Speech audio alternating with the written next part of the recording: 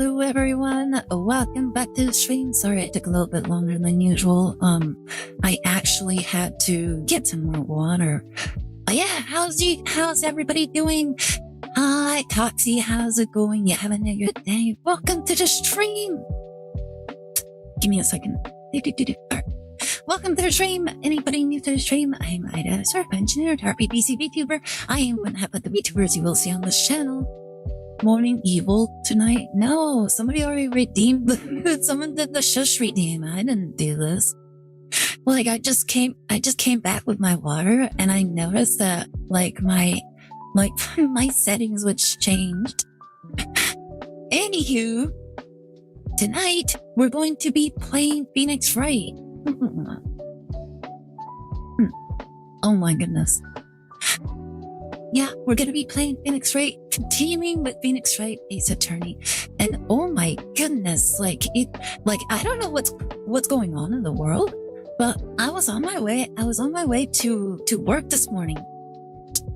And as I was driving, I noticed, okay guys, have you guys noticed that throughout the weekday, traffic's usually kind of heavy and all that? And then during the weekends, it's usually a lot lighter and a lot easier to go from place to place. Tonight, or today in the morning, there was traffic, heavy traffic. I could not move for 30 minutes. I'm like, wow, what is going on? I'm like, did someone crash on a Saturday? How is that even possible?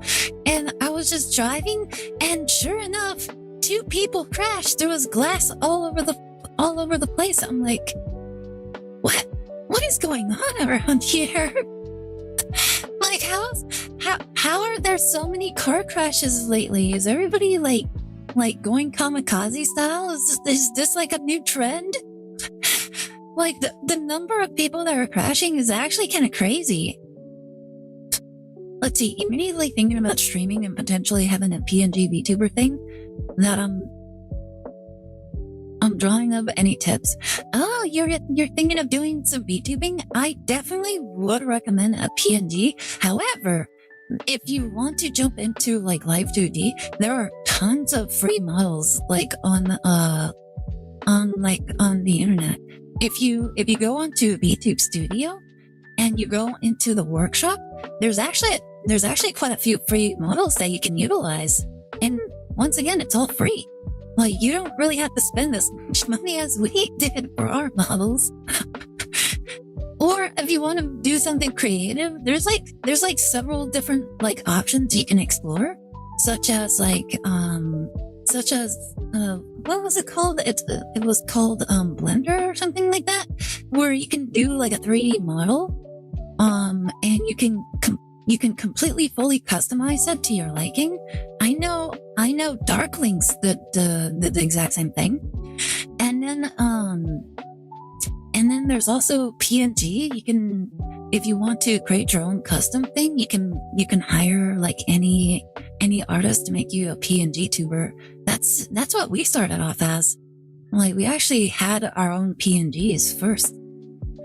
I'm already making one myself that's Wendigo themed. Ooh, interesting. As long as you're not iDubbbz, you will find a niche. You finding a niche, finding a community that you're really fond of. When it comes to streaming, find something that you just enjoy doing and you just chatting about. For instance, how my brother he plays Master Duel. He might not always sound like he enjoys it, but he does like Yu-Gi-Oh to some extent. So he did find that people enjoyed jumping in and just chatting with him about Yu-Gi-Oh anime and all that stuff. Same with me. I played all sorts of anime RPGs and stuff, and I really enjoy it. Pokemon, people jump in and they talk about Pokemon and stuff. Same with the Phoenix Wright. Everybody's I actually had a few chatters show up, and they had Phoenix Wright little usernames. They're it's the Phoenix Wright, or it's one of the other characters Maya Faye or something. And they just drop by and they're like, hi, oh my goodness, you're playing this? I love this game, etc., etc. I will say, and drawing on a sketchbook app on my phone, so it's kind of a lot. Yeah, like whatever you are interested in, or whatever path you take, I think you'll be fine. There's some there's some people that actually have like I remember there's a stick figure like VTuber, like somebody actually has a VTuber model where it's just a stick figure. And it works for them. They just kind of roll with it. Like it doesn't have to be like something like amazing. You just have to really like. I think it just has to express like who you are. Given Aire and stream personality, I'm surprised Aire doesn't play Otome. Like, listen, there's a very good reason why people can't play that, and that's if I play something like that, I'll probably get banned. Mine is like anime-ish. I don't really think it really matters. As long as you roll with it, you like it, and then you just roll with it. Just know that sometimes it might take a while for you to get an audience. Like, we've been streaming for like 3 years, and we don't really have that big of an audience. We have like a few people that show up here and there, which we appreciate. You guys are all awesome. We appreciate everybody that dropped by and says hi, that chats. Like, yeah. And for the most part, like, honestly, like, one of the things that we really enjoyed when we started streaming was the fact that nobody was watching. Like, we just really enjoy when nobody was watching. It's because, like, we could literally just do and say whatever we wanted, and nobody was around to care. So it was like a really good time. We would just be playing whatever games. I was playing like Death and Request when I first started streaming. My brother was just playing Master Duel, and he was just mostly cursing all the time. And it was really funny. He was just slamming on the desk. He's like, F you, F this, F. Like, it was really funny, and nobody was around to really like say anything to him, so he was just really free to say whatever he wanted. And same with me. I was always remarking on like a ton of like the artwork on like some of the stories, and I was always be like wow, she has such amazing assets and so on and so forth, and then nobody was around to ever say anything about it, so it's like it was whatever. Audience thing, I know I'm already decent friends with some streamers like Jacob, Jay, and Pokemonster. Oh, good for you. Like, at the very least, you'll be able to chat with some people like here and there. Ida plays Zero Otome. That surprises me. I was talking about that normal stuff. Oh my god. Like, either way, like, it's always sketchy to like play those kind of games. Like, you have to be very careful about those. But yeah. Let me think. What else was going on? Oh my goodness, guys. I actually had a little bit of a scare like earlier today. So earlier today, I got a text message from my brother. And he was basically saying, hey, I'm not feeling very good. I'm like, what do you mean? And he's like, I don't know. Like, I feel like something's tight in my chest. I'm like, what do you mean there's something tight in your chest? And he's like, I don't know. Like, I put pressure on it, and then like it kind of eased it, but like every other time, I'm like, it's hard to breathe. I'm like, oh my god, you're not having a heart attack, are you? He's like, I don't know. Like, and like, are you like stressed? Are you stressed out? Like, you have been kind of stressed recently. Are you okay? And I was like, kind of scared. I'm like, oh my goodness, are you like, are you going to have like some sort of heart attack right now? He's like, I don't know. I'm just like, I was just saying, it's like, I just feel like this weird pressure, and it's kind of stressful to to like breathe. And I'm like, oh my goodness, like hold up, like call ma right now. And so like I came back home a little worried. I'm like, oh my goodness, like what if I come back home and my brother's dead? And so I'm like I have like this like mentality going on in my head. I'm like, oh my god, what is going on with my brother? And then I come back home and I'm greeted with my brother burping in my face. And I'm like, excuse me, like what happened? Like what happened? And my brother was like, oh, apparently I have indigestion. I'm like, that's what it was. He's like, my mom's like, yeah, like apparently there was like some gas building up in his chest, and so he has to like take Pepto-Bismol and all that stuff. Like probably because he's been eating like so much greasy food recently, and he's eating like some things that probably like pushed him over the top. So now he's like drinking like a bunch of like mineral water and stuff in order to burp, in order to expel as much gas from his body. And like he's just been burping nonstop ever since we came back home. I'm like, I was worried about you, but now let's see, I'm probably just gonna like play Pokemon Pocket maybe, and other auto pets maybe, or trail makers if I get my Xbox hooked up to my Switch. Yeah, honestly, I never really understood how people like are able to get like their Xbox to play on like Twitch.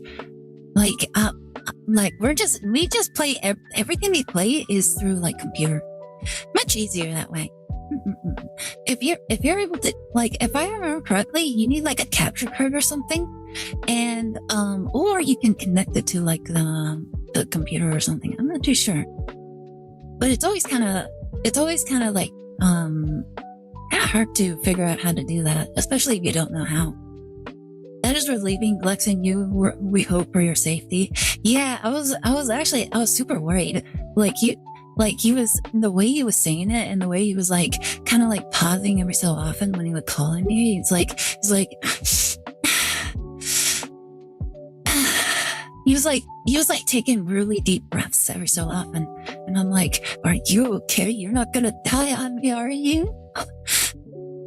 And I'm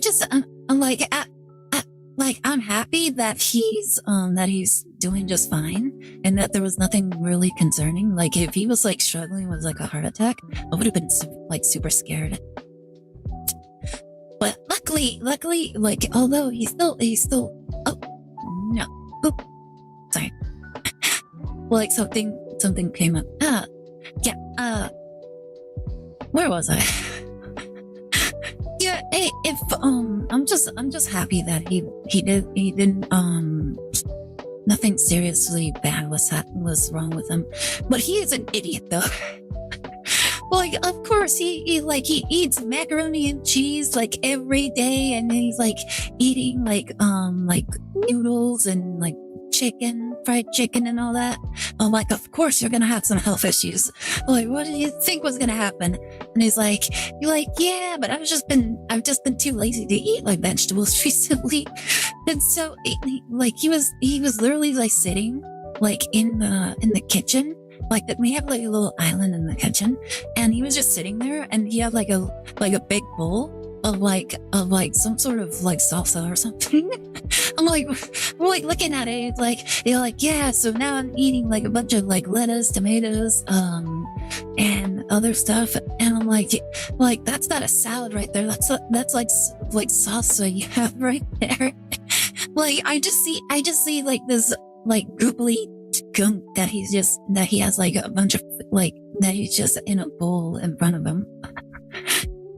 If he was in hospital, you would receive a call and have a reason to leave work early. Like I was tempted to leave work early today, but I can't really get out of work. I can't really get out of work at all. Like there was just so much to do. I'm like, oh my goodness, who the heck was in charge of all this?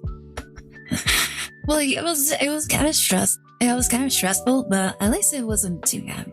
At least I'm getting some overtime, so I'm happy about that.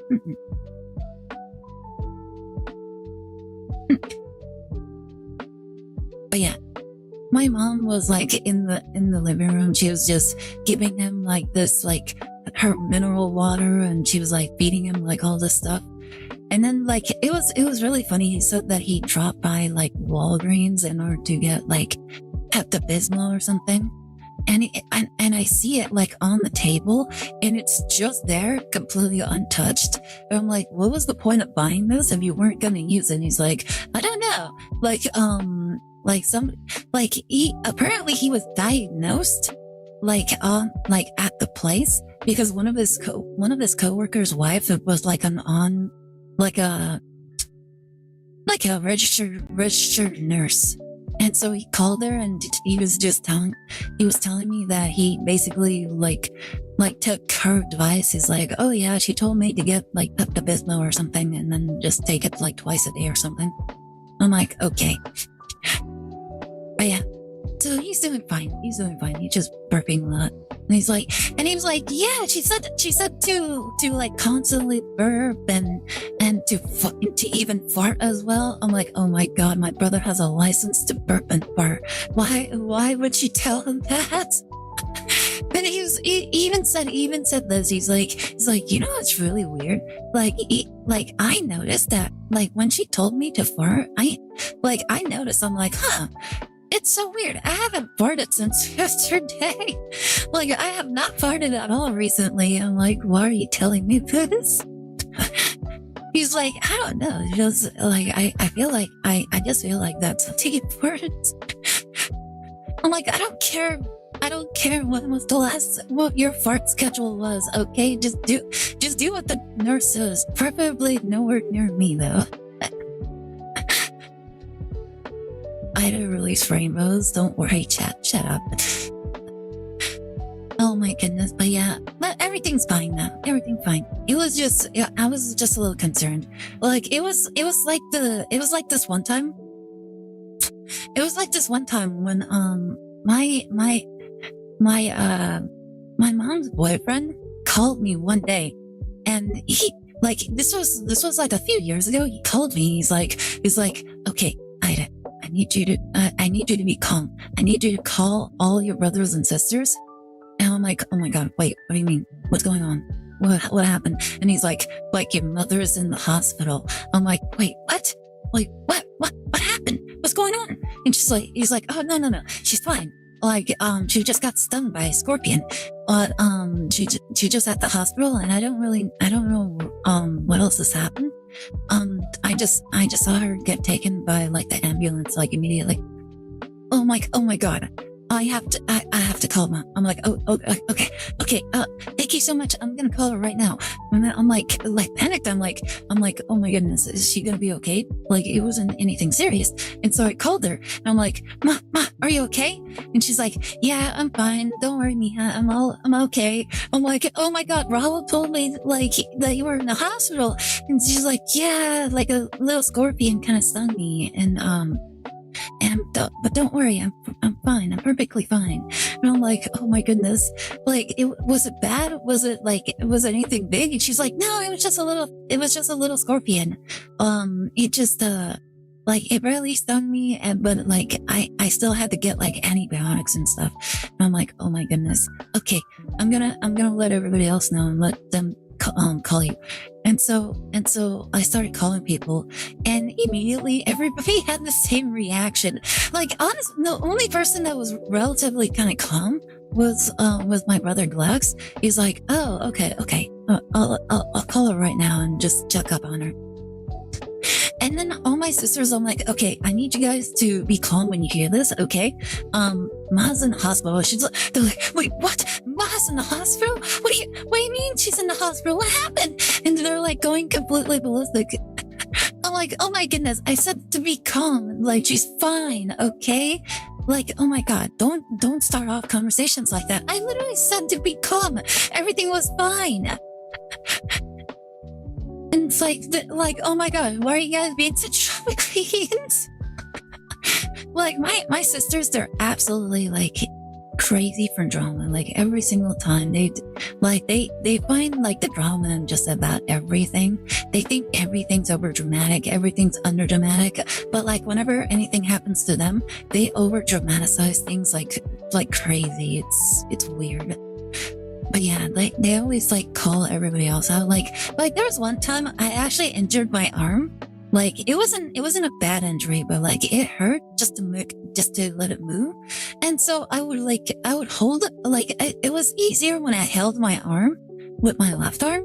And like even then it kind of ached. I'm like, like that's all I was doing. And I was like, ow, ow, ow, ow, ow.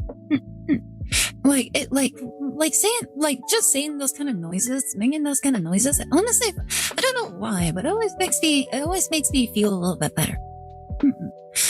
But yeah, like I would always be like, ah, ah, ah, ow.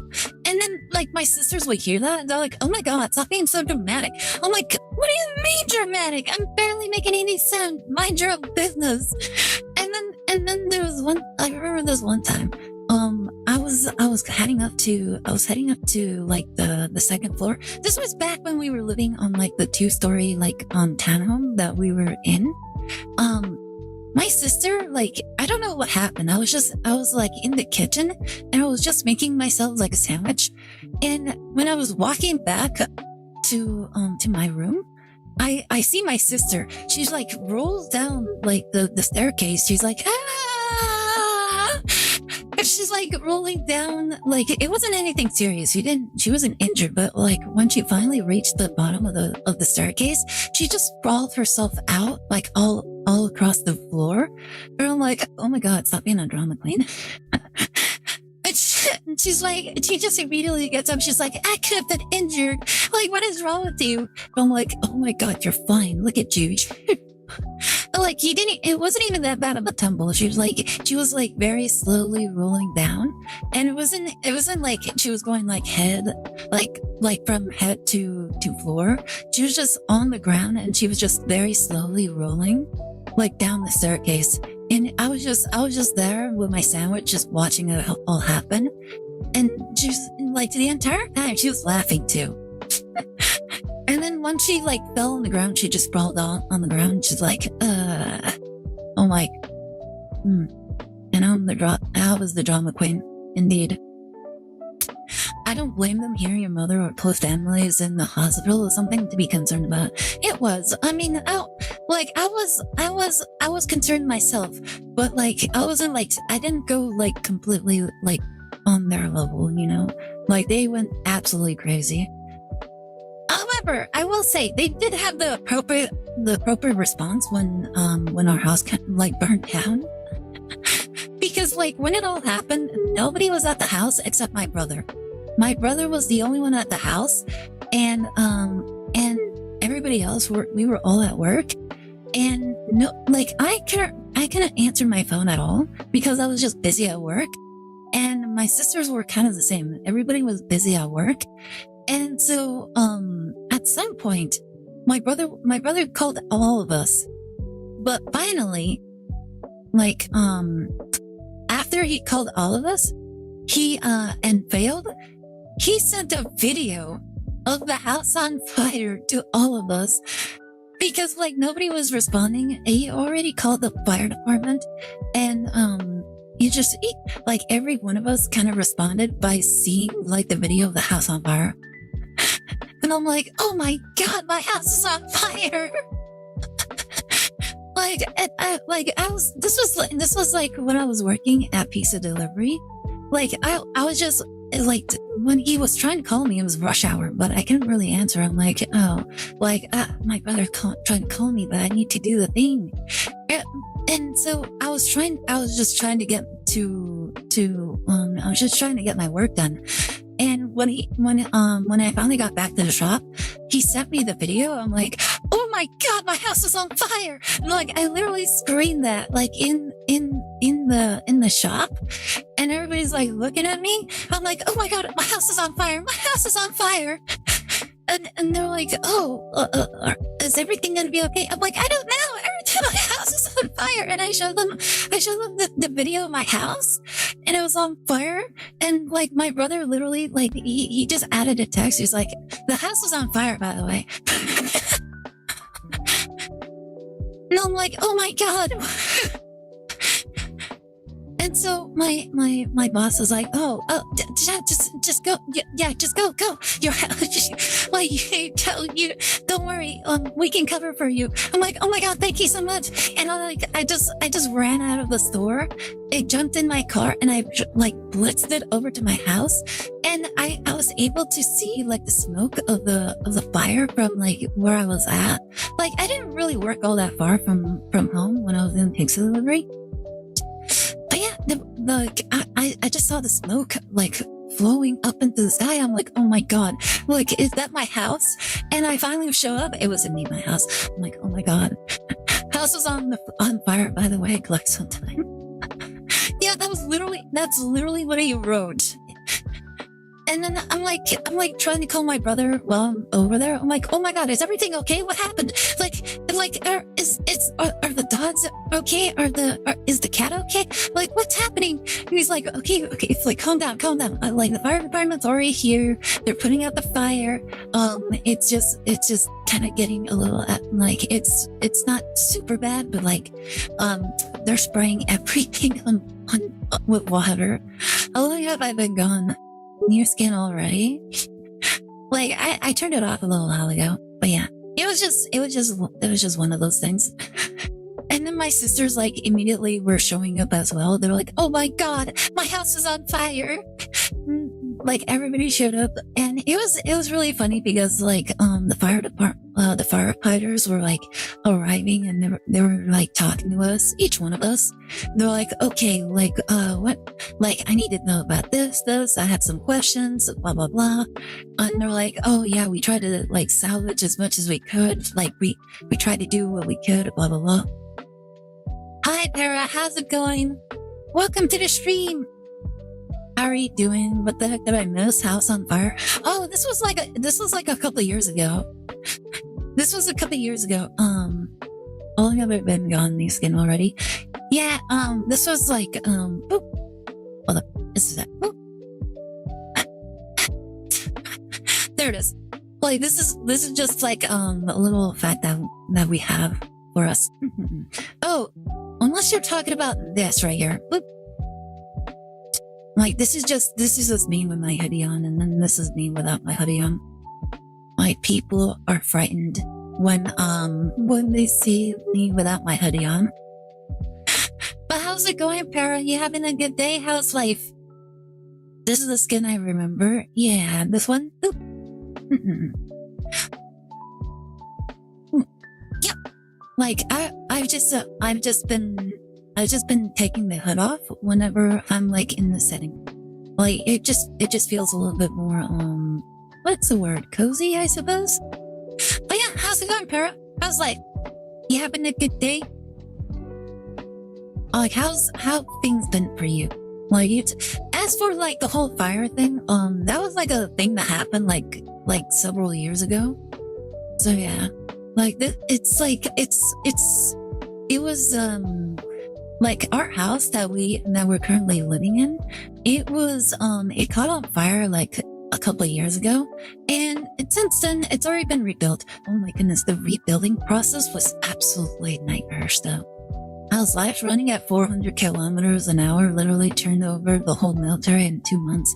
Let's go! Congratulations! I really hope everything's like much better now. Like, I also heard that there's been some crazy stuff going on in the Middle East. Like, has everything been okay for you for what's been going on in the Middle East? Now I'm just that tired. Like, get as much rest as you can. Always get as much rest as you possibly, wherever you can get it. Like, hopefully you're like in a position where like you can probably take a little bit of rest here and there. But as long as you're getting some rest, it's always good for that. But yeah, I've just been chatting a little bit here and there, like talking about things that happened in my past. Like one of the things was like my house caught on fire, and my brother literally like was the only person that was at home during the time was my brother, and my brother like tried to call all of us like about it like during that time, but nobody was able to answer.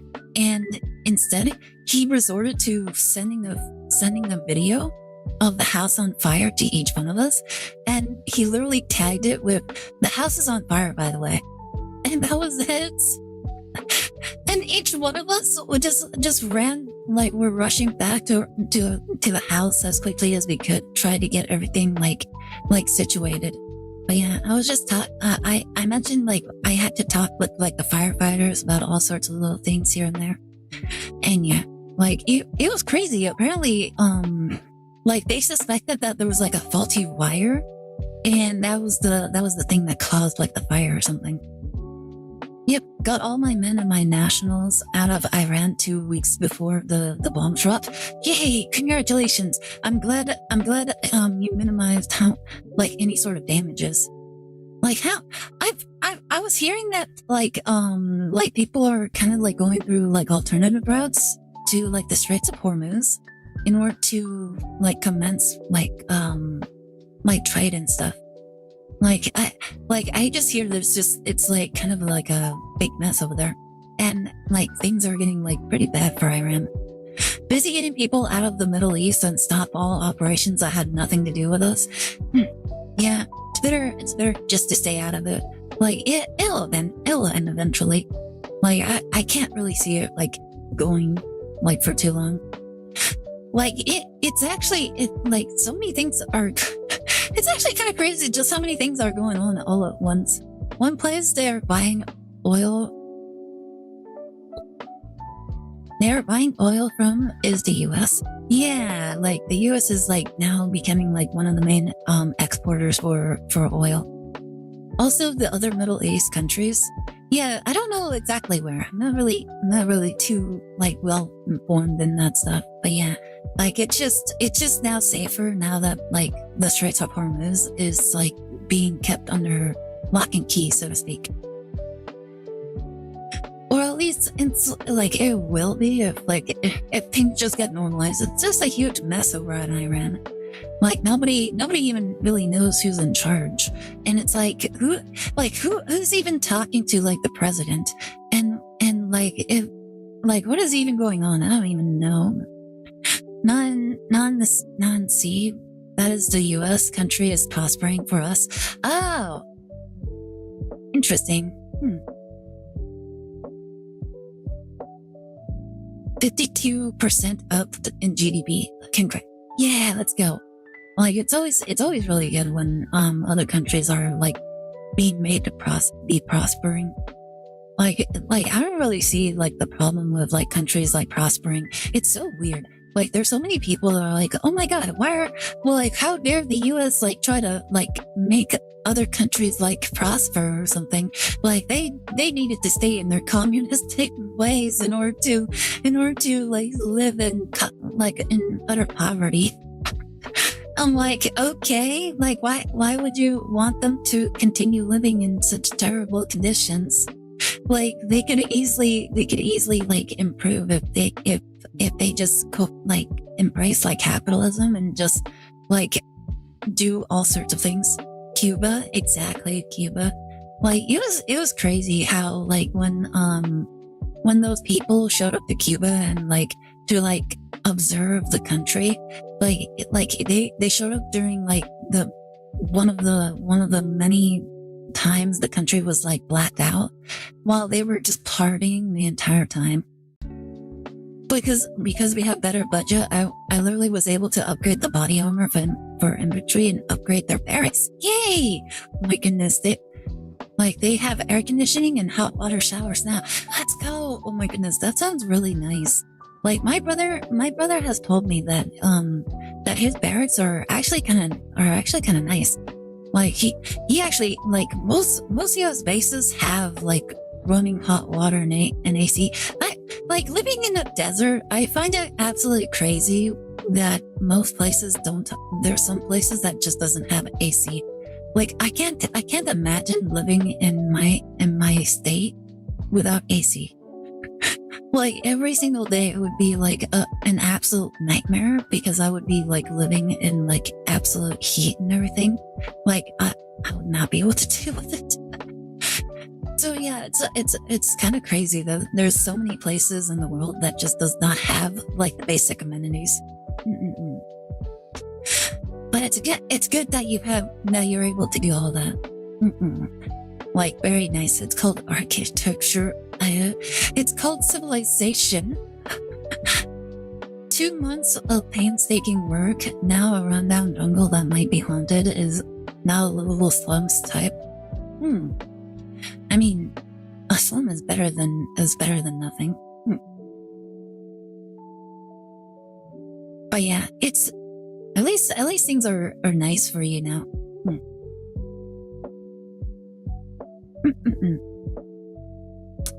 I don't know why. I just blanked out for a second. Might be haunted though. Then you could possibly make new friends. But yeah, you could probably meet an ancestor and they'll be like, hey, what's going on? Like, make new friends, have new roommates. Like, to make them haunt your enemies. Could you imagine if somehow you were able to train like spirits in order to haunt the homes of your enemies? Like, you have trained ghosts. Like, they're the ghost operatives.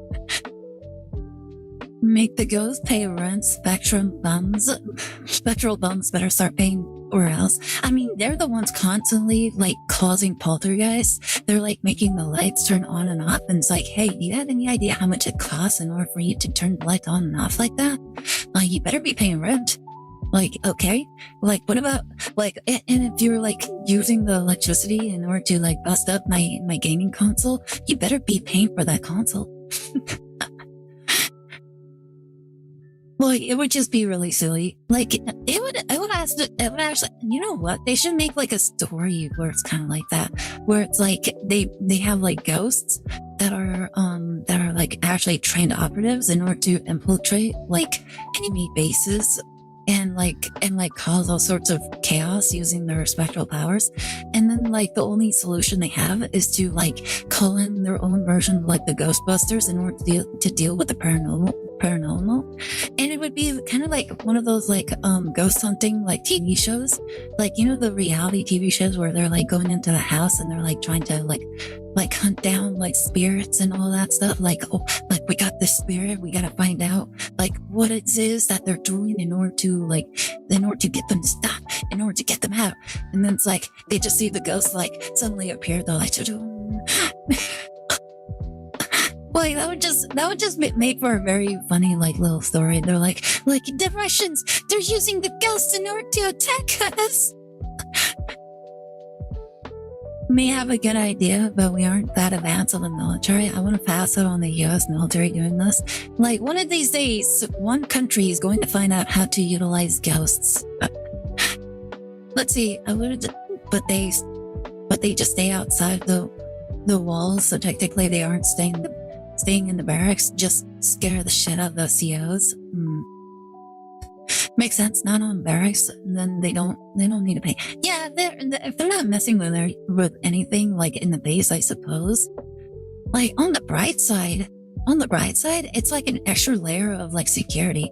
Like, imagine the enemy like trying to invade like your military base. They're like trying to like do espionage or like do like a secret operation, and they're trying to infiltrate, and then like they blow up because like the ghost of like a soldier just suddenly appears behind them, and they're like, oh my god, enemy. And then like it just alerts everybody. They're like, oh my god, we have a security breach. Fire, like go. And then they just end up like foiling their own plans. There you go. It's an added layer of security. By then, I'm going to retire. I am not staying in the military full of ghosts. I'm not paid enough for this. I mean, you don't have to, but it would be very interesting to return to civilian life with like a funny story. Like, oh yeah, there was like this one time, we captured like a POW, and like the entire time he was just screaming. He's like, it's like I would have gotten away with it too if it weren't for your secret patrol. And like your soldiers like, what patrol? There's nobody patrolling out there. And they're like, what do you mean? There was like a guy that just showed up. He was in full body armor and everything. And they're like, no, everybody, like nobody was supposed to be out there at that time. Like, what are you talking about? And they're like, what do you mean there was nobody out there? Like, yeah, there was nobody out there. Not a soul. They're like, he was right there. He was right there. He was wearing the like XYZ like uniform. And they're like, do you not see our uniforms? We all have the same uniform, okay? I don't know who you're talking about. Hi, Dwagam. How's it going? You having a good day? Just upgrade your career to military police and become a ghostbuster.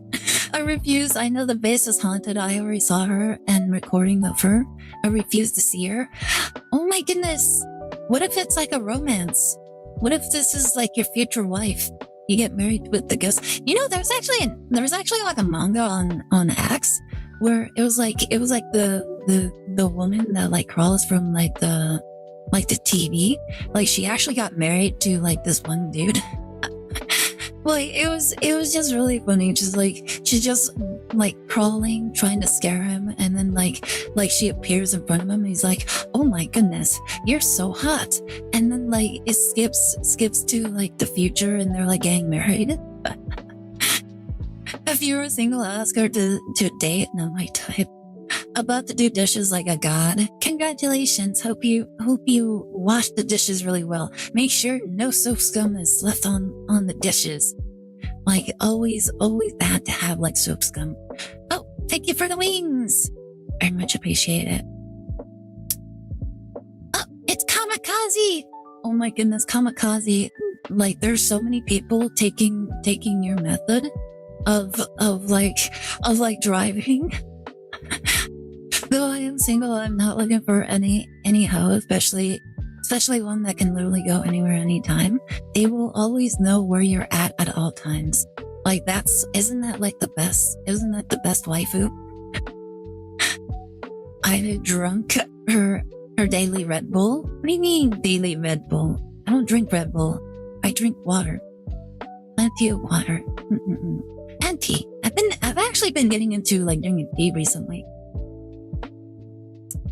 Like my mom actually purchased like a bunch of tea leaves again. Like apparently like one of the old tenants like that used to live here, apparently she stole like a huge stock, like my mom's entire stock of like tea leaves. I'm like, oh my goodness, like why are like every single person that you invite into the house like absolutely crazy? Like everybody is just so interested in like just going completely ballistic just over like little tiny do nothing things. Absolutely wild. Luckily we got rid of them, so we don't have to worry about them anymore. And it's so funny, like we had 2 female tenants like in our house, and each one of them were absolutely crazy. And it got to the point where my mom now has a rule where she will not accept female tenants anymore, like only male. Because every male has just been chill. Like they just keep to themselves, they're quiet, they don't cause problems, they just go to work, come back home, and then they just lay around in their room, and then they just do it again. I'm the last line between daily Red Bulls and hard liquor. Any rank beneath me is drunk on Red Bulls. Any rank above is drunk on Scotch. Wow. Like just being in between. Like Para, have you ever heard of like the Pukey Demon like drinking game? Like it's just this one this new indie game that's coming out where you have to play like a Russian roulette style like kind of game with a demon, and you have to outdrink her, otherwise you lose your soul or something like that. I never played. But it hasn't been released yet, so like it's still making the rounds, and like it's actually stirring up a lot of conversation like on the X. Like everybody is like is it me or do people just want to bang the really hot like the really hot crazy demon girl? Let's see. I've never been drunk in my entire life. I have never been drunk either. I am not interested in drinking at all. But that does not stop my family for like trying to get me drunk. You said demon is a her? Is she hot? Like, you guys want to see like an image of her? Give me a second. Let's see. Do.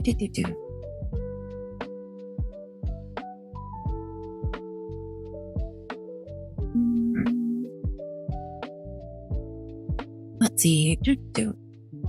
There it is. Here you go. You know what? I'll open it like this. Give me a second. Where is it? There it is.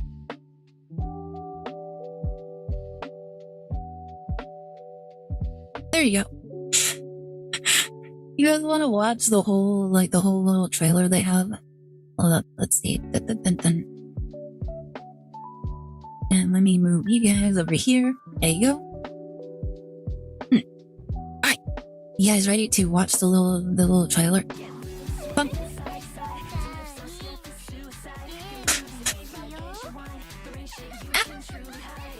Why the wings? I'm going out tonight. Hey, congratulations.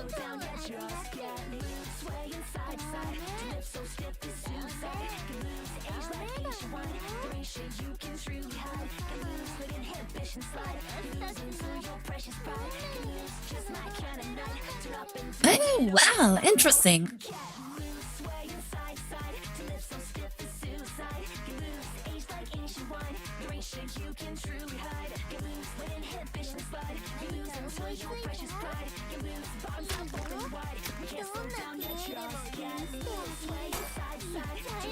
I might join you on this. She's cute, but I might die. What's with that air? But yeah, she's like a demon. That's like the thing. Wow, guys, did you hear that? I don't know if you guys could hear like the music very well, but that's actually Mori Calliope from Hololive. She was the one doing the music for this. I did not know. But yeah, there you go. That was the drinking game. But yeah, let's see. I'm starting to worry for you.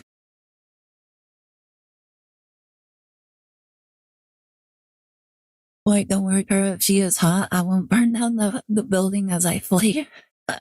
Though I'm still like the military, I've only drank 4 cans of beer for my whole career. Almost never drank any alcohol in my life. Yeah, just I don't know. I was just never really interested in drinking at all. Like, where are you going now, Kamikaze? By the way, if you don't mind me asking. Like, you gonna have some good time? I like that music. Yeah, it's Mori Calliope. Like, it says like Mori Calliope is like alternative,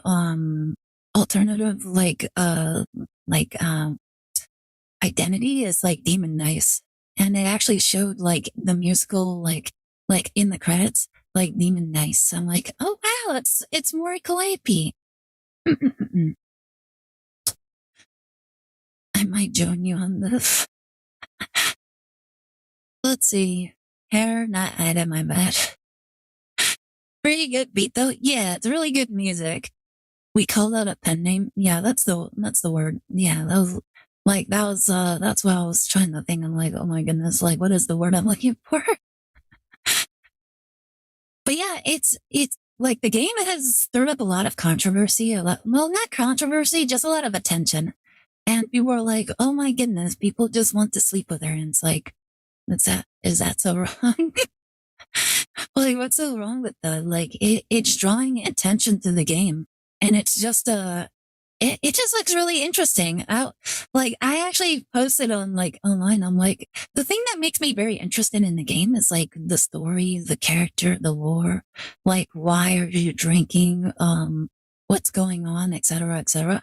And here's a funny thing: you get like a lot of people don't know this, but the girl, like the demon, was saying like very sussy things in Japanese. Like I don't remember exactly what it was, but it was like something like hurry up and come for me. It was something like that. Like she like that's literally what she was saying. Like in when she was like speaking. And and people and like one Japanese user was actually saying it's like the West will probably be surprised by like some of the lines that she's saying as it translates into like that. Yeah, how much experience you have with big guns? Real guns, not muscles. Um, I've I've never touched like a large weapon at all. Like the most I've held is like a pistol. That's about it. And it wasn't even that big of a pistol. I don't remember what caliber or what exactly it was. We just went to a shooting range with my older brother, and he basically kind of taught me how to like hold a weapon. And then I just fired the weapon and like a few times. I missed every time. Yay. Like I think I hit the target probably like five out of out of the entire clip. And I was not very close to hitting anywhere near that. If I knew how to mod and I had that game, I'd do a drinking contest with Morgan Ashland. Morgan Ashland, who's that? I don't actually know who that is. Reason why I'm saying this is because please Google the Denell NTW. Let's see. Denell NTW.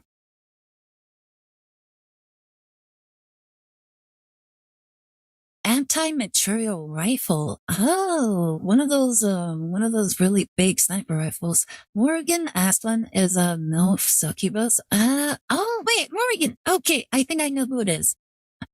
I think I know who it is. Like I just didn't know her full name. It's the green-haired demon from like one of the Capcom games, isn't it?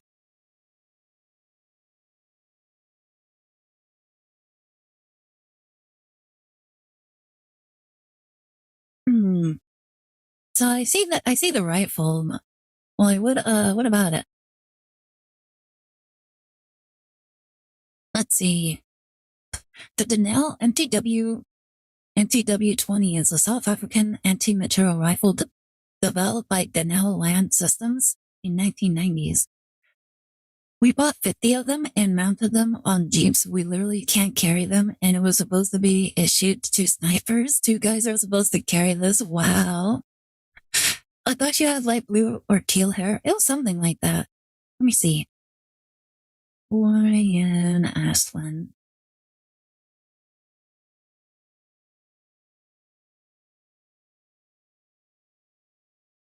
Let's see. Yeah, it's kind of like greenish teal hair or something like that. I am weird to want to mod in Morgan Freeman to have a drinking buddy. Oh my god. Like it would just be really funny to have like to be able to customize who you're drinking with. Like imagine if you were putting in like the like Hitler. Like can you outdrink Hitler?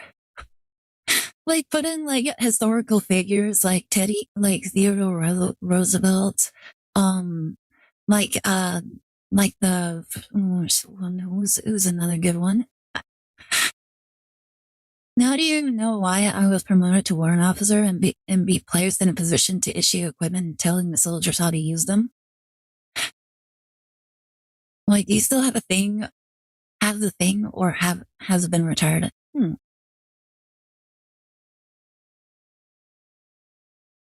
Like that's so funny being able to like be creative with how you kind of like use the materials that you have available to you. It is is funny. It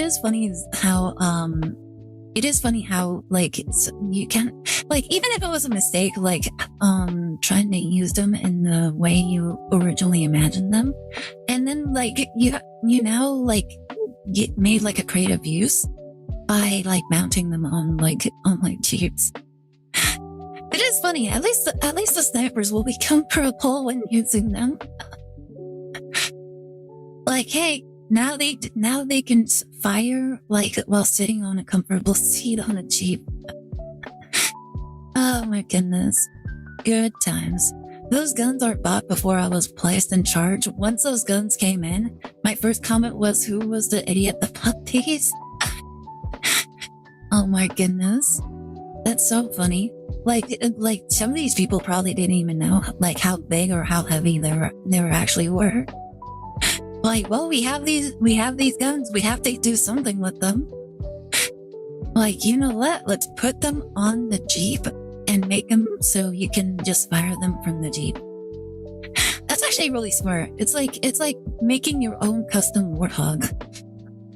From like Halo, you're just, instead of a it's basically like the Gauss cannon on the Halo. Like it's just high powered, single shot, and can just obliterate things like once you just pass by and then boom. Like it would be just really funny if like the idea came because of Halo.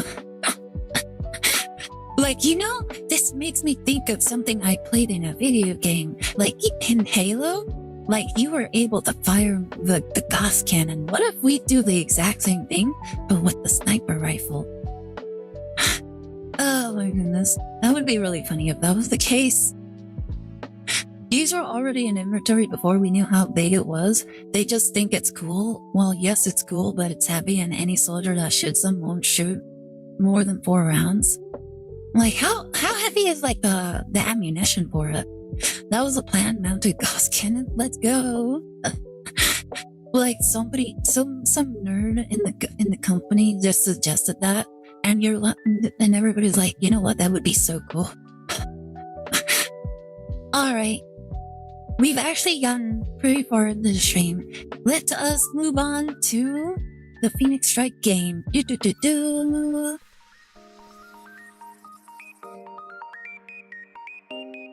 Oh.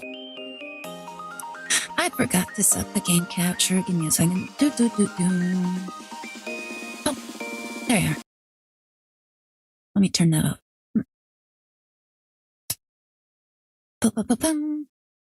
Here we go.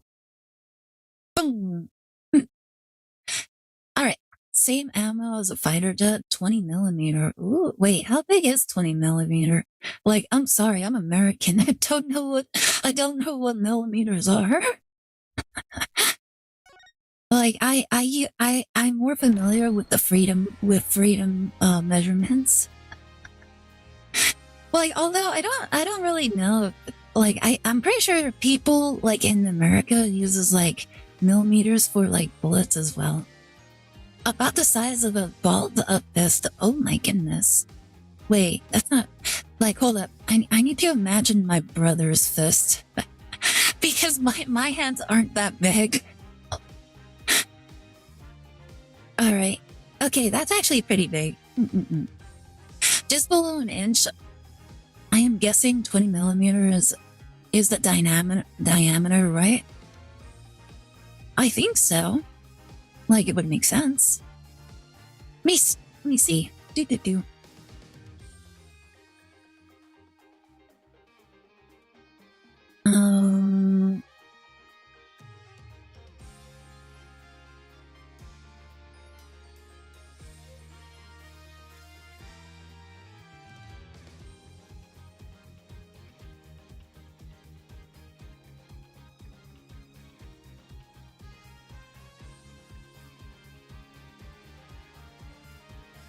Let's see. Yep, diameter.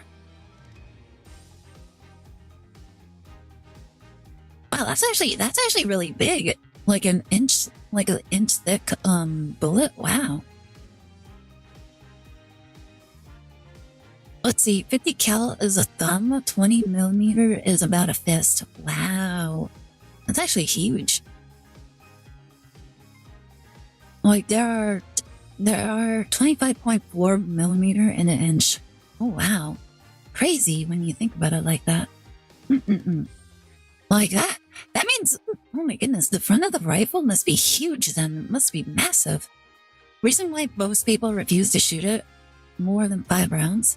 Is it because of the kickback? The recoil, there you go. I imagine it's the recoil. But what does mounting it on the Jeep decrease the amount of recoil you experience? Including me, I hated this thing, but I was still a sniper. Oh my goodness. At least now it's mounted. Is it easier firing it mounted on the Jeep? Yes, the mount absorbs the recoil. Ooh, how many rounds do you fire from it now? Do you fire multiple rounds now? Oh, is there a way? Oh my goodness, is there a way where you can do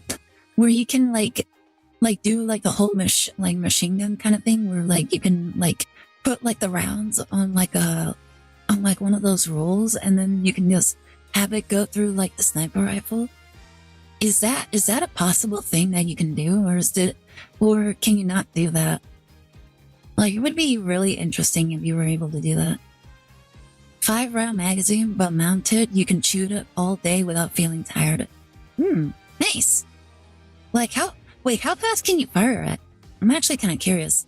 I imagine you can't fire it consistently, rapid fire. Yeah, speed shoots is something we had used. Ooh, interesting. I bet that feels really, that must be really interesting. Especially if you use it in combat. Being able to just fire one round after the other, just so easily. 200 rounds per minute, accurately about 150 rounds per minute. Wow, 150 rounds per minute, that's actually crazy. You went from 4 to 5 rounds in a single use to 150 rounds per minute. It's actually kind of crazy. Not meant to shoot people, meant to shoot cars and people behind the house. Yeah, that's why it's referred to as an anti-material rifle. Because if that thing hit a person, they're not surviving that. There's no way somebody is surviving a round from a 20 millimeter bullet. It basically, it'll just destroy whatever it hits. If it hit the shoulder, that arm is gone, isn't it? And it'll probably blow off more than just the arm. Not surviving, where's the rest of him? Wow, that's actually really interesting. Being able to just blow everything, being able to fire something that crazy, and then you just equip it onto Jeeps. It just makes it a very fast style, light tank sort of. You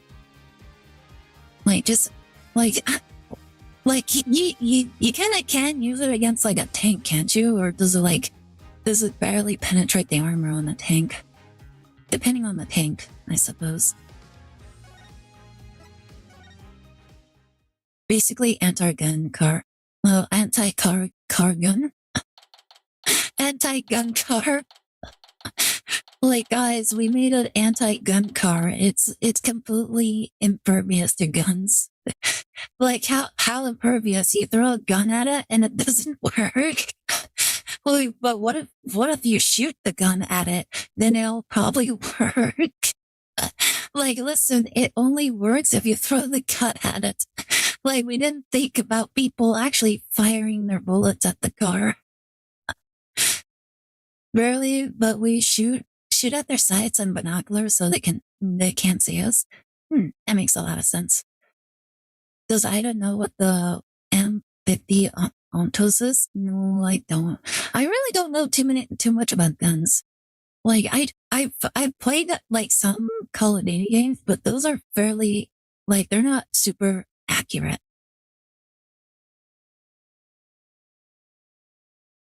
Let's see. Do.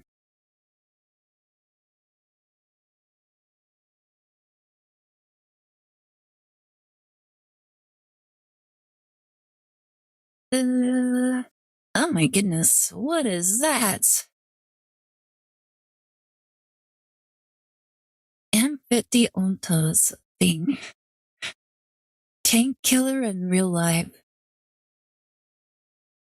Was this used like in one of the previous wars? That's crazy. Not a gun, it's a thing. That is the thing. It's the thing. Imagine this being like a drone that you can control like remotely. I think I wouldn't be surprised if they actually have made this into like a drone. Vietnam? It was used in Vietnam? Wow. I don't know much about weapons since I work in private sector for compressors. I saw it before in Fat Electrician. Like very, very interesting. Like anti-tank thing. Well, you literally just says thing.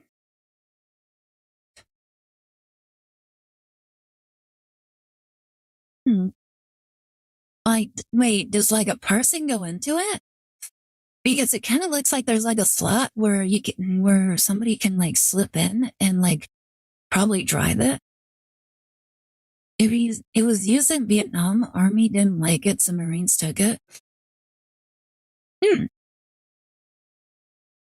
I'm still baffled at the backbone.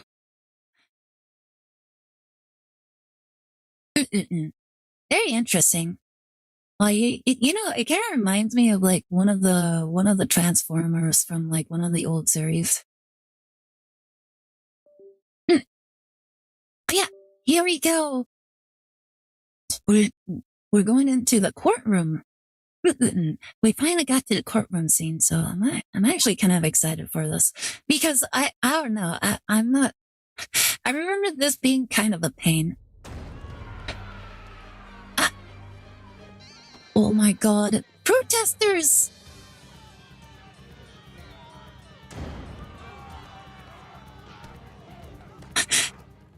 Oh my goodness, guys, it was a peaceful protest.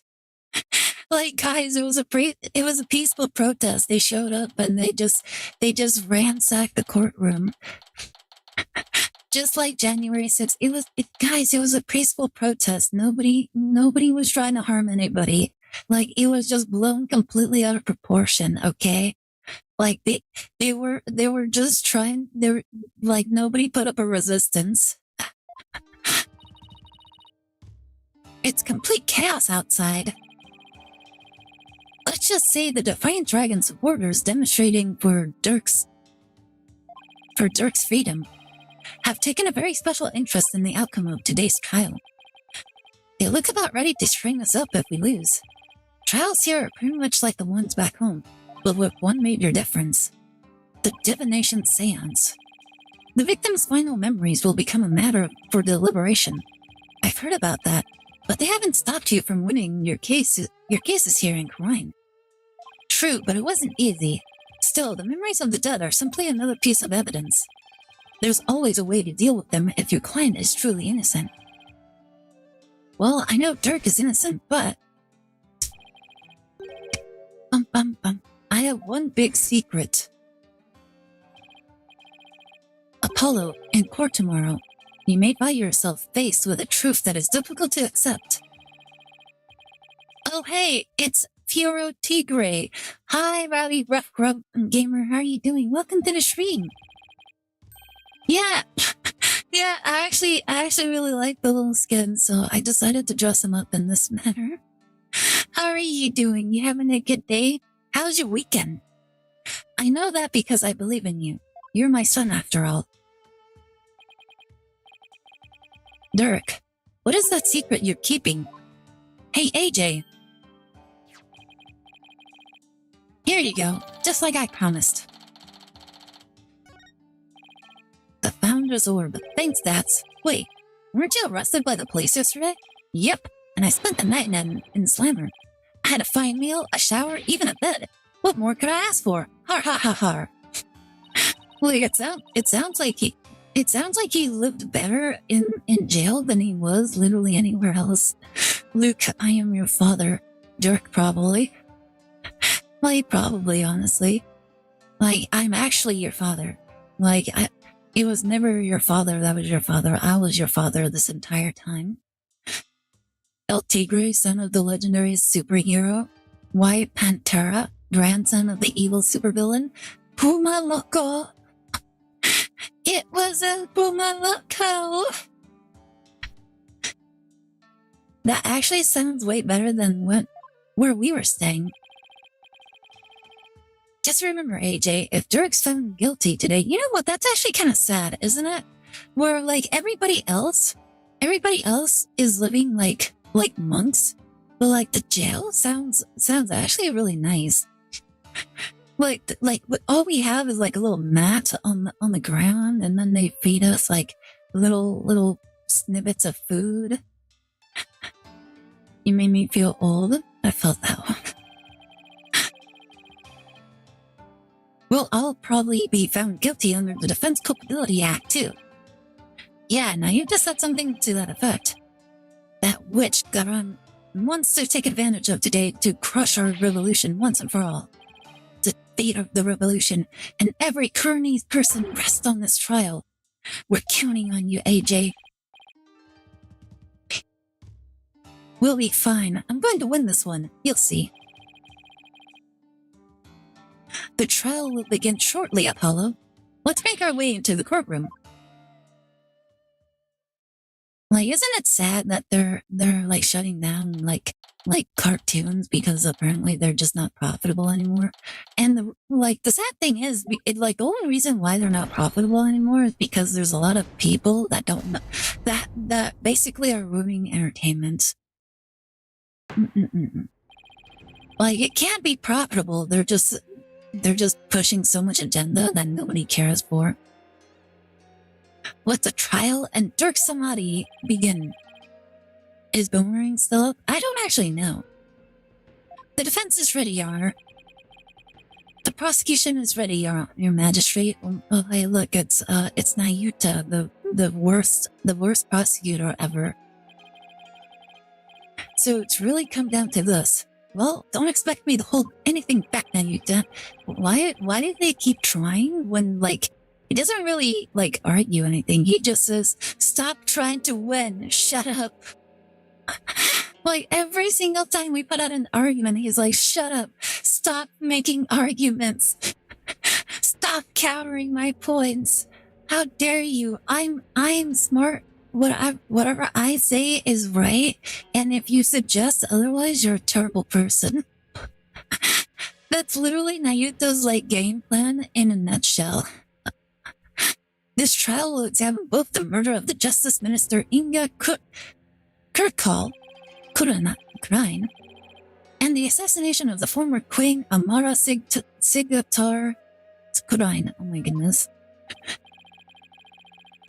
Let's see, I had a picture of my subordinates looking at me cleaning my rifle now, watching me play this game and laughing. They're giving me a face that said my CEO is weird. It's because you are weird. Wait, you're watching a VTuber play a video game. Why would that be considered normal? Like, don't worry, it's fine though. Everybody's weird in their own right. Like, listen, everybody that watches a VTuber, there's always something weird about them. I know, you don't have to say it out loud. I have to say it out loud. Everybody needs to know this. Remember Aire chat reflects the streamer? That's true. Like, the moment you started watching VTubers, everybody automatically knew that you were weird. You're like, welcome to the cult of weird, where everybody is actually accepted. And we don't actually care who or what you look like. Like, we are the real inclusive group. And they heard it, GG kidding. I mean, Tara, don't you remember what happened when you were in the hospital? Like, would you rather like we touch on that subject, or would you rather be considered weird for watching VTubers? Like, if I remember correctly, I think this is probably the better outcome. Don't remind them. Like, don't worry. It's our secret. Like, I'll let them just pester you about what the secret is. First, I believe we should address the murder of Minister Inga. Would that be acceptable, Prosecutor Samadi? This is good, don't remind them. Like, you see, there's always a worse alternative. Always be happy with where you're at. Like, it could always be worse. Never mind, one of them remembers their time now. Aire, real men don't pester other men about the hospital stuff. Are you sure? It sounds like they are. It got worse. Like, don't worry, I won't tell them about the funny thing that I mentioned that the nurse brought up, okay?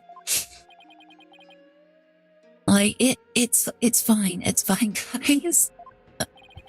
What's with him? How very unlike you, prosecutor. Is your mind elsewhere this day? Not at all, Your Majesty. Are you really going to be able to go through with this, Nayuta? Well, Prosecutor Samadi, I would be remiss if I failed to voice a concern of smile. A concern of mine. A concern of smile, oh my goodness. It's fine, they remember that too. Okay. Like, I should probably... It'll be fine. It'll be fine, don't worry. Like, short-term memory, it's fine. Like, I'm sure they'll just poke at you a little bit. Just remind them of one of the things that happened to them. That's usually what my elder brother does. I'm never going to live this down, probably not even living down after retirement. If it makes you feel better, like I know another person who actually had a hole in their butt as well. Like and they actually they got a lot better, but they actually did get a hole in their butt. Just be a tsundere and use the knockout hammer. A what? Yeah, a hole in the butt. I remember this one coworker of mine. They actually visited a construction site, and they were trying to go up and down this ladder. The ladder was not safely secured, so when he went down, the ladder kind of lost balance, and he slipped down. And this house had a little staircase, and the sides had metal, some sort of metal thing sticking out. And so when he fell, he actually fell off the ladder, and one of the metal pieces of the staircase that was on the sides stabbed right into his behind, and it basically tore a chunk of his flesh off, and he had to go to the emergency room immediately. But he was fine. I don't understand how he was still laughing afterwards. That is one of the better cases. It is not in head or chest. Yeah, he did have a lot of flesh on his butt, so I'm pretty sure his girlfriend was not pleased of some of it being lost. At least the skin will be fresh. But pretty humiliating. Yeah, it was quite brutal.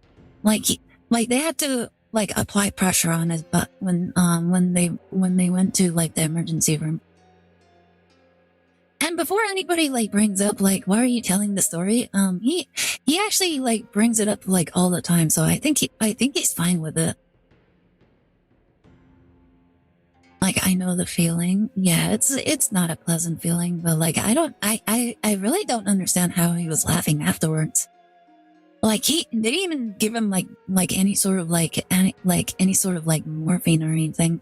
They kind of just operated on him, gave him like a ton of stitches, and he was just laughing the entire time. I'm like, how, like, are you like crazy or something? How, like, you just got stabbed in the butt. He's like, and he was like, it's better than what my girlfriend does to me. And I'm like, why am I friends with you?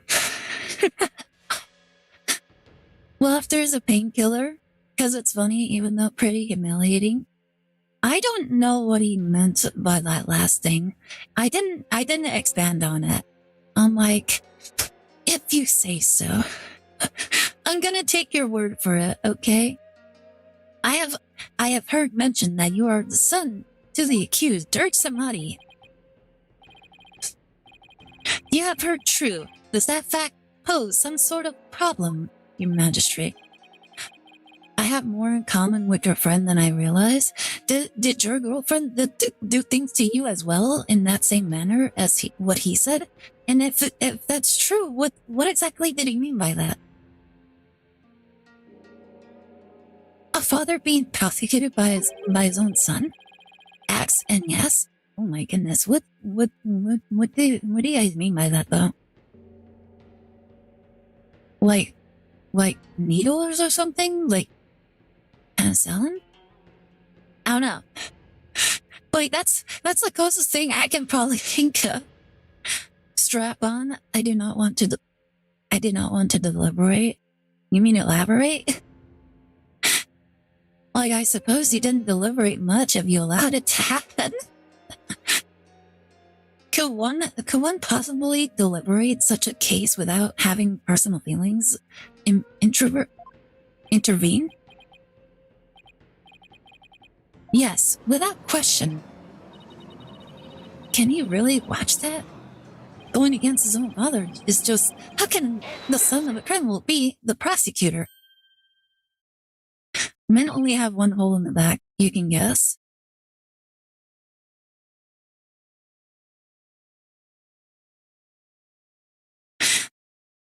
Anyways, Dirk? Fellow citizens, you would do well not to underestimate my son. He is not one to allow personal feelings to interfere with the execution of his duty. In engineering, we call this a conflict of interest, Judge. Yep. Like, I'm pretty sure logically, a lot of people, like, the court would not allow this to happen. Isn't that right, Nayuta?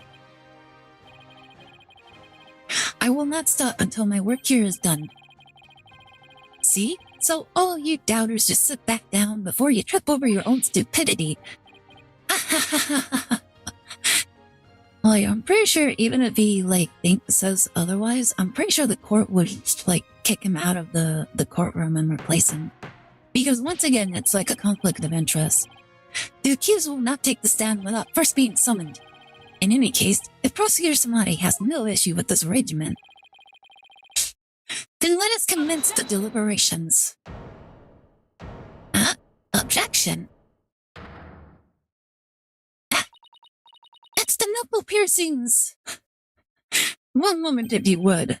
You know, for someone that's like kind of like crazy like her, I suppose it would make sense that she has a nipple chain. Is this two brothers fighting each other for their father's approval? This Thanksgiving is interesting. I don't think so. Like one is trying to get his father executed. The other is trying to save him. I need a second opinion on this. That necklace on the queen looks like a nipple chain, the royal nipple chain. Your Eminence, what brings you here?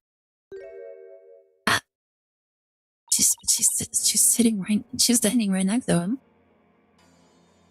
Dear Magistrate, it would appear that Prosecutor Samadhi does indeed have some reservations. No, that's not true. Like, it's not true. You're not my mother. You're not my real mother. You don't know how I feel. Like, neither does he. Like, honestly, he sounds so emo, doesn't he? You don't know what I feel. You don't know what I've gone through. Did you truly believe you could deceive me, Nayuta Sanmari? One should hold no reservations if one is to stand on these hallowed funerary grounds. I have known your eminence. No, it is clear that you have. Yet we cannot leave this matter to you, you foolish little boy. Also, you're also just a very terrible prosecutor, where every single time someone like gives you pushback, you cry and attack them violently, and just say, "How dare you rebuke me?" Nah. We shall handle the prosecution of the enemy of the crown, Dirk Samadhi, personally. I did not realize until you pointed out now I'm dying. Looks like it, I'm dying. Also, guys, notice that if it is like nipple piercings, like she's holding like this golden like brooch that looks fairly heavy. So does that mean like her nipples are actually like super strong and they're able to like hold whatever the weight this is? Like nipples are very sensitive, huh?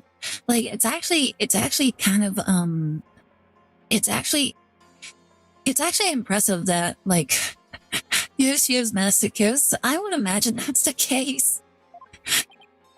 Like the fact that she's taken, you know what? I think do you think this is like a monk training where like you have to put the nipple chain on in order to like achieve like inner peace and be able to meditate under the strain. And once it's like dulled down, then you achieve like peace of mind. like everybody needs to do this. Everybody, like the men and the women. Excuse me, but is the queen going to prosecute the case? Is that, kosher? Kosher. Please stop, I can't breathe already. Like, but look, it's part of the training. Like, she has to do this. Like, this is probably not even like the method that she had to like train with. She probably had to train, like, you know how like in anime, like you have men like trying to lift like boulders. Like for her, do you think she had to do the same thing but like pierce to her nipples? There is no need for concern. Before we were crowned queen, we served as a prosecutor. Wait, what? Not gonna lie, she looks a decent size, 6'10". Not only that, but she's wearing like really heavy clothing, so she's probably a lot bigger than she looks. I can't imagine what's under those claws piercing galore. Before we were crowned queen, we served as a prosecutor. Of course you did. On California scale? Oh my goodness. At least she doesn't have like a nose ring like the do you guys like what are you guys' like opinions on like the septum rings? Like if you had to choose between like one or the other, would you prefer the septum ring or would you prefer like the nipple piercings? As a foreigner, your ignorance can be excused, but know this. The prosecutor in charge of the Queen Amara assassination case 23 years ago was none other than Her Eminence Queen Garan Sigtar Kurain. Isn't that a conflict of interest? We still raise cows here. Anyone who has nose rings are laughed at. So everybody in California is just a joke to you guys? That makes a lot of sense. They're a joke to the world now. First your magistry and now this? Why doesn't anyone ever tell me these things? I'd heard she served as the Minister of Justice, but she was also a prosecutor? I'm guessing she probably moved up the ladder from prosecutor to Justice Minister. So the corruption runs really deep. Financial audit shows a trend with the septum piercings. Nipple piercings is a pleasant surprise. Wait, really? So it's more acceptable to have nipple piercings than nose piercings? I suppose that makes sense. We prosecuted the case 23 years ago, but no verdict was ever rendered. I can say I've dated a woman that has a special type of piercing. Oh, I always wondered, honestly, I always wondered how, like, some of those women actually have, like, those kind of piercings. Like, I knew one girl, but, like, not personally, but she told me that she had one, and I'm like, I was too scared to ask her any further questions. Like, I always thought it was weird that some girls had, like, those kind of piercings. And, like, thinking about it it always made me, like, imagine just how painful it would be to have that they strip for them. I wonder as well, but I'm scared to ask. Like, I don't understand how they have it down there. It's very scary. I wonder as well. Yeah. I can only imagine just how awkward it would be when they have to go through like airport security or anything that has like a metal detector. Because just imagine like explaining to like the TSA officer, yeah, I have a piercing down there, and they're like, you have to remove it, but it's like down there, and it's kind of hard to take it out. Can they just how weird would it be if if you were the TSA officer, like how would you handle that? Would you be I have a concealed thing under like in my pants? I have a concealed object in my pants, officer. And they're like, wait, what? What? Get on the ground. There's a video of a girl going to jail security and having to explain the nipple piercings. How am I supposed to take them off, like, in public? Isn't it sad how, like, that was actually a concern, like, once upon a time, and nowadays, a lot of people are a little bit more, like, receptive to, like, doing that kind of thing in public. If the situation is reversed, and then having that piercing, I applaud them for their pain tolerance, and I do not envy them. Yeah, that's actually kind of like a good point. Like, yeah, that actually makes me curious. Does that like affect like their flow in any way? Had the women police officer take him off of her, like the entire time. Like, guys, if two women went inside a room, and you just hear like moaning from like the removal, well, like what would be your imagination of that scene? As an active soldier, I'm allowed to carry a gun in the plane, so medals on me is not a big concern. But for like any other normal person, we had won guilty verdicts in every case until then, for no lawyer can stand up to us. What do you mean? We've won every single case so far. What are you talking about? No lawyer can stand up to us. We've stood up to you this entire time. Depends, do they have that haircut? I am at a loss for words. Hard to explain for Sumis. True. Do you think I would once more bear witness to her eminence at work in the hall of justice? Is she also like, how dare you rebuke my arguments? I am the queen, therefore all your arguments are invalid. That would be really funny if she was just like that. Like everything that you could he learned from her. Our first trial in 23 years. No quarters shall be given to criminals. We shall prosecute them with all our might.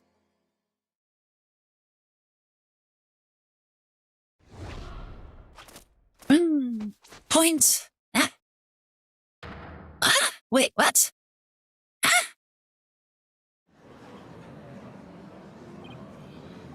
Now that's a final boss. What's going on?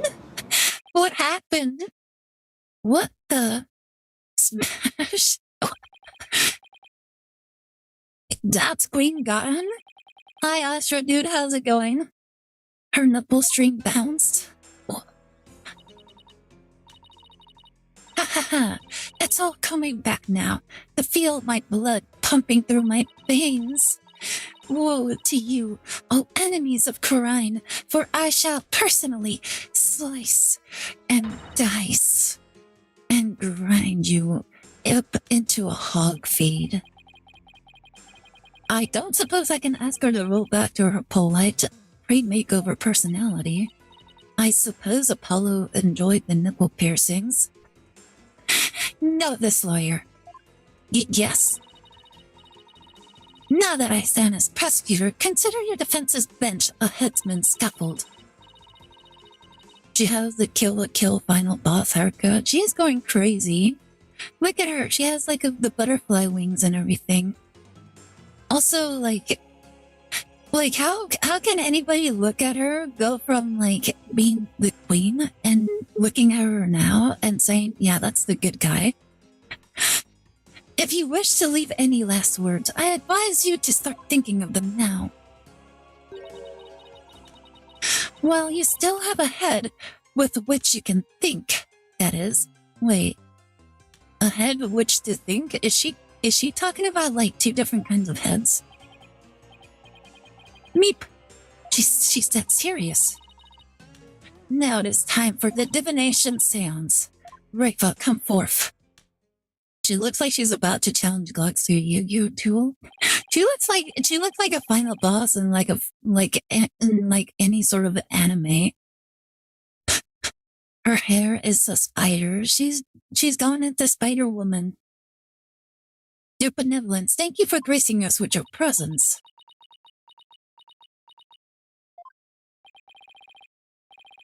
Your benevolence? I understand it may be difficult for you, but may we proceed with the divination seance? Why does her hair have eyes though? I don't know. Yes, let us proceed.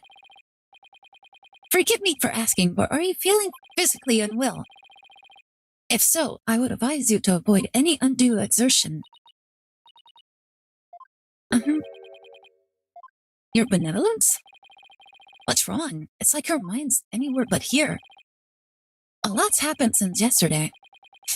Death by snoo snoo, death by snoo snoo, death by snoo snoo.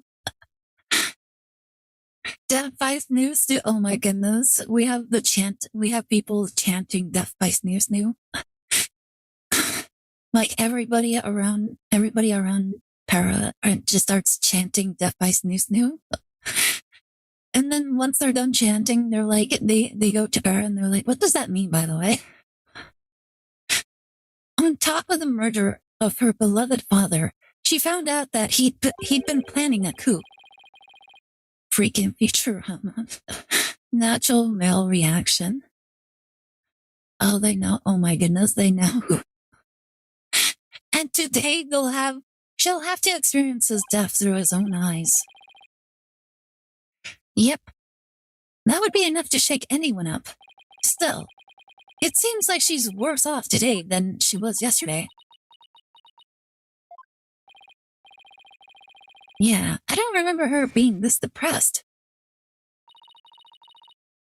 We must speak with our child. It is a mother's duty to discipline her child, after all. Now, if you would excuse us. Discipline? Coming from her, I don't like the sound of that at all. Wait. Garan didn't do something to her, did she? Your Eminence, about today's divination seance. As I understand it, the prosecution has yet to review its content. Is this divination from protocol a part of your plan? Prosecutor Samadi, would you care to explain your actions? Your Eminence, the accused was caught at the scene of the crime. Therefore, I deem no seance would be necessary for such a clear-cut case. Oh my goodness, look at her nails. Look at her nails. Like they can pierce right into your flesh. And the way that she's like handling her whole like hand and everything. Not kidding, the whole office is chanting now. Oh my goodness. You and your bleeding heart. Is that a problem? Great. Someone told the staff sergeant taking the unit marching is also chanting now. This is going to be hard to explain to the CO. Wait, do you guys do like the marching chants? Do you guys do like the marching chants? Like whenever you march, you like have a little chant. Like imagine they like the entire time they're like chanting, death by snoo snoo, death by snoo snoo, death by snoo snoo. And then everybody passing by, they're like, what the hell's going on out there? You know what's something funny? You know what's something funny? My older brother told me that while he was in the military, there was one person who was like the person that was like doing that chanting. He actually like the cadence. There you go. The person that was doing the cadence, he actually modified the cadence to be that of the Fresh Prince of Bel-Air. You know the opening like song for the Fresh Prince of Bel-Air. Like they actually did that like for their marching. Like in case you guys don't know, do you guys know like the chant, like the song to the Fresh Prince of Bel-Air? Now they're chanting Barbie World cadence. I'm a Barbie girl in a Barbie wear. I'm so dead. Oh my goodness. That honestly sounds like it would be so fun. Like that's so funny. It makes me think of like that one scene from Family Guy with like President Bill Clinton, like dancing to like the DDR. Like, I'm a Barbie girl in a Barbie wear. Use that military tone. Like they need to be more flamboyant with it though. They have to do like the little hand thing while they're dancing. They have to shake their hips while they march, and they have to like march and very provocatively. They have to like do like one step forward, and they have to like sashay like while they're like marching, and they have to like swing their hands like forward, like very like they were like they were gay, and like they're singing the whole thing like, I'm a Barbie girl. Like do a little twirl in a Barbie wear, and they're like shaking about while they're doing that. They can discipline is still upheld, but also for cadence. Like it would be so funny if they were to do that, at least for like while they aren't like marching and they're just doing it to themselves. Don't encourage them. I'm already in trouble. Like they have to do that while they're off duty just for fun. Is that why you have done this? Hello, random bird Not on at the all. internet. I am here to tell you all my life problems. Hi, BT. Feel free to tell me all your life problems. Like everybody seems to be telling me those kind of things all the time. Oh yeah, how's it going, PT? How's the weekend for you?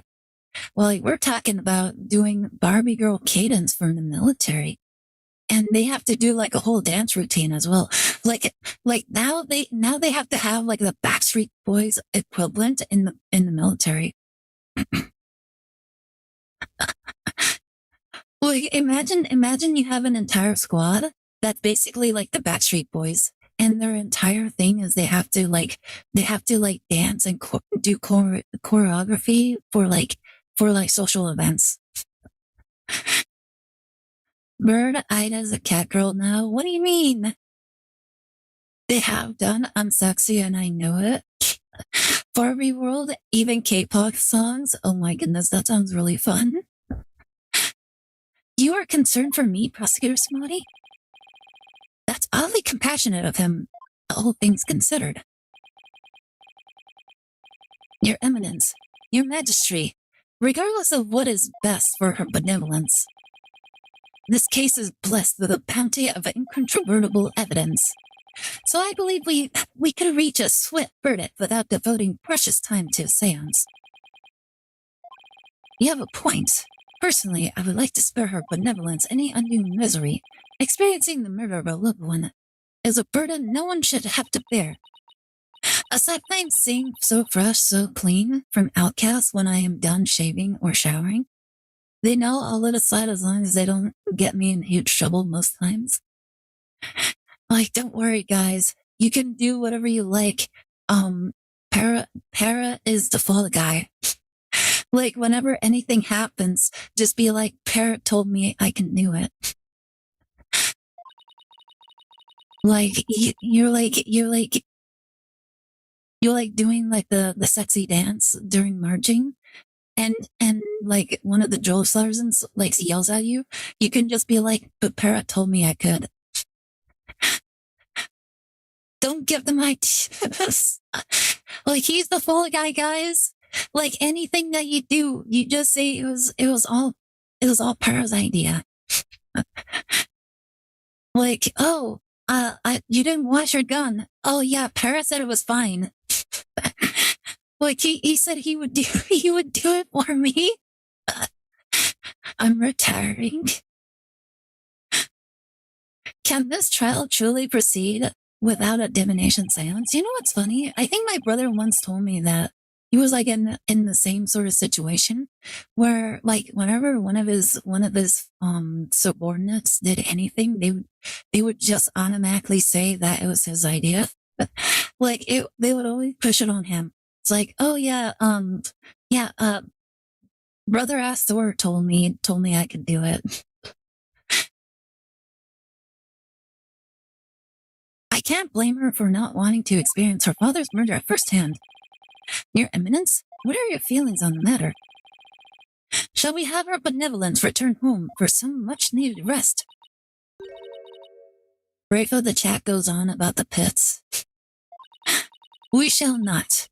You fools spoil her with her feckless words of compassion. What a loving mother. Nah. Listen well, Rafa. You have spoken time and time again about how grown up you are now. Yes, but she's 14 years old, by the way, guys. So let us see if the royal priestess has truly come into her own. Are you prepared to fulfill your duty and perform the divination seance as you should? She can paddle me with that fan. Oh my god. Like, Dark Guide, would this be like one of those moments where, like, you would be like, smash, the paddle can watch? Yes. That's better. See? Problem solved. Poor Rafa. Is this really a good idea? I guess we'll see. Very well. Let us begin. The divination seance. Nina, my robe.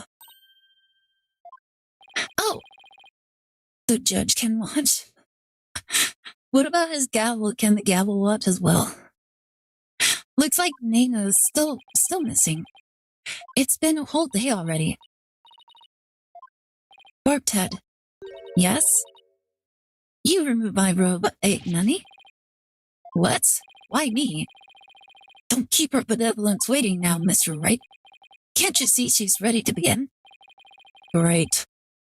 I've been reduced to royal robe remover. About chairs for both? Oh my god, no. Why not the chairs? It's like she's grooming Mr. Wright to be Nana's replacement.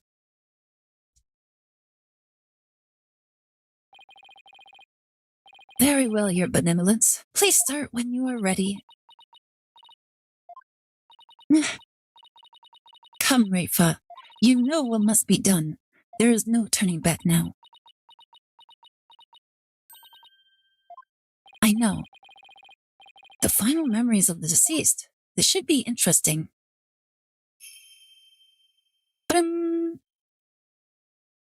Oh, Holy Mother, we hold this divination seance in your name. I'll bring the camera. Oh my god. May the eyes of everyone here be clear, and our ears be unstopped. O dance of devotion, guide the victim's soul to me, so that we may receive their final memories in the pool of souls.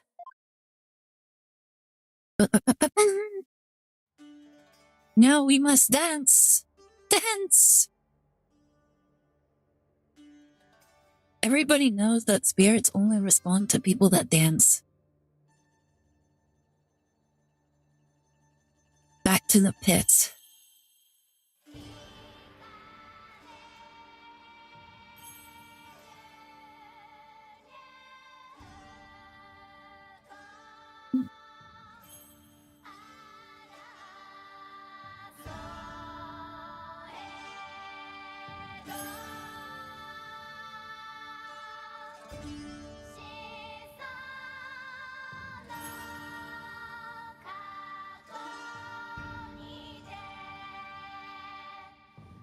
Why does the spirit and bass still stay? Wait. Didn't you just say that your soldiers like dance during the cadence? Maybe that's why the spirits are sticking around. Which idea is pole dancing in the bass? That's why the spirit doesn't leave. Wait, you guys have a military pole that people are allowed to dance on? Like, is there a soldier that can like do like the hips thing, where they can like slide up and down like the pole like using their thighs?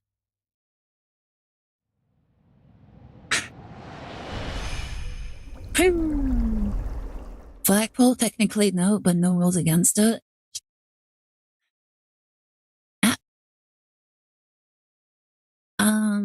Hello? Nanny? What's going on?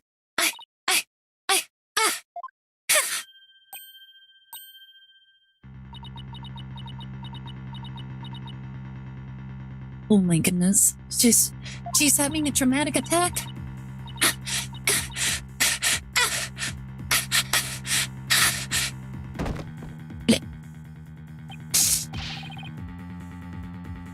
Your benevolence!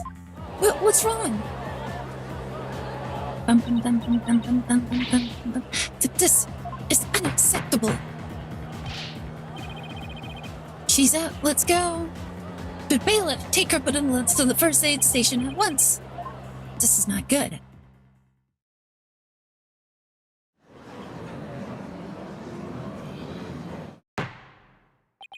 She'll probably not remember anything. Probably not. Your Eminence, do you have any idea why her benevolence collapsed so suddenly? It seems she was not ready for what the deceased was to reveal. It overwhelmed her. Her inexperience and immaturity left her ill-prepared to face her father's death. And she said she could go through with it. How very disappointing. I know someone who's not winning Mother of the Year, ever. I mean, of course Rafa's going to be overwhelmed. She's still just a child. It seems we have no choice but to move on to witness testimony, Your Majesty. Just wake up walking, shaking, and have a wider stride. Oh yes, let us proceed. Bailiff, summon the first witness, if you would. Who's this?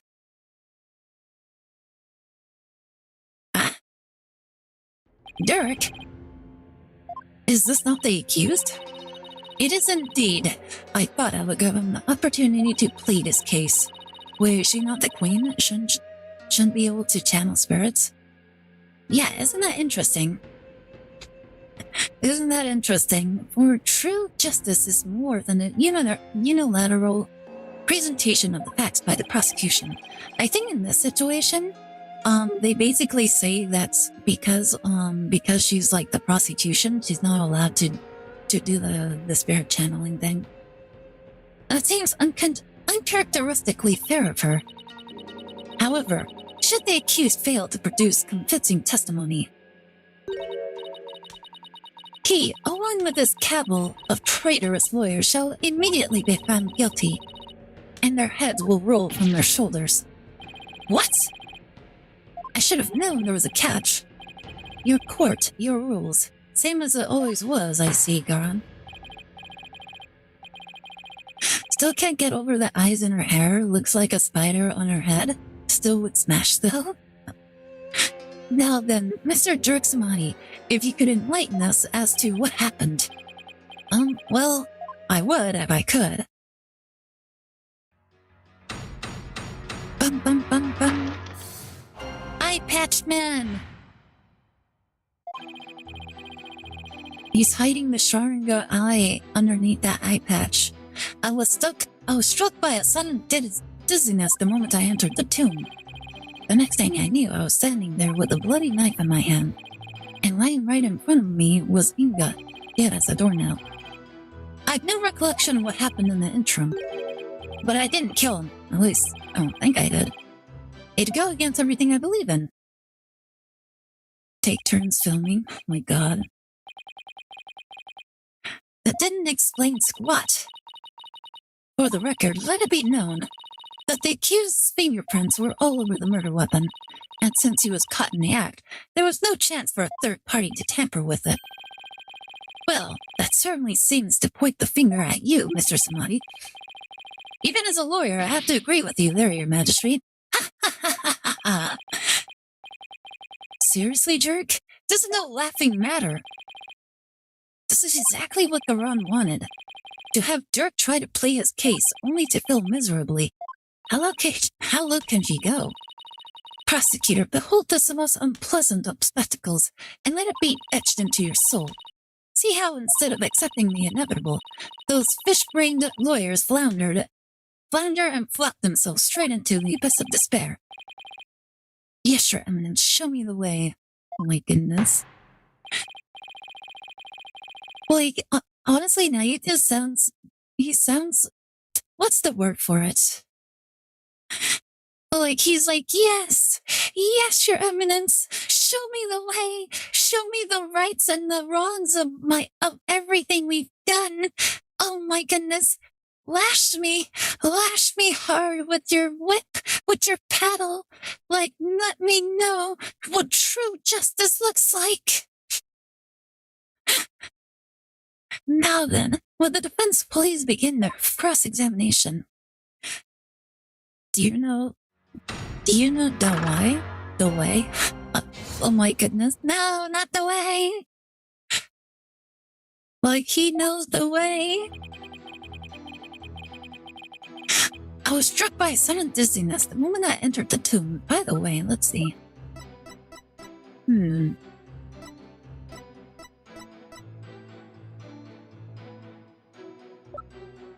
Back pain. Mysterious blood stain.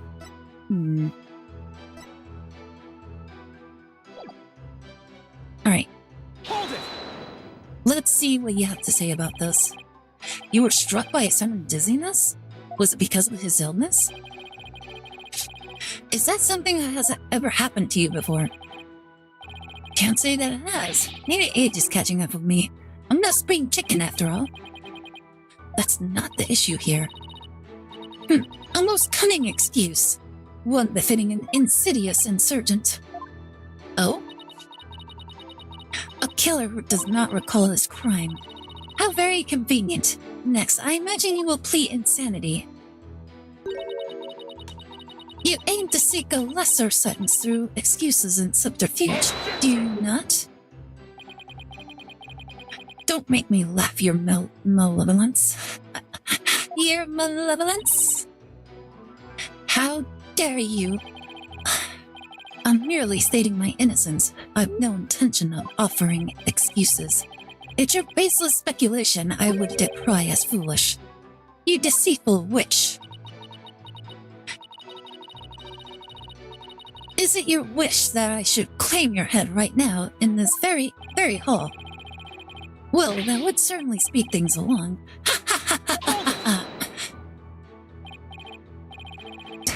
Dirk, why don't you let me handle it from here? And if there's anything you need to say, you can say it through me, okay? Anything to stop you from needling the queen. Next time you have an objection, you better have some proof to go with it, Dirk. The lion, the witch, and the audacity of this bitch. The accused will continue with what he does recall of the crime. The next thing I knew, I was standing there with a bloody knife in my hand. Do you recall anyone putting the knife in your hand, Dirk? Wish I could say I did, but I don't remember a thing from before it came to. You think there might have been a third party in the tombstone? Yes, because if you didn't do it, then the real killer must have been there with you. What's the objection? Ah, you called your eminence? Does she go anywhere without those goons? Oh my god! Guys, it's the Gooner Squad! Oh my goodness, it's the Simp Brigade! Oh, look at them. They're not even allowed to directly look at her because they have face masks on. Like, what? Was there a third party in the tomb when you were securing it? No, your eminence. We searched high and low, but we found no one of the swords. And there you have it. Why are they not flanking Alinity? I don't know. Maybe there's a good reason why they're, like, always behind her. It's because, like, that's the best spot to look at her behind. Oh, right. They did search the place. Furthermore, my guards had the entire tomb surrounded, so there was no way for anyone to escape. That reminds me, how old is the queen? Let's see. Guys, she's 43 years old. Isn't that crazy? She's 43 years old, and yet she's still looking really good for her age. My guards had the entire tomb surrounded it, so there was no way for anyone to escape. That's right! No one got in or out without our knowledge. Our eminence on-site directives were absolutely flawless. My goodness, they actually are very, like, they really are simps, aren't they? If I see her at Applebee's, it is cherry game.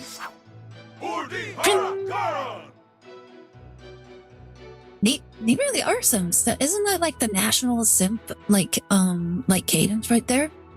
Utihara Goran!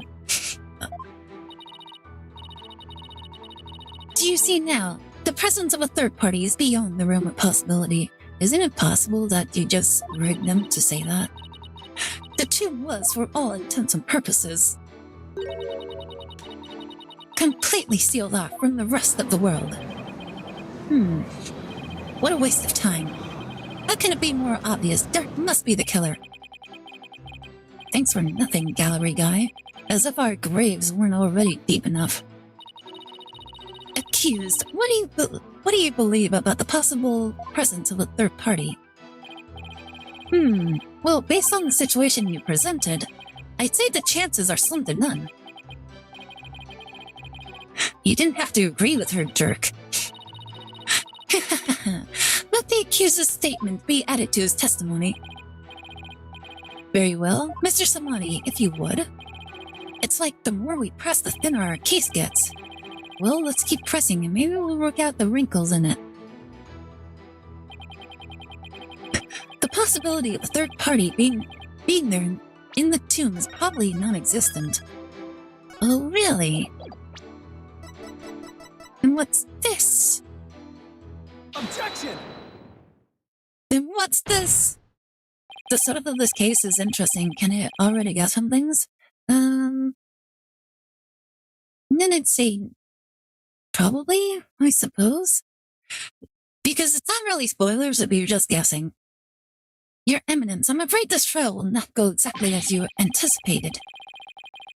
Because I can show how there might have been a third party in the tomb. Oh, very fascinating. Go on. I do love a good fairy tale. We did a little test at a crime scene, and we found a bloodstain that didn't match the Justice Minister's blood. I will remind you that neither Dirk nor Miss Faye were injured during the incident. The thing is, this bloodstain we found had been wiped up by someone. What's this? But who would have done such a thing? That's the big question, isn't it? Who wiped up the blood, and why? Obviously, it was a vampire. It was always a vampire. Every single time, it's a vampire. They showed up, they drank the blood, and then they left, leaving nothing but a corpse. Those filthy vampires, I swear that it's always them.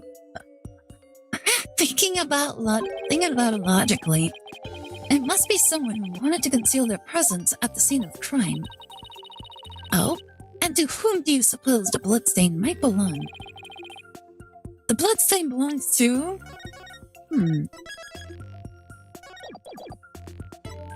Would have to be the real killer. That's only a suggestion. The bloodstain belongs to the real killer, of course. Whoever it was, they were probably shot while they were attacking Minister Ingak.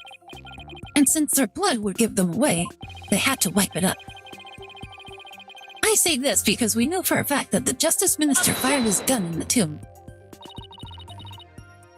You have the memory of a flea. There was nowhere for anyone to hide. This too is a fact.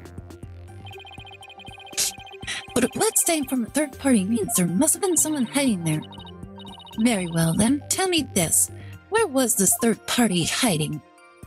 Oh, the crime scene was thoroughly searched after it was discovered. So if there was a hiding place, it would have had to be somewhere no one would dare look. Somewhere where no one would look. Oh. Let us have your answer, defense. Now, where could a third party have hidden? Obviously, it was in the sarcophagus. There's one place no one would search. Not even the Queen's Royal Guard. And that would be... the sarcophagus. Inside Queen Amara's sarcophagus. Even now, it's locked up tight. No one would find you if you hid in there. I'm told that it's temperature controlled to preserve the mummy within. But if someone dressed warmly enough, they could withstand the cold for a short time. That is sacrilege. Surely the perpetrator of such a foul deed would be cursed. And that's just it. The killer knew everyone would be too scared to open the sarcophagus. True, the guards were so scared of being cursed they wouldn't even touch it. And when the coast was clear, the killer made a quick escape from within the frigid confines. Well now, that does sound like a plausible method of evading a capture. The defense requests a DNA test on the bloodstain. And then we'll see just who the real killer is. Wait, what? Such insolence. Bow your head and kneel, lawyer. So your head may be parted from your shoulders. Huh? But the trial's not even over. Wow! How soon you forget you were already on the headman's scaffold. As such, I could order you beheading at any moment. Wow, what a dictatorship. All I did was request a DNA test. There is no need to request such a test. Royal Guard, bring it forth now. Here you are, Your Eminence. The police have already identified the source of the bloodstain. The DNA test revealed... Wait, what? So she knew about it? What? That the blood is of the traitor Dirk Samani. What? But Dirk wasn't injured. So where does his blood come from? Maybe he coughed it up. Dirk's illness. Still, there was a lot of blood. Could he have really coughed up that much? I'm back from being yelled at. Fucking Barbie Cuppy. Oh my goodness, I'm so sorry, Farah. I hope everything's okay. And did he wipe it up to hide his failing health? Dirk, is it really that bad? Ah, shoot, you got me. Mysterious bloodstain updated in the court record.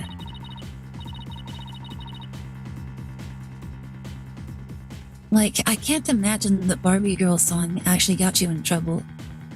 Do you think the reason why you got yelled at is because the person that was that yelled at you was not a fan of the song? Like, do you think they would have been angry if they said something more to their taste? It's fine. Got my ass chewed by a section command. Oh. You think it would have been better if they actually sang something a little bit more catchy? Because we started chanting Death by Snoo Snoo Snowballed into Barbie. Like, hey, you're just keeping up, like, base morale. Isn't that a good thing? That everybody's just having fun at work? Pay attention, horned devil, for this case has already been solved. You claimed that this bloodstain would lead us to the real killer, did you not? About that. Did you or did you not make that claim of your own volition, defense? Yes, I did. After she steered you in that direction, that is. Ah! I fell right into her trap. Do you see now the folly in opposing the very embodiment of the law? Morale, yes, and so is watching me get chewed by such in command. Oh my god. Whatever you say or do shall come to no avail. A third party at the scene of the crime? It's beyond the realm of possibility. No! Praise be for Queen Garan! Oh my goodness, look at the Simp Brigade. Look at them. They're literally just standing there clapping for her. Her Eminence's legal tactics are beyond compare. I hate to say this, but she really got us good. The key to Amura's sarcophagus is under the protection of the royal family. North Korean fanboys, they're going crazy. My husband and I are the only ones who could open it. Therefore, it would be impossible for some knave to open it. Can I really discount the sarcophagus as a hiding place, then? What if the real killer is still in there?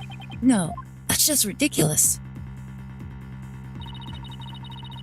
I believe we have rebels and sympathizers in the gallery today. It is to you I speak. Have you been listening? Dirk Samadi, the one who proclaimed a bloodless revolt, has betrayed your cause by resorting to murder. Wait, a bloodless revolt? Weren't they just fighting a little while ago? No, it can't be. Dirk would never. There must be some kind of mistake.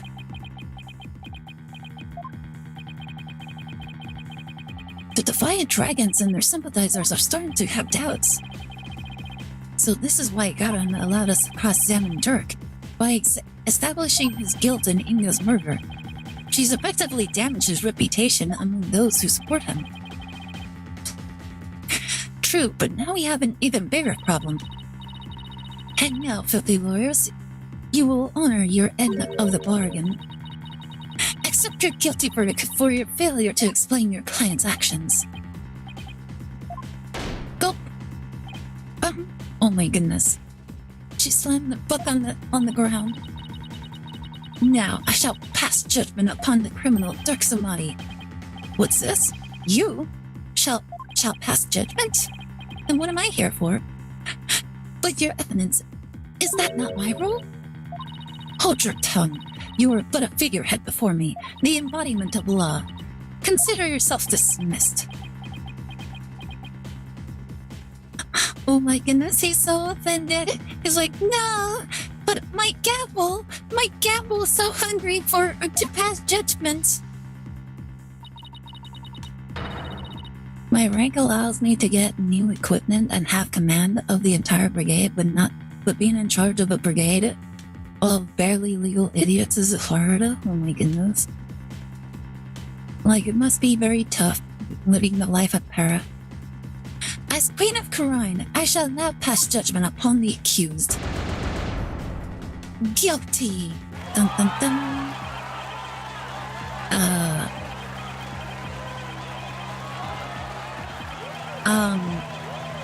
Well, I see. Well, that was quick. Objection! Wait. You didn't even give me a chance to rebut. No, when you were defeated, lawyer. But just this once, I am willing to show you the depths of my compassion. Tell me, why should I allow these proceedings to continue? Come, convince me. her to be their commanding officer that it is to be in combat, though that's not saying much. That's actually wild thinking about that. Quick, Apollo! Even if you have to bluff, we've got to keep this trial going. Show her that the crime could have been committed by a third party. How am I supposed to do that? Oh, why don't you start with, how about the timing of Inga's murder? What? This whole case is built on a single premise. That Inga was murdered after Dirk entered the tomb. But what if that's not true? Like, if our assumptions are all wrong? It just might work. Well, don't keep us waiting, defense. Dirk became the prime suspect because it didn't seem probable that there was a third party at the scene of the crime. But there's another question we should ask ourselves at this time. Was Minister Inga really killed after Dirk entered the tomb?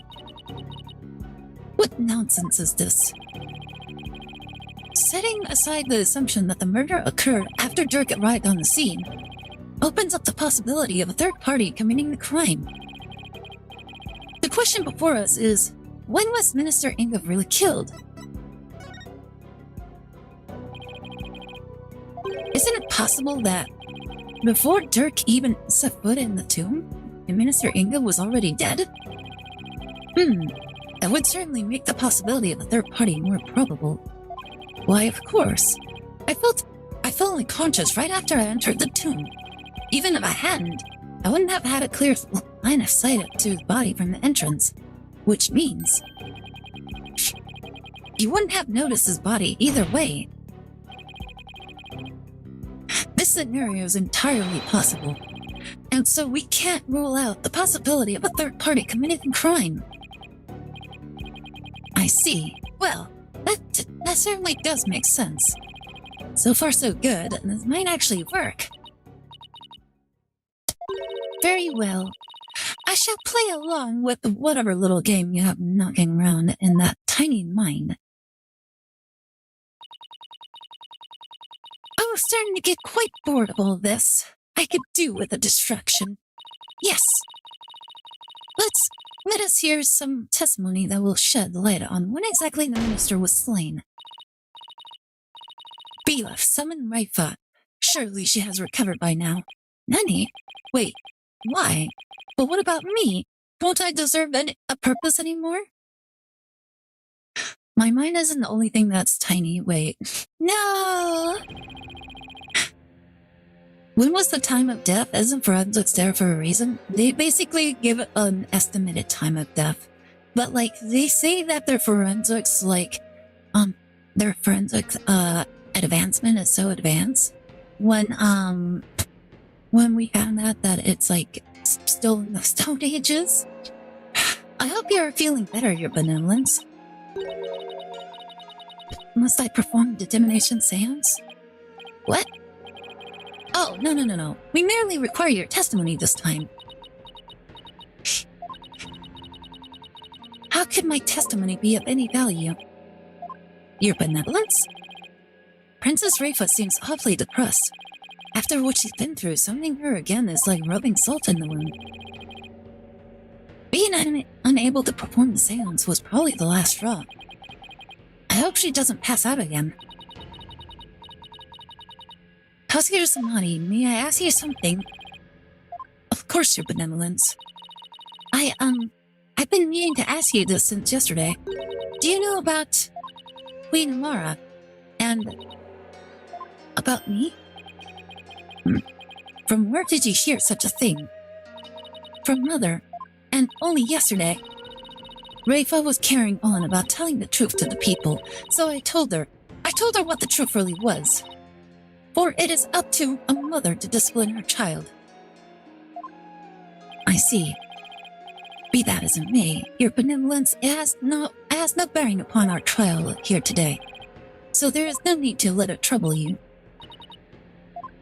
I know. Garan told Raifa about something other than Amara's status? Sounds like it, but what could it be? I almost thought she was about to confess her love, watching too much rom-com. Raifa, the defense has proposed something preposterous. They somehow think your father was already dead. By the way, just so you know, there's like a huge age gap between the two, so I don't think it would be a love thing. Wait, they somehow think your father was already dead when Dirk entered the tomb. Like, wait, how old is Nayuta? I think he's like 21, isn't he? He's 25 years old. Okay. Sweet home Alabama. But I believe you can prove them wrong. Are you prepared to do what is required of you?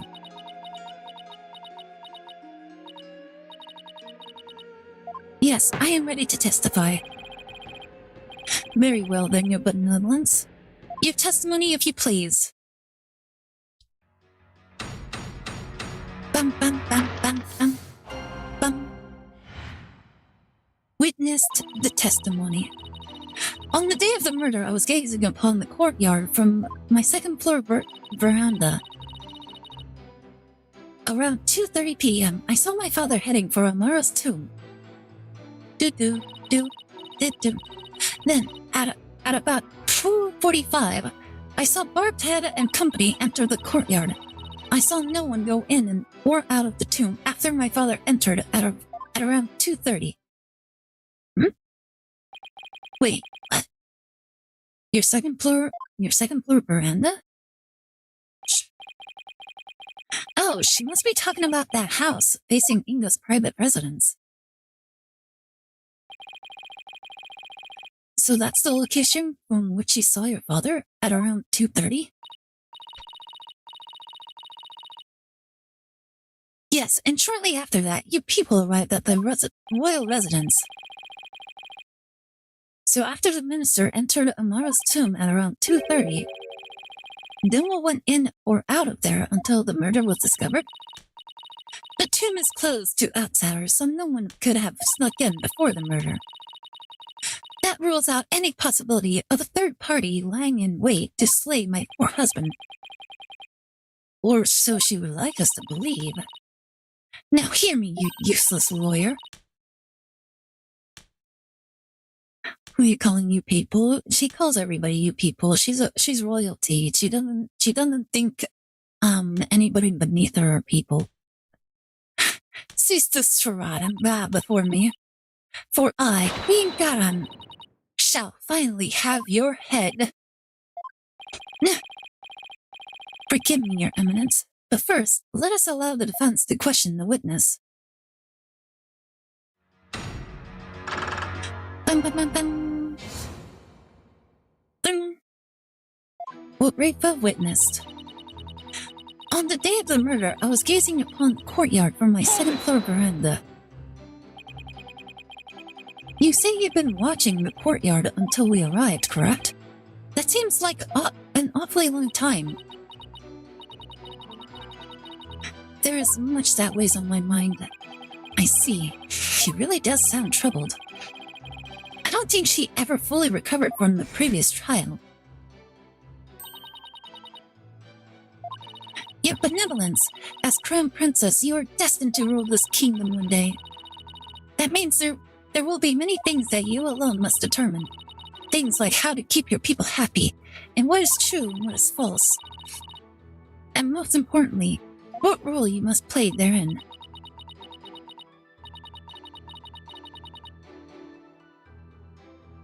I wonder if I'm even up to the task.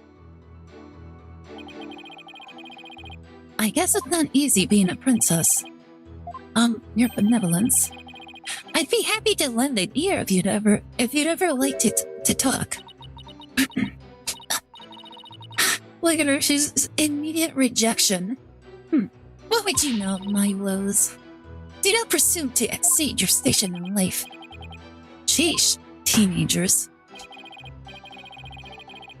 Your benevolence, what did you witness from your veranda? Well, around 2:30 p.m., I saw my father heading for Amara's tomb. Did your father seem different or troubled in any way? Let me think. Oh, there was one unusual thing. There was? Yes, a shriek emanated from within my father's quarters. After which I witnessed him bolt outside, his countenance drained of its usual color. He screamed and he was looking pale? What do you suppose happened? I know not. Perhaps he had a bad dream. Maybe it was a nightmare about being raked over the coals by the queen? Oh my goodness. It seems our young lawyer here wishes to hasten his journey to the Twilight Realm. Like, isn't that a compliment? Aren't you a masochist? Like, you know what? She's probably a sadist as well. Like, Apollo basically just called the victim like a bottom. Sorry, that was rude of me. Does the defense believe the witness's last statement to be important? I believe it is. I would like the witness to add it to her testimony. My father let out a scream and came dashing out of this room, face pale.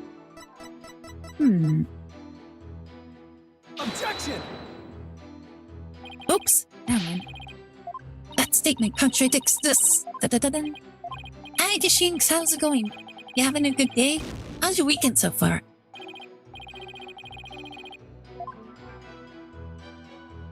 I guess you could say Inga is a power bottom who hit rock bottom. Oh no. Hold it!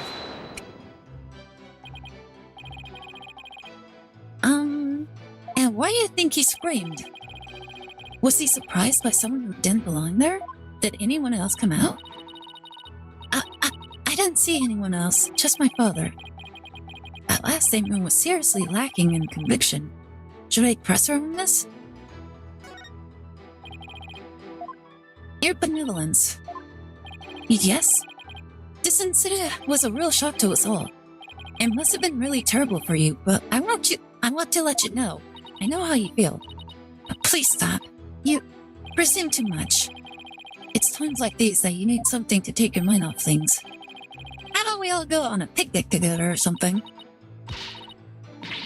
I need no sympathy from you. Go on your little picnic alone, cornhead. Oh. Well, that didn't go well. Apollo, you have to take a more aggressive approach with people like her. Yeah, he's probably right. Now, back to my testimony. Alright, we need to yell at her. Apparently she grew up as a masochist. Hold it! Like, she likes being yelled at. That's what I got from that conversation.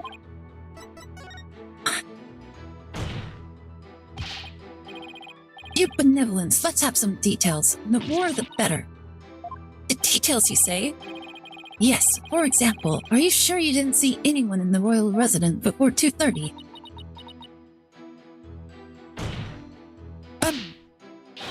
Well, is that a yes or a no? Foreign devil, I've been gazing upon the courtyard since about 2 yesterday, yet I saw none other than my father. Oh, if only I had stopped him then. I think you struck a nerve, or rather, obliterated one. Maybe I pressed a little too hard. Still, that last statement seemed a little off somehow. So you didn't see anyone except your father in the courtyard after 2 p.m., huh?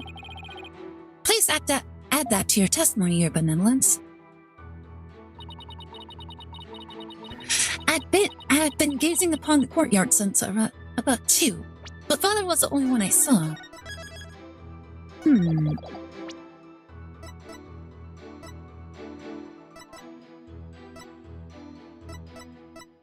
Was there anything that we can use?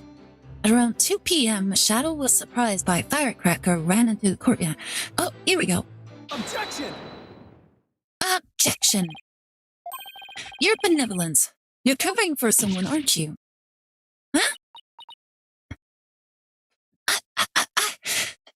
Look at her, she's so cute. I don't know what you're talking about. Sorry, Wright, but you're not gonna like this. Well, the thing is, I have a statement here that you might find interesting. It's from a witness who claimed that around 2 p.m. his dog got loose and ran into the palace courtyard. That's when the little fellow stole his hat from someone. Ah, that's Dana's. I mean, nothing. Never mind.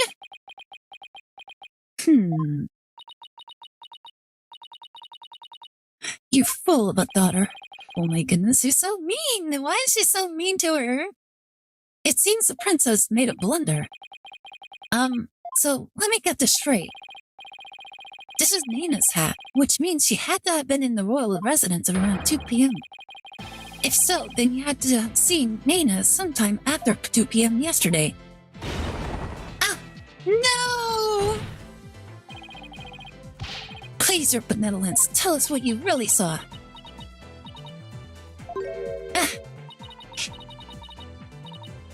And as you say, Hornhead, I saw Nina, and I saw that dingbat dog steal her hat from her in front of my father's residence. I knew it. Why didn't you say so in the first place? Because my mother told me not to. What? Would you care to explain, Your Eminence?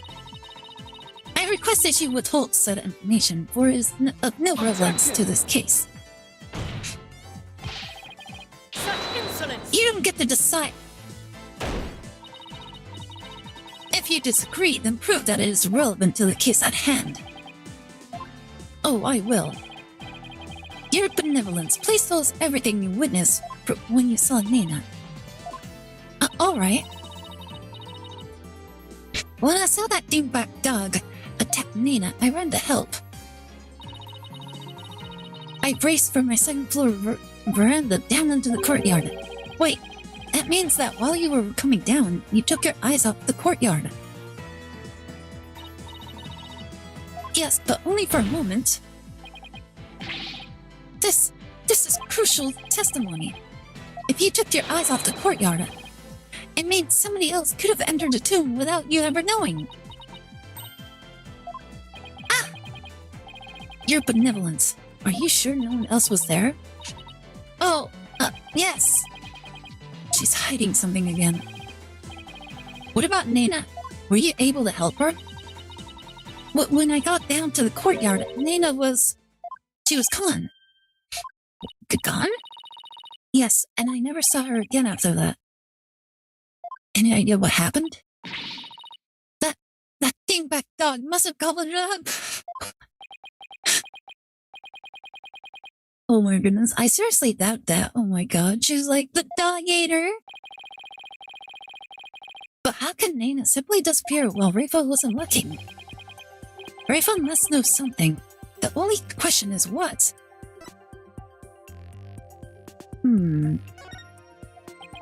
Where did Nina disappear to? Do you have any idea where Nina disappeared to? Well, what do you mean? Well, during the time you took her eyes off the courtyard, someone could have hidden into the tomb. And it just so happens that Nina disappeared right at that moment. No! Wait, you think Nina had something to do with the murder? I don't think we can rule it out. It sounds like something had kept Nina occupied since the early morning. Plus, she was seen right before the murder, and that seemed to vanish into thin air. You're right, and since she's Rafa's attendant, she could have come and go as she played within the palace's grounds. Could Rafa's attendant really be the killer? But that would mean... First my father and now Nina? These were the people I trusted most. How could this be? Do not heed their lies. Lawyers are a foul breed, quick to claim that a third party is to blame for a crime. Nina did not enter the tomb, that much is certain. How can you be so sure? When Nina's hat was stolen, that crazed cur spilled an urn full of water upon my husband's doorstep. Is that not right, Rafa? Yes, it is. What does the water have to do with anything, though? While the dingbat dog was tugging on Nina's hat, it tipped over the urn. The bottoms of her shoes would have been soaked with water. And if she had truly hidden into the tomb with wet shoes, she would have left shoe prints along the way. But the only shoe prints to be found belonged to my husband, Inga. Huh? Then... That's right, Nina never did go into the tomb that day. Instead, she entered my husband's private quarters. How do you know? It's quite simple. Shoe prints were discovered in Inga's private quarters. Shoe prints that belonged to Nina. That's right. Edward and I did see some shoe prints in there.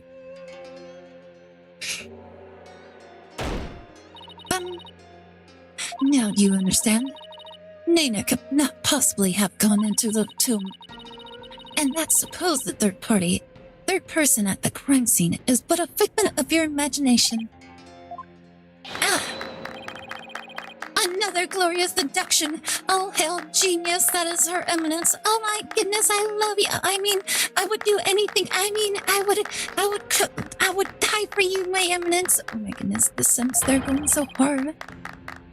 Bow down before her glory, witless lawyer.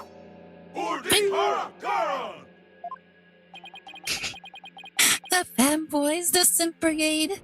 Could those guys fanboy any harder? But is it really true? Did Nina not go into the tomb? Excuse me, but... That's right? Dear Benevolence, what time was it when that dog attacked Nina?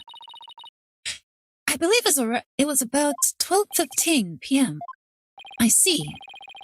Apollo, if Nina entered Inga's private quarters around 2:15, and Inga came racing out at around 2:30, pale-faced and screaming then... Ah, I know what you're getting at. Yes, that might explain his scream. Would the defense please share their theory regarding Justice Minister Inga's scream? Certainly, Your Majesty. Minister Inga screamed because he was attacked by Nina. Maybe he was attacked by Nina. This would make the Justice Minister's private quarters the real scene of the crime. Does your idiocy know no bounds? The minister's body was found in the tomb. Or are you suggesting that the body was moved? Do I think the minister's body was moved from his private quarters? I think that possibility does not exist. Because he did run out of the quarters, so I don't think he was moved. I'd say there's no way that the body was moved. After all, there was an awful lot of blood in the tomb. I understand that the scream was in reaction to Nina's attack, but Inga died in the tomb. We need to explain how those two realities could coincide. How are we supposed to do that? Oh, maybe where he was stabbed and where he died were two completely different locations. What do you mean? It's just, let's look at this as simply as possible. If the minister's body wasn't moved, he might have been stabbed by Nina in his private quarters, but then died in the tomb. I see. On the one hand, that seems plausible, but on the other, it seems decidedly implausible. Prosecutor Samadi, what is that fool babbling on about now? Is this a riddle from one of those fortune cookies Americans seem so fond of? Perhaps, but I believe he himself does not know what he means to say. In all likelihood, it was a poor attempt to confuse us. We should simply ignore him. He's the smart guy. He's the smart one, guys. The genius. Nayuta. Can't even figure out what he's talking about. I wasn't finished yet, so hold off on the analysis, would you? The autopsy report never stated that the minister's death was instantaneous, so he could have conceivably moved from one place to another after being stabbed. Oh my, are you suggesting he ran all the way to the tomb with a knife sticking out of his back? Well, yes, that's the gist of it. In short, Minister Inga saw Nina with a knife, let out a scream, and when he turned his back to her to flee, right, that's when he was stabbed from behind. Well, your Majesty, does my theory hold water? How dare you bore me like this? Huh? You are a humorless moron, spewing an endless stream of unamusing dribble. I wasn't trying to be funny, Your Eminence. Prosecutor, enlighten this ignorant clown in lawyer's clothing. Why you want him to explain? He's just been standing there. Your Eminence. Yeah. That's his explanation, guys. Violence. Oh my goodness. Like, this is how he explains everything. He's like, oh, you want me to attack him? Okay, that makes a lot of sense. You dull, slow-witted, putrid-minded lawyer. Perhaps you would be too stupid to notice that you have been stabbed in the back. But a normal person would have noticed due to the excruciating pain. Now hold on. Allow me to teach you the meaning of pain. Boy, please explain. Okay, let me attack the lawyer. Guys, the genius. He doesn't know what you mean, so he's resorting to violence in order to evade having to explain. Yeah, please stop. Naita has a point. Normally, most people would notice a dagger in their back. Ow! Yeah, I doubt someone could ignore pain like this. Still, in this case, it's the word normally that we would emphasize. Apollo, take another look at the court record. Right. There must be something that explains this. There's a reason Inga didn't feel any pain. The defense will submit evidence proving just that. Medicine, your butterfly, taming twink. Oh my goodness. Like, guys, he's the genius. He's the prodigy. He knows way more than everybody. And the only thing he actually had to say was, shut up. Why didn't Justice Minister Inga notice that he had been stabbed? Take that! Painkiller shots. Those are my father's painkiller shots. The defense will explain the significance of this evidence. Minister Inga suffered from terrible back pain, so he often injected himself with these. We were told that one shot in the back would make all his pain go away. With this, it's easy to explain what happened. Don't tell me you didn't know about these, Your Eminence. You can't mean. Minister Inga was stabbed in his back, close to where he was usually injected the painkiller. Therefore, it's entirely possible that he hadn't noticed that he had been stabbed. What? What's this? And besides, pure adrenaline probably could have been able to push him, beyond his limits. And he could have just ran out, based on that. So yeah, now the queen probably, thought what we were talking about, but Nayuta did not make any sense. Then, are you suggesting Justice Minister Inga really ran off with a knife protruding from his back? I am, Your Majesty. So then, when I saw my father, he had a knife sticking out of him? I mean, with that cape of his, I couldn't see his back very well. Yes, the knife was there. It was just plunged so deep you didn't notice it under the cape. Therefore, when you saw your father, he was already dead. Murdered by Nina in his private quarters. Pokunka!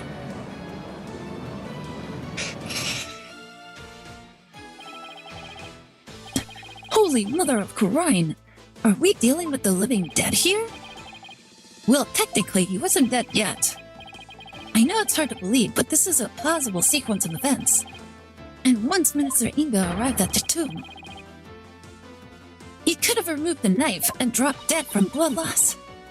Nina killed my father? There must be some mistake. The defense would like to call Nina to the stand. You seek to drag an innocent old woman to the stand with no proof whatsoever? Well, she has to defend herself now, doesn't she? Well, there's no real proof, but... What a tangled web of expedient lies you weave. I can no longer tell fact from fiction. Who or what shall I believe in now? I'm sorry, Rafa. All I've done is confuse you. But I have a sneaking suspicion Nina's involved in this case one way or another. Just when I thought we'd blown this case wide open. Well, there's no turning back now. You fool of a lawyer! I know why you are so desperate to prove the accused innocent. You do? Yes, because he faces public execution if proven guilty, as shall you, under the stipulations of the Defense Culpability Act. From the moment you accepted this case, you have had no choice but to fight for your lives. No, the simple fact is I've always believed that Dirk is innocent. Still you cling to your pretense? Very well, I shall offer you a bargain. If you would admit that the accused is guilty right here, right now, I shall overlook your crime of abetting him, and you will not be subject to execution. Is this some sort of joke? Far from it. As Queen, I have the power to grant pardons, even to criminals like you. And with the wave of my hand, I can even reduce the severity of a sentence. Perhaps even for Dirk, should you be willing to cooperate. She wasn't kidding when she said that she's the law here. But to flaunt that power in our faces like that, that's just wrong. Forget all that has transpired in our kingdom and return to your own country in peace. Will you abandon your defense of the accused and accept my generous offer? They literally can't fight back. They don't have an argument. They have no rebuttal. All they have is literally bribery. They're literally bribing us to give up the defense just so they can win. Because they know they can't win. To flaunt power in the court of law is the real issue, right? Not only that, she's doing it in front of all of her subjects. Like this is like a demonstration of how corrupt this country's like court of law, their legal system is, and she's doing it so casually and without a care in the world. If I don't take this deal, we'll be executed along with Dirk if he's found guilty. What should I do? Well, anyways, like the fact that she's bribing us kind of just means that we're in the right direction. Like that's the real tale. Like she literally just told us that we're right by offering us a bribe. Nice try, Garan, but it looks like you don't know what justice is made of. We won't kowtow to threats like that, Your Eminence. Mr. Wright, I'm sorry, but I can't back down now. I don't want to drag you into this, so don't worry, I'm with you, Apollo, to the bitter end if need be. And while I can't say I'm used to this isn't exactly my first rodeo. But if I'm found guilty, you'll get the death penalty too. Even knowing that, you still want to defend me? I don't know what happened in the past, but it looks like everyone in this country considers lawyers to be liars. So I can understand if you don't believe me, but I still believe in you and your innocence. So all I have to do is keep believing and find the truth. That's all there is to it. So keep on fighting, Apollo. You'll hear no objections from me. You nincompoops! You'll die if you lose this case. Why would you even entertain the notion of continuing? I believe that Dirk is innocent, that's why. And besides, trials exist to give the truth a chance to get out into the open. You can't give up just because you're afraid of some punishment. Even if that punishment is death. Does that not frighten you, Hornhead? Who wouldn't be scared? I mean, just thinking about it makes me weak in the knees, to be honest. But as a lawyer, I have a duty to protect my client. I can't just abandon that. A duty you're willing to die for? And yet, Duty. It's a heavy burden, all right. Reba looks like she's really struggling.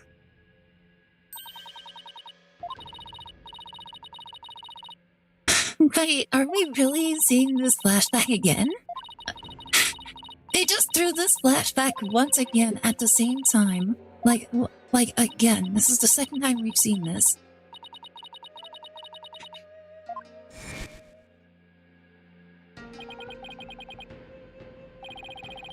It's no surprise considering the torrent of painful truths she's had to face.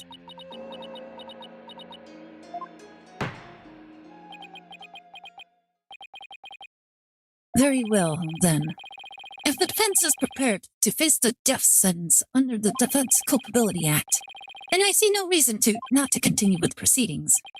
But I must admit, I see no grounds for doubting the accuser's guilt. Unless the defense has further evidence that would indicate a different suspect. Do we have anything like that?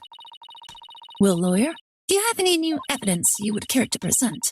Or shall I have the executor start his preparations? If she thinks I can't do this, she's got another thing coming.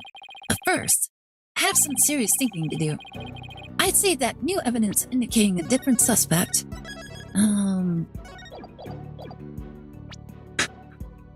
Let's see.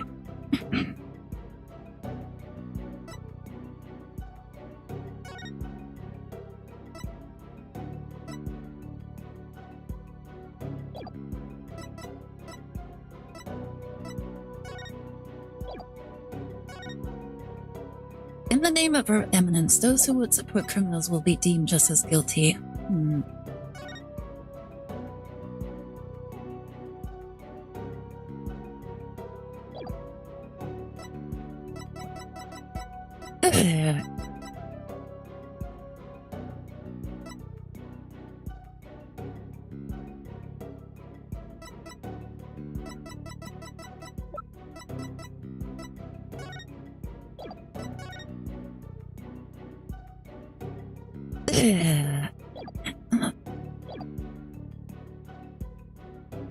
I don't think it exists.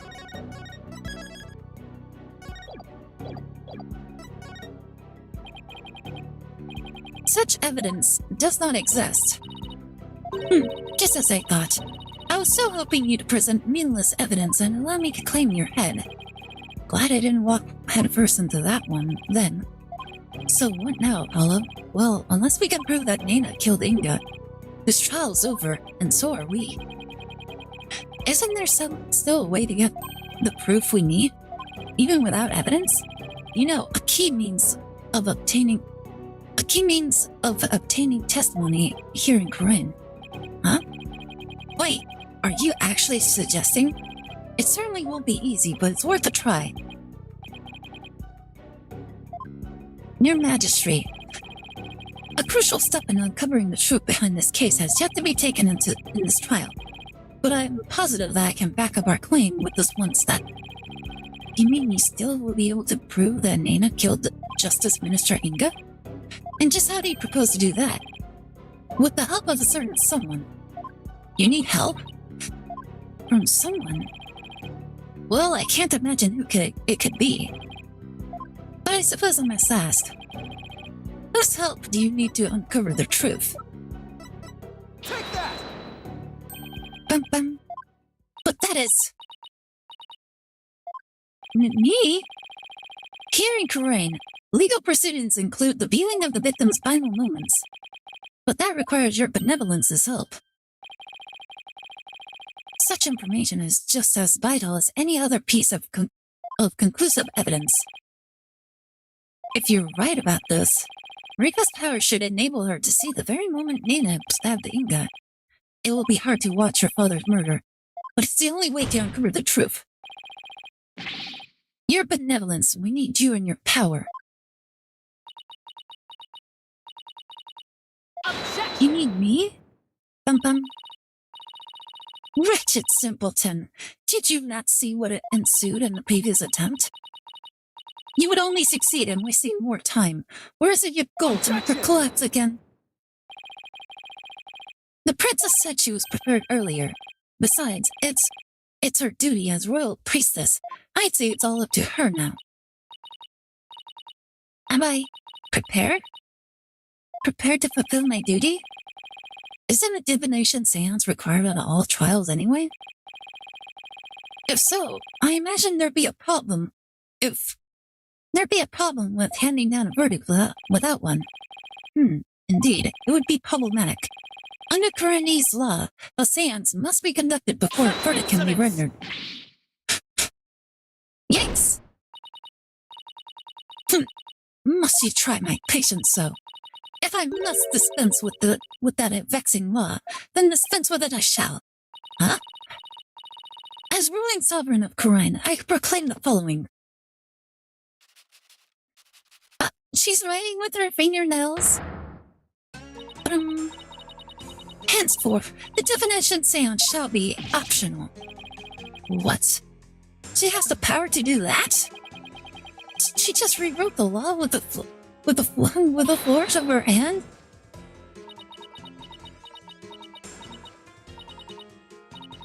Mother, I do not wish for the trial to end like this. It is as the defense said, I must not neglect my duty simply because I am afraid. I shall go through with it this time. I will conduct the seance once more. Rifa, do not be fooled by his lawyerly guile. You are not prepared to witness your father's death. Oh? But Hornhead needs my help. Rifa, did you not tell me earlier? Did you not tell me you were prepared? But despite your grandiose posturing, you collapsed in a most petitious fashion. Even worse, you have erred in your insights of late. For has not the barbed one over there overturned them more than once? Oh my goodness, why is she bashing on her?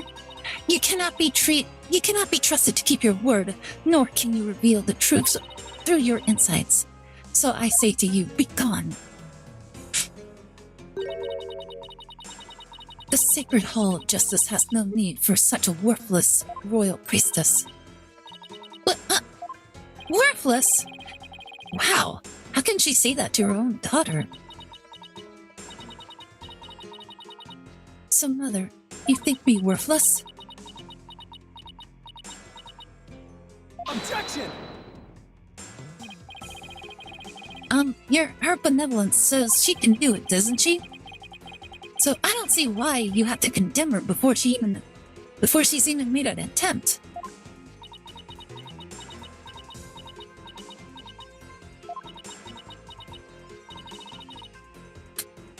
Very well, horned the devil. If you really are so bent on having a seance, I shall give my consent. Really? However, should Rafo fail once more, you two and the accused shall all be executed on the spot. Come again? This is proving to be far more entertaining than I anticipated. Will lawyer, what say you? Will you wager your life and call on Rafa to perform the divination seance? I bet my life on this Russian roulette. I don't think you're worthless, your benevolence. Far from it, in fact. If you say you can do it, then I believe in you. Hornhead, I do not understand. If I fail, you will be put to death. Well, then just don't fail. Then just don't fail. There you go. Easy as peasy. I know you collapsed during your previous attempt.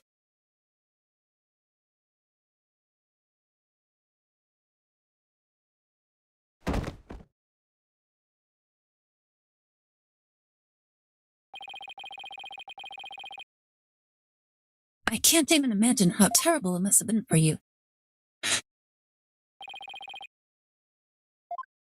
But despite that, you are willing to try again.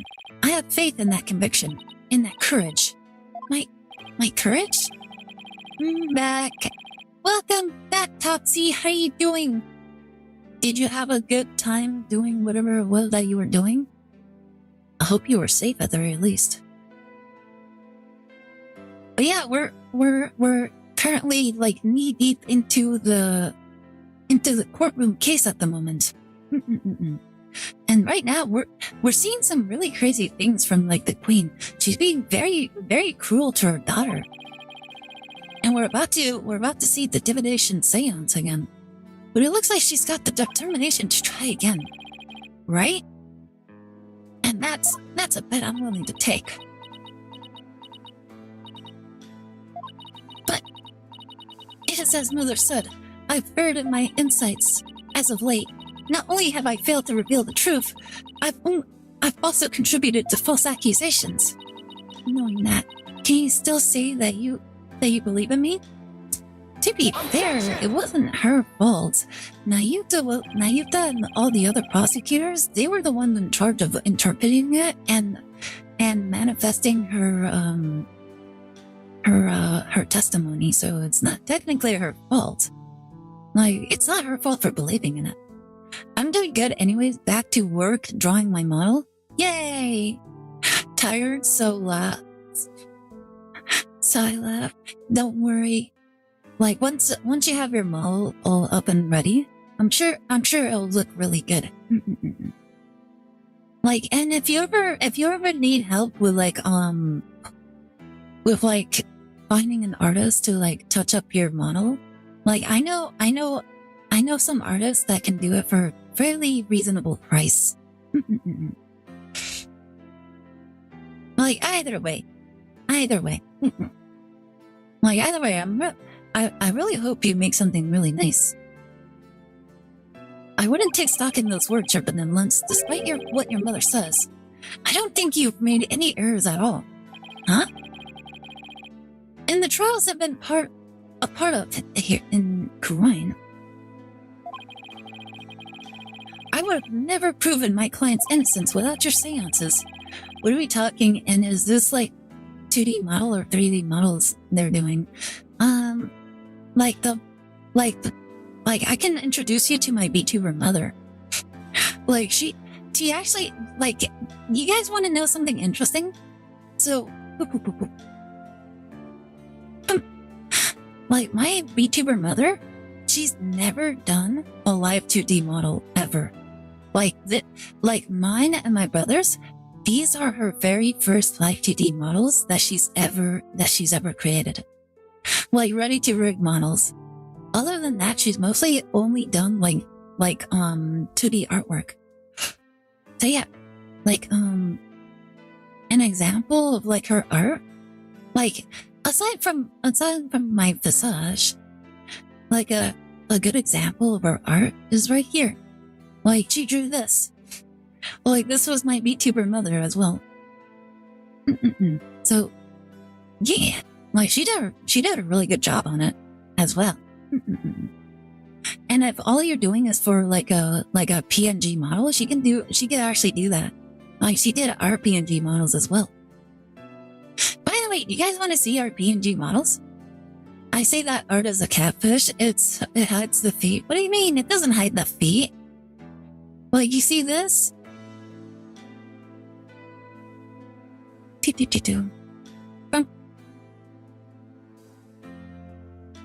Oh wait, that's the wrong one. This is the one. See? Oh, it's not a catfish. It's like the feet are right there. Like I just expand it because it's just like that. But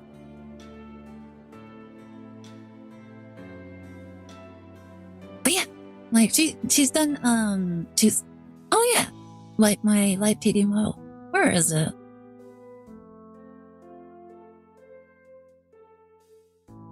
There it is. Oop. Let's see, is it still programmed here? it is. Let's see. Here you are. Boop. Yep, this right here was my live 2D model. There you are. Bum. Or not my live 2D. This was my PNG model. Like for the longest time, this was my model. Same VTuber mother, by the way. Isn't it crazy? That freak's so freaky. Oh my goodness. But yeah, like this was drawn by my VTuber mother like 3 some odd years ago, and she went from this to this. Like it's honestly very impressive. Like how much she's improved. I'm very proud of my mother. Like she's such an amazing artist. I love her. So yeah, you see, like it. Not only that, if you want, there's a free app called Vtuber, which this is running on. Like it's free, and all you have to do is like put in your PNGs, and there you go. Let me go ahead and close this. Boop.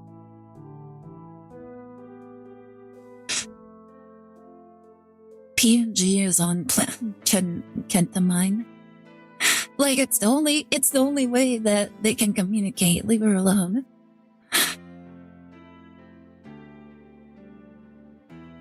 SotoTube, AuroraTube. It's called this. Give me a second.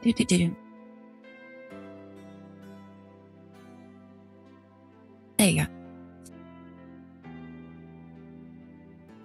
Like when you find it, you'll see like what do you call it? Like a deer in a trash can. Like if you see a deer in a trash can, that's what it is. But I'll look into it. There's other ones, but like this one is like kind of like a good start. And like I said, there are like some free to use VTuber models out there, depending on what you're looking for. I actually saw one that looked really good. Hold up, let me see.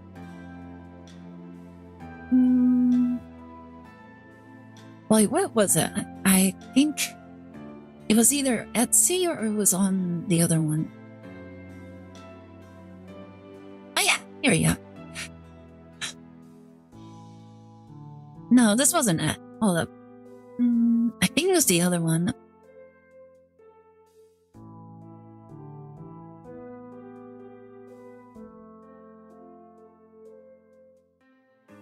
Okay, I think it was on this one.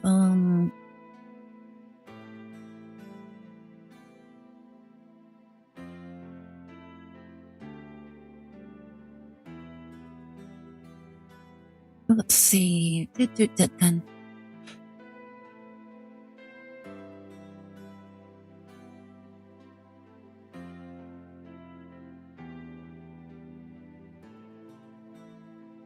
let me filter this. There's so much.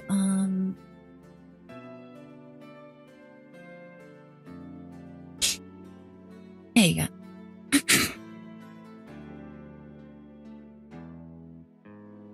I remember seeing one that looked pretty decent.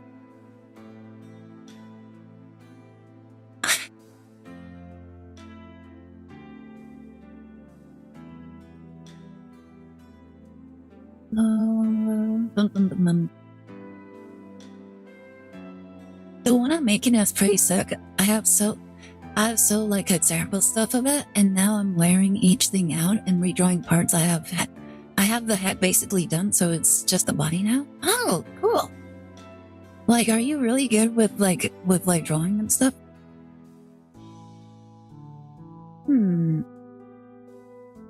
I can't find it anymore. Well, yeah, I saw one that was like pretty decent, and now I can't find it.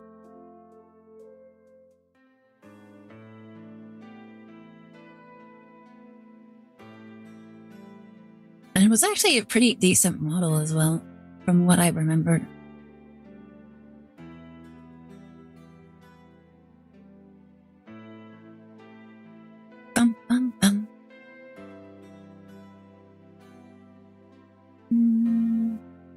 I can't find it. But yeah, there's quite a bit of them out there. I'm alright at digital. Traditional is my best, so it's been a bit of a struggle. I see. Yeah, it can be hard to kind of like transition from like one to another. Especially if you've been like kind of like accustomed to one for so long.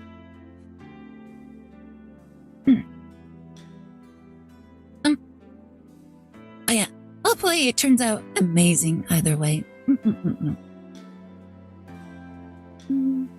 Let's see. Because even though they didn't always reflect... Oh wait, that reminds me, did you have like a tablet? Because I know a lot of artists that use tablets, and like they tend to enjoy using tablets a lot more. It always reflect the absolute truth. The insight they provided served as vital leads to finding the truth. Vital leads? My seances? So please, your benevolence, try to perform the divination seance one more time. Objection!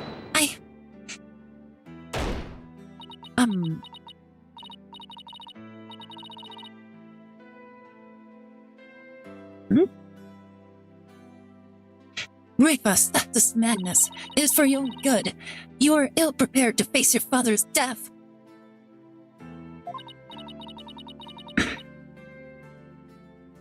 Go, leave the sacred hall at once.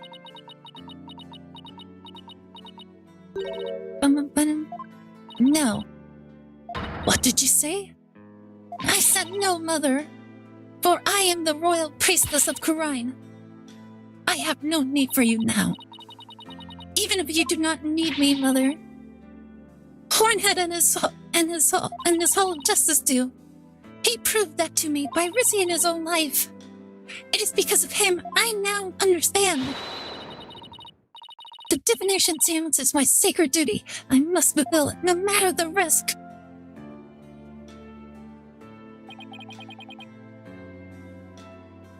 Like I have old notebooks filled with monster drawings that are pretty cool. Like used to be into a lot of world building and tried to like make a little fantasy novel with all custom races and monsters until I realized I suck at writing. Like writing, it doesn't have a G in it, just so you know.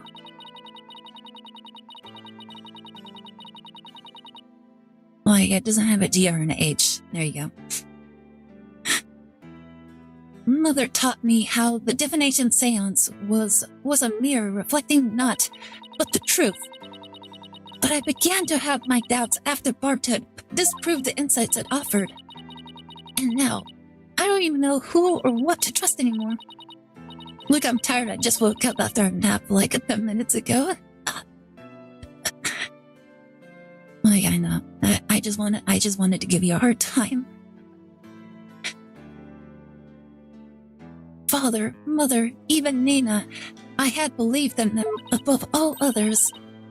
But I finally know now. I know what I must do, what I can trust.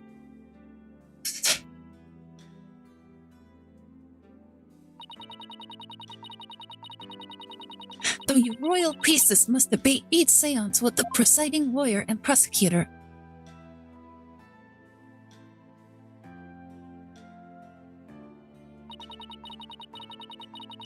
So that it can be interpreted properly. That is how I believe trials here in Khura'in should function. Aire's doing her emo teasing again. What do you mean?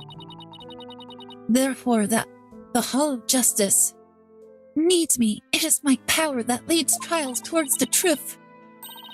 That is my secret duty, and I will never shriek from it ever again.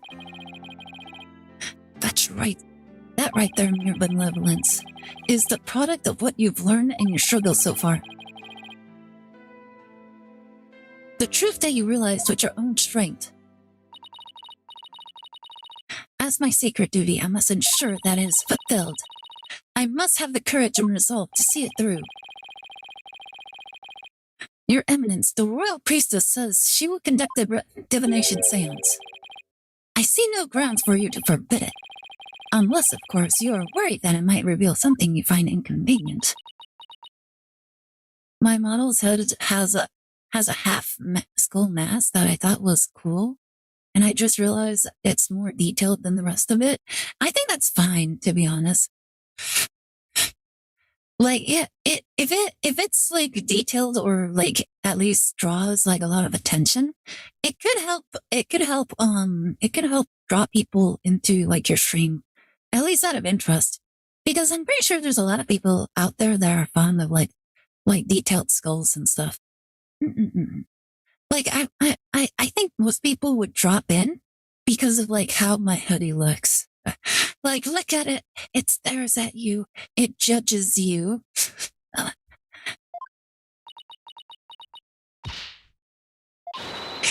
Mother, I am done letting you have your way. Rafa, you would actually rebel against me, your mother and queen. Though I am scared to see my father's death. I must face my fear. That is what Hornhead has taught me here today. Rafa. Yeah, but like I have not a lot of... Rafa Padma Kurain. And I am prepared to face my father's death. Bum bum bum. I have not a lot of shading except on the mask, so it looks a little off. Also, I'm having it as a toggle. Oh, okay. Half school. Your Eminence, it seems the princess is more grown up than you thought. Rafa. Well then, let us proceed with the divination seance. The victim's final moments. This should be interesting. I wonder what Inga's memories are going to show us.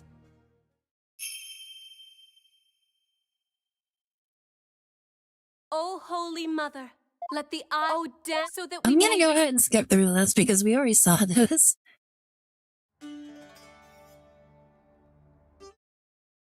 Like, I don't know why they felt the need to like show this over and over again. I forgot to add closing eyes. Oh, you know, if you're doing live 2D, you could probably adjust that on your own. Incest, wine, grape wine. Footsteps, footsteps. Man's voice. Probably his voice. Pain! Ugh! Wait. Nani? What? Wait, what? Nani?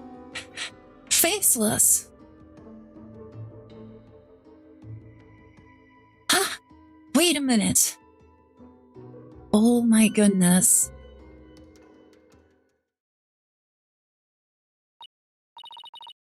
Ah, what in the... A faceless being? What the heck? His face, it's just like... that picture of the founder. What in the world? I think that's the last thing anyone expected to see. Oh, Father, what was it? What was it you saw? Are we to understand that this was the last thing the victim saw? Yes, there can be no mistake. That was what my father himself witnessed. How very strange. You don't suppose the Holy Mother possessed the accused and slew Minister Inga for planning a coup? The divine wrath of the Holy Mother? Oh, Holy Mother, we are ever grateful for your blessings. Talk about a sharp left turn into the Twilight Zone. You know, there's one thing in there that caught my attention. Last laughter. That laugh? Who does it belong to and why are they laughing? Who knows, though I suppose it could be Dirk after he slew my husband. Aha! But that figure didn't even have a mouth.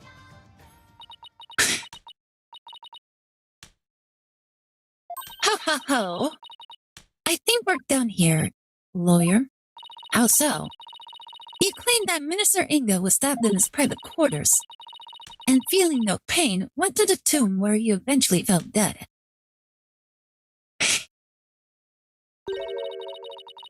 But this seance vision proves he was stabbed in the tomb, and felt great pain no less.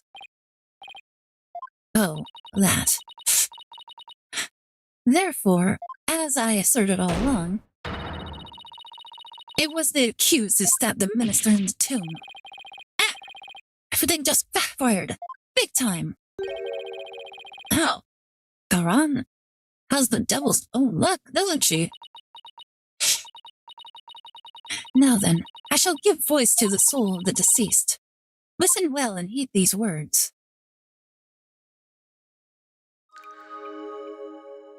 Insight. Do-do-do.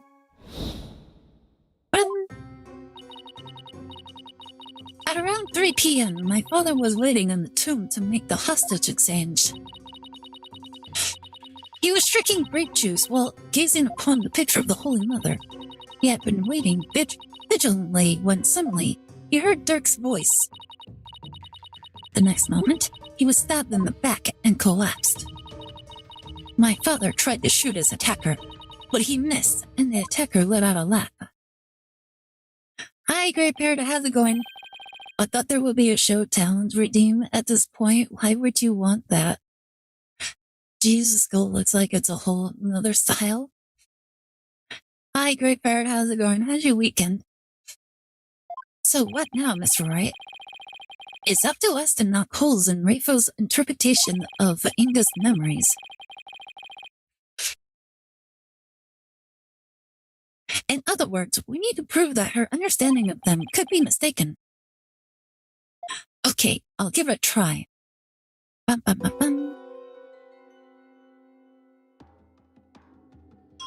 bum.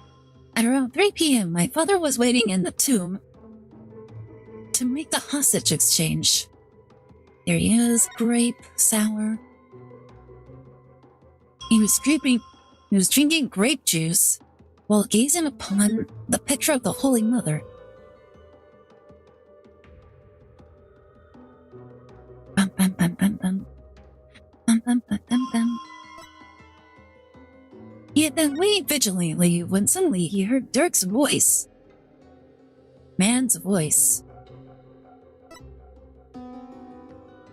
The next moment, he was stabbed in the back and collapsed. My father tried to shoot his attacker, but he missed, and the attacker let out a laugh.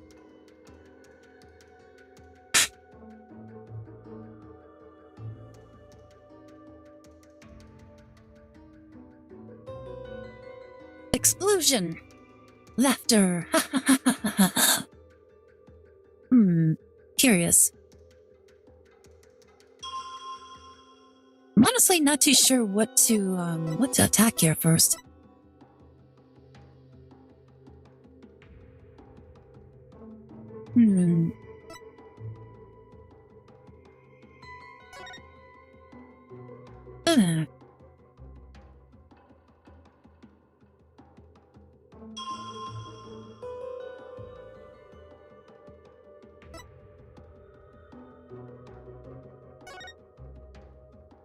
Like, how do we know it's Dirk's voice? That's a good question right here. Like, all it said was man's voice. Like, it could have been his own voice. Might as well try this.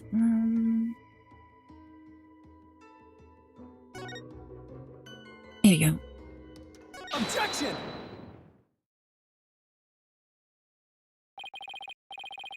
Your benevolence, there seems to be an inconsistency in your interpretation. An inconsistency where? Minister Inga is far too relaxed from what was supposedly about to take place.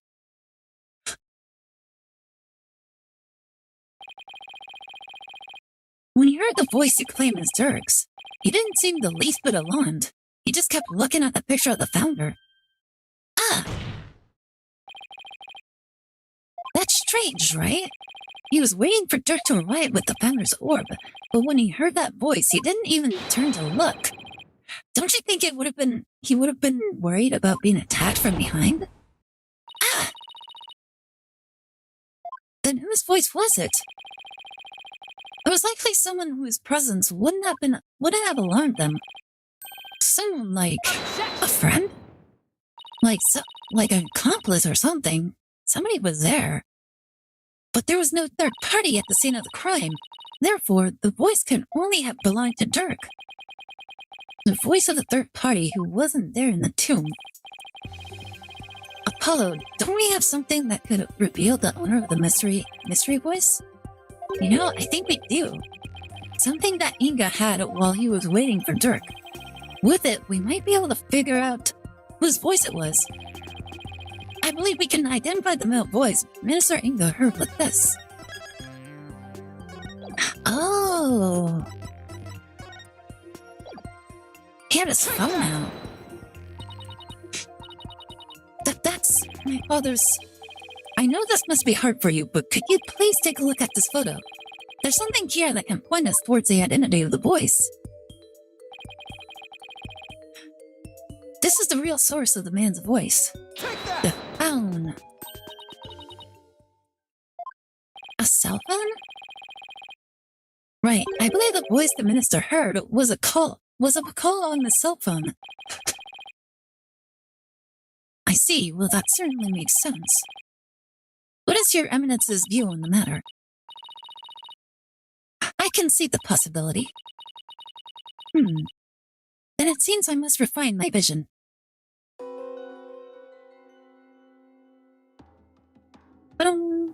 Subordinate's voice. Oh. It appears that the voice belonged to one of my father's subordinates.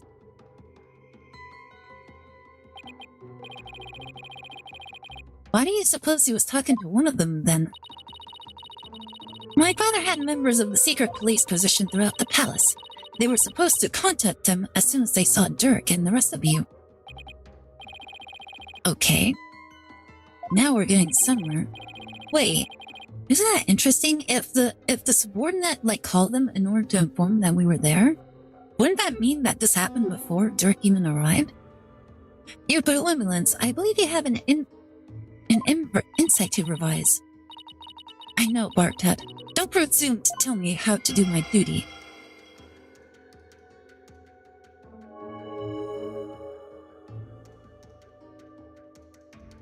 My father then took a call from a subordinate at the palace.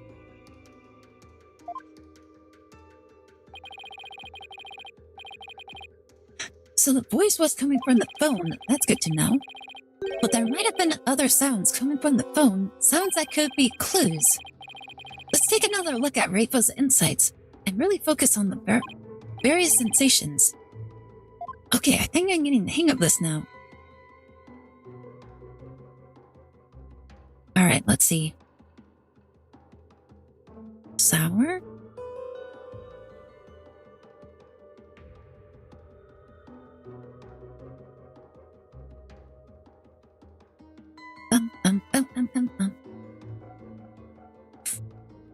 Subordinate's voice.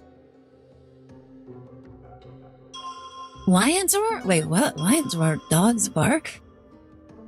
Wait, lions roar... Lions roar and dog bark? Where did the lion come from?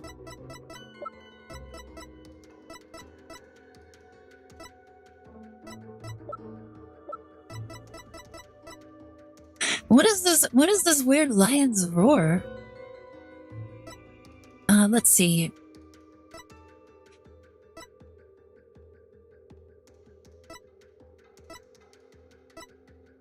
Huh. Dogs bark? Pain? What is this lion's roar thing?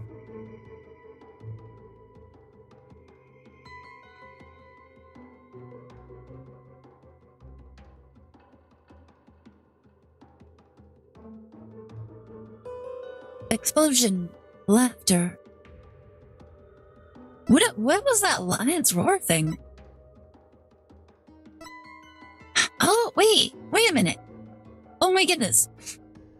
So the lion's roar. Oh, bird has a lion's roar. Yeah, the bird has a lion's roar. So he took a call from a subordinate in the palace, and that person must have been at the bazaar.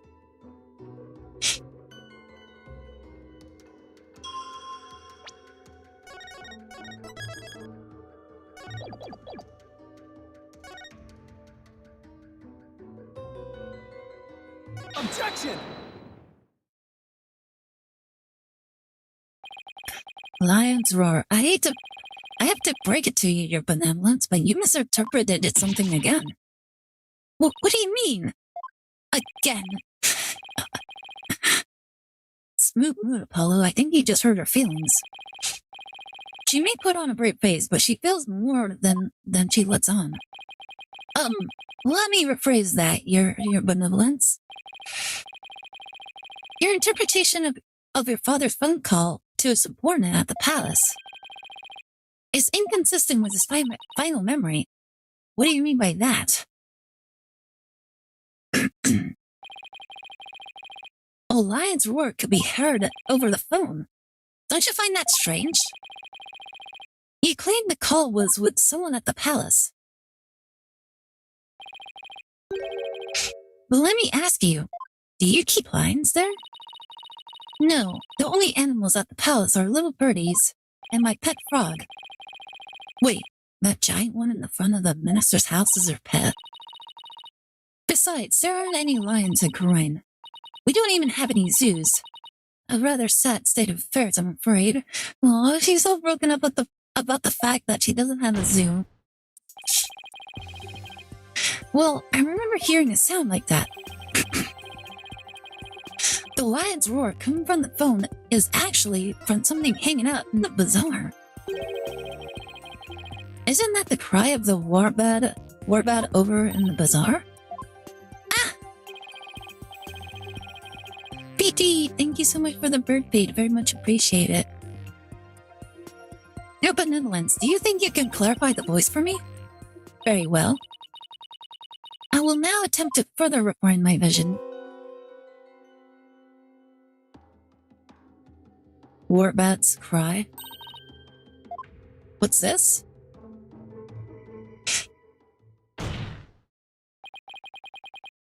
Just as I suspected, it was the call of a warbat.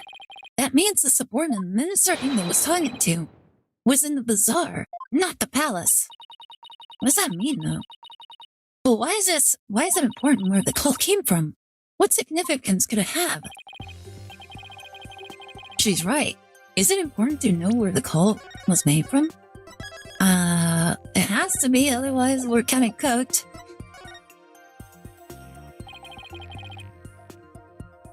It's actually very important.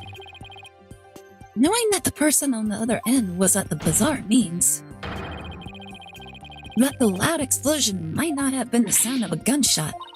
But I can think of no other item that makes such a noise in the area.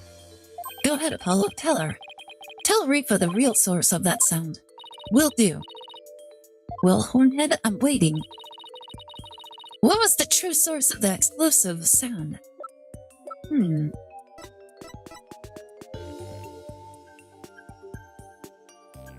Oh, the firecracker. What is that? It's Shotokun's statement. In it, he claimed that Dad's Arable threw a firecracker at him while he was at the bazaar. Then, yes, the sound heard over the phone was a firecracker exploding. Ah! Wait, then the laughter, was that also Dad's Arable because he was laughing at Shotokun? And yet a bullet was found at the scene of the crime. A bullet fired at from Minister Ingo's gun. How do you explain that? Well, we don't know whether it was fired during the course of the crime, right? Or do you have evidence that proves when the pistol was discharged? No, I have none. Wait a second. If that loud bang was a firecracker, Then could that laugh at the end have been...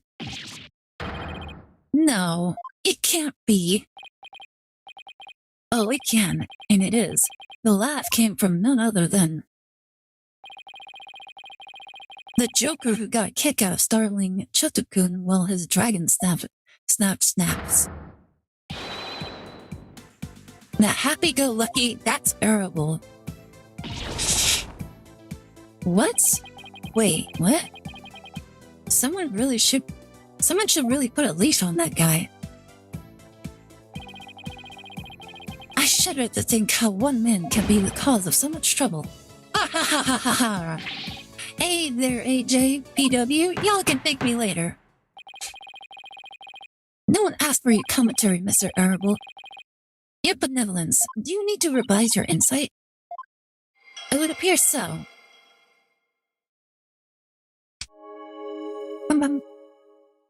Took a call from a subordinate at the bazaar. The true source of that loud bang was the firecracker Dats threw. And that final laugh belonged to none other than Dats himself. Well, this changes everything. Let's go over the details of Reiko's insight again. Okay. I think I've got this down now. Time to find another inconsistency.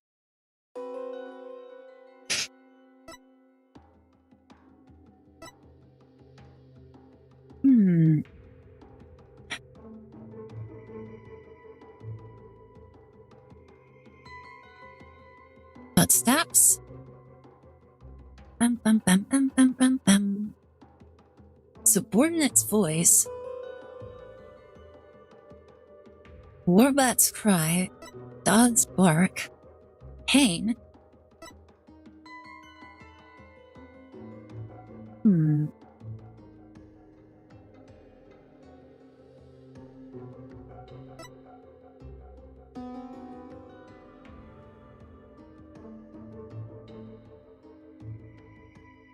Ugh.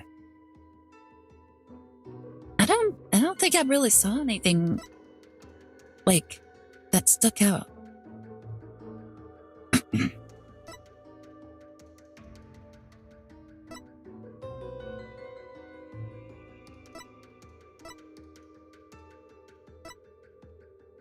Ugh. I think the only thing that really sticks out is probably that Dats is the subordinate.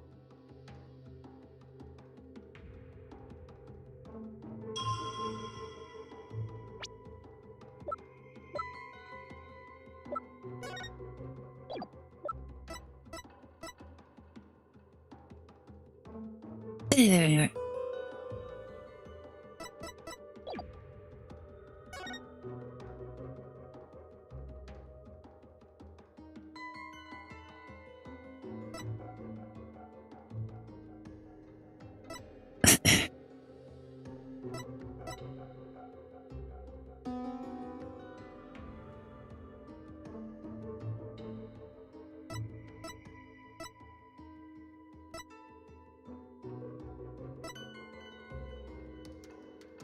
I'm not too sure.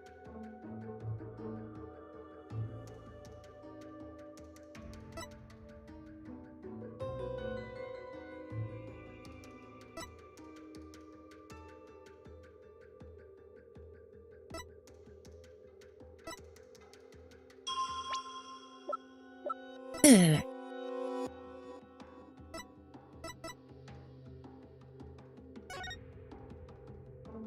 Let's see. Ugh.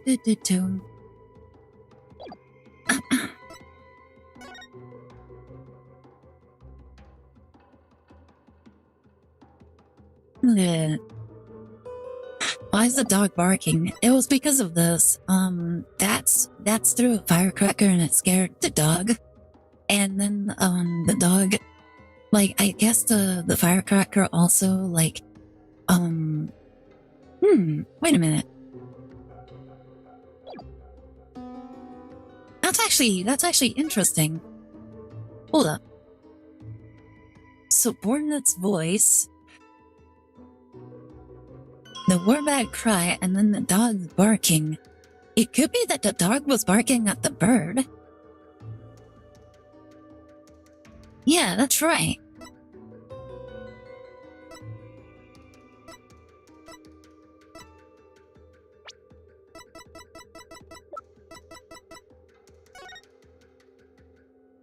At around 2 p.m., Dad stepped out of a bizarre manhole, got yelled at by a dog and a warbad, and then threw a firecracker. The shocked look.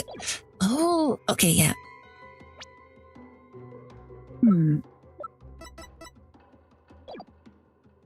This could be it.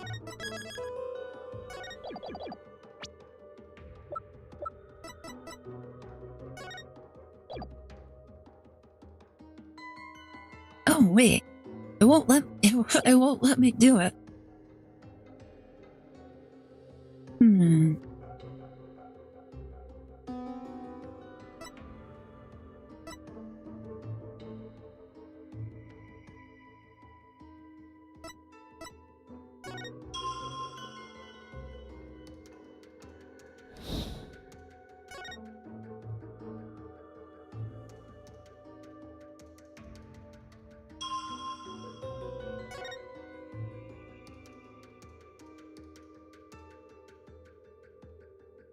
Objection! I don't think so.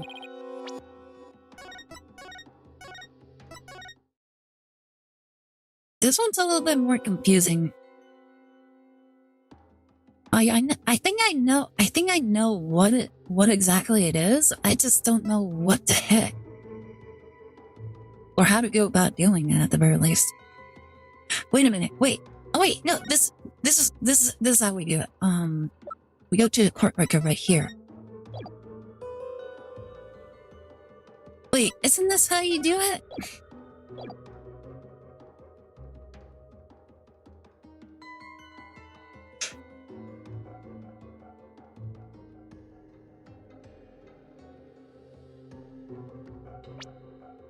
Why won't it let me show this?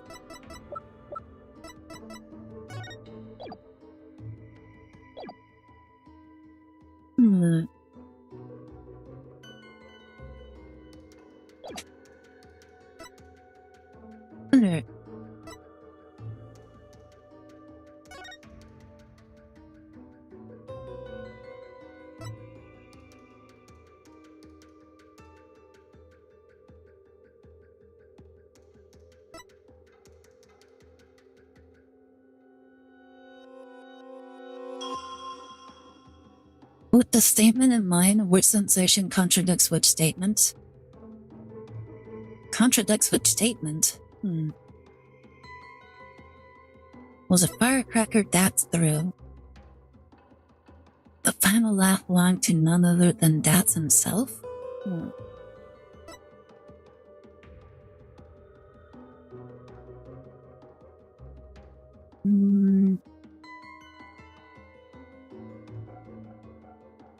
Why Shotokun's statement inside statement? How come it won't let me show it?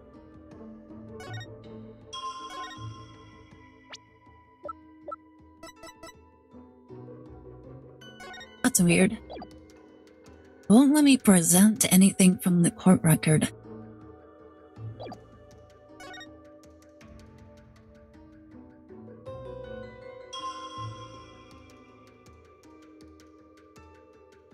Yeah,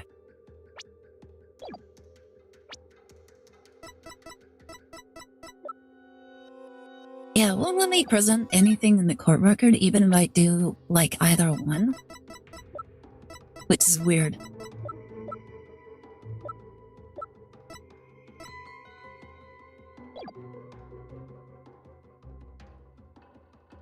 Nah.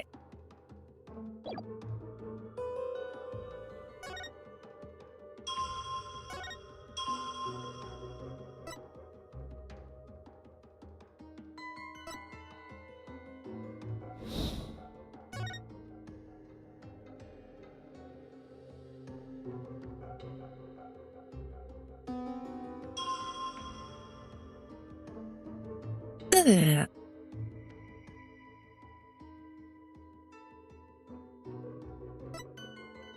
explosion. Wait a minute. What do you focus on all? What do you focus at the tail memory and not the front? Because I didn't see anything off about the front. Wait a minute. Oh! Okay, that's what it is. Because this whole thing happened at 2 p.m. What sensation contradicts what's inside statement? Okay. Let's see. One button.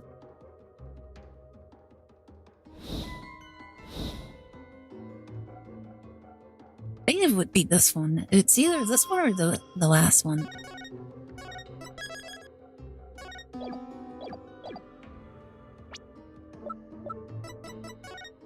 It's probably the last one. Alright, let's go over here. Alright.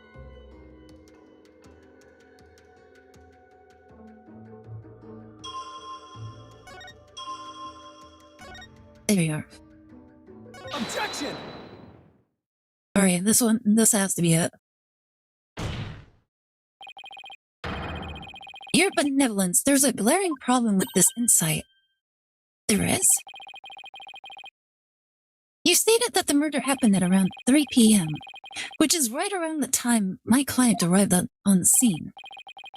However, now that we know what the source of that loud bang is, your insight conflicts with a certain piece of evidence. I suppose I have to ask the obvious here. What evidence conflicts with the claim that the murder occurred at 3 p.m.? Take that!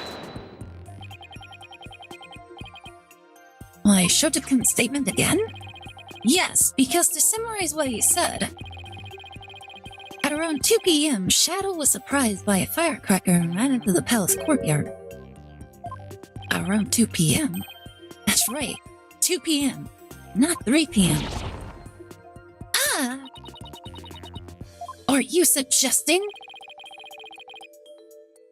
I think you know where I'm going with this.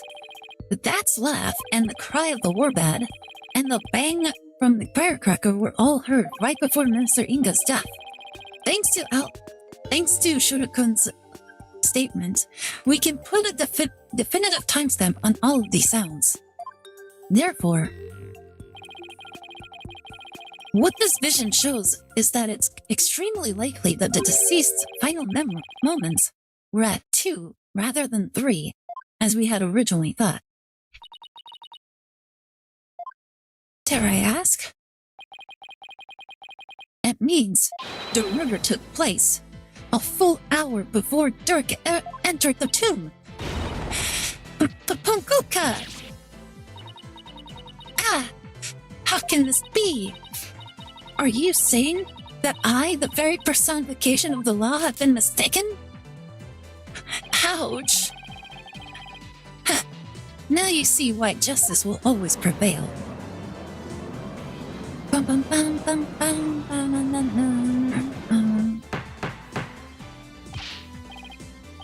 Peace! Peace, I say! Now then, defense.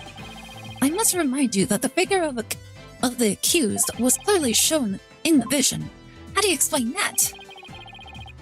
I wouldn't say it was clearly shown, after all. The figure didn't actually have a face. Ah, you are absolutely right. Without a face, we can't be certain who it was. Furthermore, I'd remind you that if the vision is from 2 p.m., Dirk was still with me and Mr. Wright, which means the faceless figure couldn't possibly be him. So then, what are we to make of this 1 hour difference? Wait, 2 o'clock? That's when my mother was performing the rite of channeling. The palace guards had all been reassigned to guard the channeling chamber for the rite. Don't tell me. The royal residence, it would have been virtually unguarded. Which means the real killer could have easily slipped unseen into Amara's tomb. Defense, are you saying This is someone disguised as the accused? That's exactly what I believe, Your Majesty. Preposterous! Disguises cannot deceive the memories of the dead. The fact the face did not appear this time is mere happenstance. Had it appeared, such subterfuge would have been as clear as day. He's got a point there. Anyone who knows about the divination seance would have tried to hide their face. Nevertheless, our killer openly appeared before Inga. The question is why? Apollo? Maybe the killer could afford to be so bold, because they knew their face wouldn't show up in the seance vision. What? It's possible that the killer dared to dress in Dirk's clothes and stand square in front of Inga, precisely because they knew they could get away with it. How could anyone be so sure of something like that? A long time ago, I heard of a cognitive disorder that impairs a person's ability to distinguish between different shapes, different faces. What if Inga had it? Then are you saying that this is literally how Inga saw the world? Yes. We can't normally see through the eyes of others, but in this case we can. And if he had that disorder, I imagine this is how faces appeared to him in life. That makes a lot of sense. Because we're seeing things how he saw the world. And if the person who appeared to him was dressed in that clothing, then they could easily pass off as Dirk. They could definitely use it to pin the crime on Dirk. But if you're wondering how to prove that Inga had it, you already have what you need. Really? Well, defense, do you have anything to show to this court? Yes, I believe so. Frankly, I have no idea what Mr. Wright means, but I'll look the evidence over again. That explains why Inga writes notes of appearances. Yeah. Take that! A notepad? Yes, it was found in Minister Inga's room, and it holds the answers we're looking for. As you can see, it's filled with detailed notes on various individuals. What kind of clothes they wear, hairstyles, and other discerning physical characteristics. And this is connected to the faceless nature of the killer. How? The vision we saw was exactly what Minister Inga saw with his own eyes. It is he who saw his killer as a person without a face. In fact, this is how he normally saw everyone around him. What's this? I believe Minister Inga had a disorder that prevented him from recognizing faces. It would explain the faceless being, and why he needed a notepad full of people's physical characteristics. Now that I think about it, my father was always terrible at remembering people.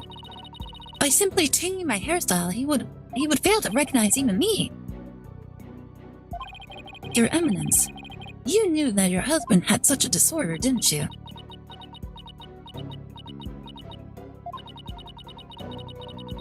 He never wished for it to become public knowledge, but I suppose there is no use in keeping quiet now about it now.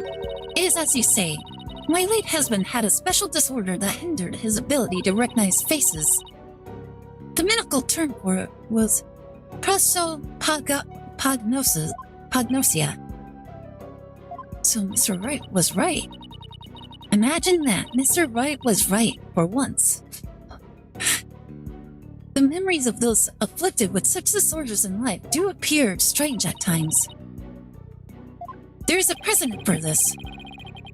So the killer likely knew about the disorder and used it to their advantage. Right, so there's someone who is both knowledgeable of the divination seance and aware of Inga's affliction. Your Eminence, who knew about your husband's condition? A small number of servants who tended to his needs. And me. Surely you are not about to insinuate that I committed this crime. Oh no, Your Eminence. Still, could she have done it? Goran has an alibi, remember? Oh right. she was conducting the rite of channeling at 2 p.m. In that case, Your Eminence, does Nina know about Minister Inga's disorder? Oh, thank you so much for the follow, Empress Hold TV. How are you doing? Welcome to the stream. Hope you're enjoying the stream so far. And welcome to the Bird King, you baka. Like today, we're trying to finish Phoenix Wright, Spirits of Justice. Although I don't think we'll be able to finish it today, because this is, if I remember correctly, this was a pretty long case. That's cool. Yeah, thank you so much. Like I love the Phoenix Wright series. It was one of my favorite series growing up. I loved playing it all the time. Inga and Phoenix at the palace in case 3. Who are you, buddy? Nice to see you again, Minister Inga. Again, have we met? I'm Phoenix Wright. We met in the cute lobby the other day. Oh right, blue suit, jagged hair. You're that lawyer who brought my daughter down a peg or 2. Hi, Williams. I'm off duty right now because I'm currently in a group chat binge watching classic movies but how are you doing? Glad to catch your stream. Thank you so much for dropping by. Also, your favorite character of Phoenix Wright. There you go. To go. What do you think? Who has to be one of my favorite? Aka, Aida's a Tsundere, confirmed. Like, I would say probably Francesca would be one of my favorite characters. Like, I just loved her. I just loved her right off the bat. She's just an amazingly and well written character. And the fact that she has like a strong tie with like Miles, as well as like her need and desire to be as like such a great prosecutor as her father, while also like doing everything she could to preserve like her pride as a prosecutor as well. Like she's just a great prosecutor and great character. And then as for my favorite like detective, I would have to say it would be Bobby Fulbright. Like Bobby Fulbright was like my favorite favorite detective because of how silly he was throughout the entire series. Like throughout the entire game, and then like his turnabout his plot twist was actually really spot on as well. Absolutely loved it. Thank you so much for the wings. Ah. What does switchbird mean? It means that you switch between me and my brother.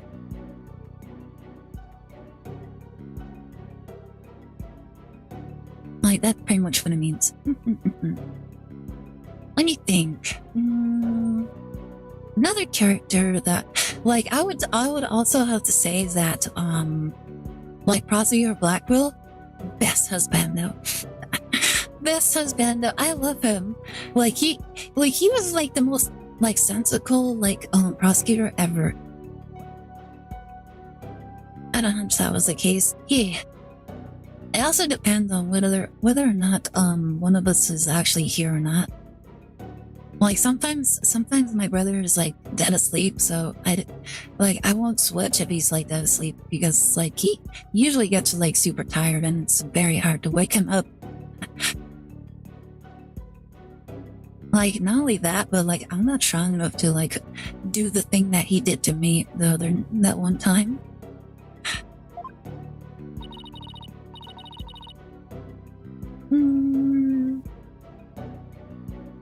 Probably my favorite, like, lawyer?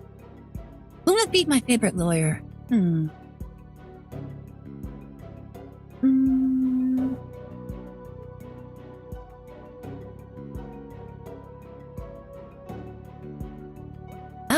I think I just have to go with Phoenix Wright on that one.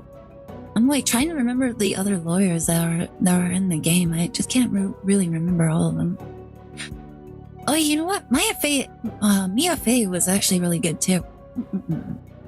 The guy from the first trial in the yellow suit. Oh my goodness, prosecutor. Oh my goodness, I forget his name. No, I understand completely, I understand. I was just curious, very interesting redeems nonetheless. Yeah. You can also turn off my wings simply by activating the wings thing again. Gaspin Paint, there you go. I don't know why I was having a hard time remembering his name. He also had a brother. Well, if I remember correctly, he had a brother that appeared in the series.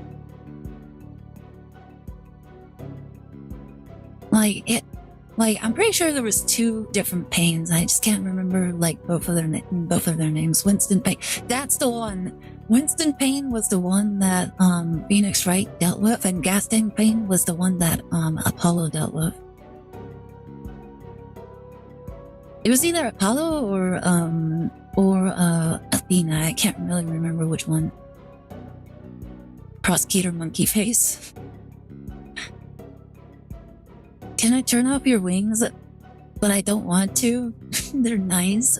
I like them too, but they tend to take up too much of the screen, and people get kind of annoyed sometimes by them. Even though some people are like, I don't want to see the screen, and other people are like, get your wings off the screen. So it's very conflicting. If anything, we'll probably change them so they're not super wide spread out. Let's see. Of course she does. She is our head servant. So, as head servant, she knew about Minister Inga's condition. And as the princess's personal attendant, she's familiar with the divination seance. If these two facts together don't make her a possible suspect, I don't know what would.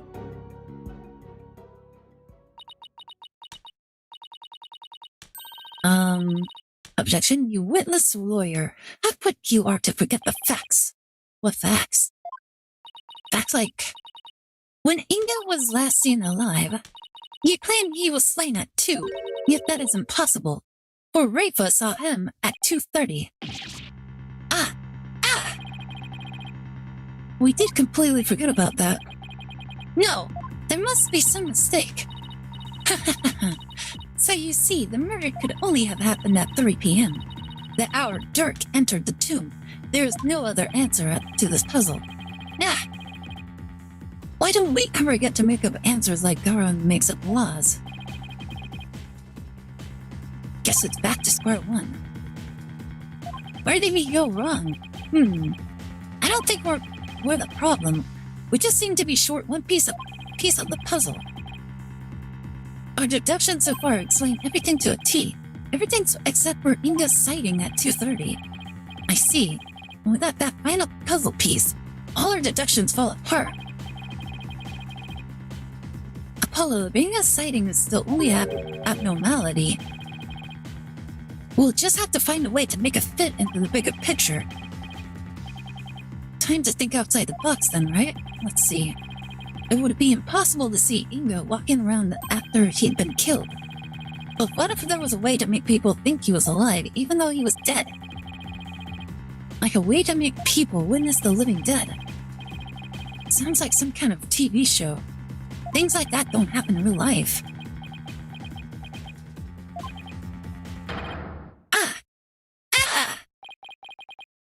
Apollo, did you just...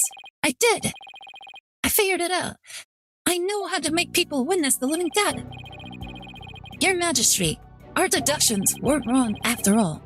Despite Minister Inga's being murdered at 2 p.m., he was seen heading into the tomb at 2:30, and I'll tell you how. I certainly hope you will. Because I have no idea what you're talking about.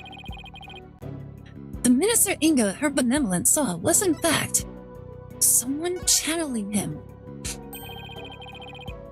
It was the deceased being channeled. It's the only way a man who was already dead could have been seen by her benevolence. Channeled, you say? That's right, and there are only 2 people capable of spirit channeling here in Khurang. Her Eminence Queen Guran and Maya Fey. It's possible that one of them was channeling the minister. It would seem that you are ever bent on making me party to this crime.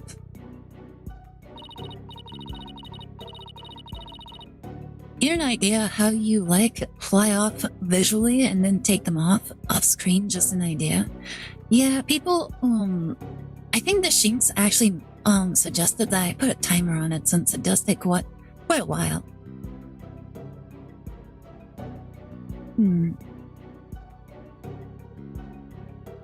Prosecutor, what was I doing at 2:30 p.m.? The time at which my husband was seen? Eminence. I believe he had completed the channeling rite and were having tea with the king of the neighboring realm. There would have been many attendants there too. Now Yukta has to keep up with her schedule too. What doesn't she make him do? Oh, you wonder why he's such a bad prosecutor. Well, fun visual nonetheless. Gilbert gang, yeah, I love it. Then that leaves only Maya. Yeah, it does. Maybe someone was forcing her to use her power toward nefarious ends. The real killer could have been threatening her. That cannot be! So then, Inga's scream. That was probably from when he woke up from being called back to this world. After all, that's when the flow of time would have picked back up for him after he died. So Minister Inga probably left to his feet, thinking he just had a nightmare. Then, realizing it was almost time for the hostage exchange, he raced off to Amara's tomb, not even realizing he was already dead. So then, her benevolence really did see a dead man running.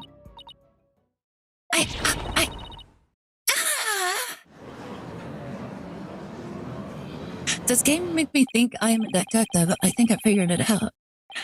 Well, yep, sure enough.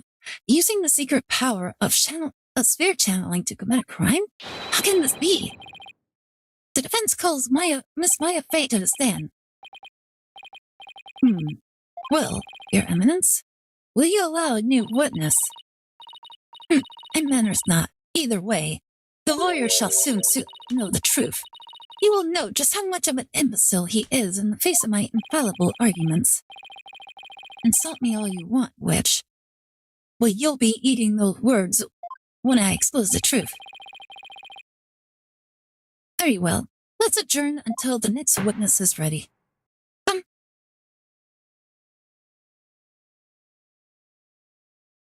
To be continued. Ba-na-na-na-na-na, ba-na-na-na-na-na. I don't know how you feel about reactions, but might I recommend you do this Phoenix Wright animation parody to maybe check out in your spare time. I could actually do some reactions, and I think this is a good stopping point for the stream anyways, since it is getting kind of late. And the next part is probably going to take quite a while. So if you guys want to do some reactions, we can. So, yeah. Anybody that was interested in this part of the stream, thank you all so very much for dropping by. I could do some reactions. I was thinking of doing some reactions, like, after, like, some of the game. So, yeah. But, I don't know. I'm actually kind of tired anyways because of work. So, I could be doing that. Hey, thank God I'm muted in time. Hi, Robonatic, how are you doing? Give me a second. Do.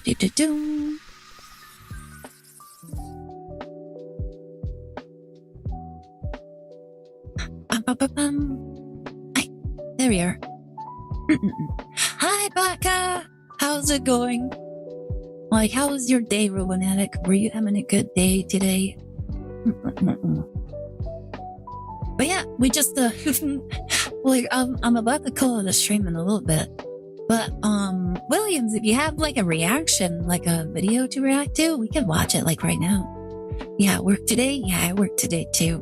It was not fun. I was also stressing out, earlier today, because I got a concerning phone call from my brother. My brother, called me, and he was explaining to me that, he was feeling something odd, in his chest. He was saying, like, I don't know, like I woke up like last night and I felt like this thing like pressing in my chest. I'm back again. Welcome back, Toxie. How are you doing? He was like saying, he's like, I feel something like pressing on my chest. Like it's kind of hard to breathe. And he was like breathing very slowly. He was like he was like breathing very, very, like he was breathing like very like deep breaths and very like irregularly as well. I'm like, is everything okay? Would you recommend anything? Like what? Hope he's okay. Yeah, apparently, I was actually concerned. He's like, I don't know. I'm like, you're not having a heart attack, are you? And he's like, I don't know. Like, I just feel like this, pressure in my chest. And I'm like, okay, like, call Ma, see what she has to, like, see what she has to do. But like, it was pretty early in the morning. My mom was still asleep. And so he's like, I'll just try to be very careful at work today. I'm like, okay, just be very careful. And so later, I come back home. I'm kind of like rushing back because I'm a little curious about what happened with my brother. Because I knew Yuri came back. And, as soon as I come back home, he's burping in my face. He's just burping and everything. I'm like, what? Like, what happened? He's like, oh, apparently I just had indigestion. And so, he spoke with like a nurse, like one of his, coworkers, wife was a nurse. And she stated that, like all he had to do was like burp because like he had like a bunch of like stored up gas like in him. And he basically was given a license to burp and fart. And my mom was like walking by and she's like, yeah, he just has indigestions. Like, I'm just giving him like all this stuff. And I'm like, oh my God, you're like, you beat your bed now. Like, do you have any idea how worried I was? Oh my goodness. At least he's fine. Like, I was actually concerned like whether or not he was like having a heart attack or something. Thank you so much for that hate treat. Very much appreciated, Mizu. Let's see. By the way, should I make the arms static? Or just put it like a separate thing or twice? Oh, thank you so much for the stretch break. Very much appreciate it.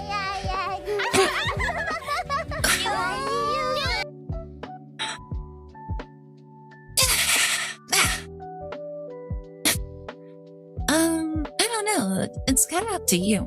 I know some VTubers, they do like cross arms. So you can either do static or kind of have the cross armed or something. What are you in the mood for watching? I'm not too sure. There was just one video that I kind of want to watch. Speaking of Doobas Goobas, I made a playlist of this gamer frog animations. What the heck? Give me a second. Let me go ahead and close this. Right. And let's see. Like, I remember there was like something I wanted to watch. I just can't remember it anymore. Let's see.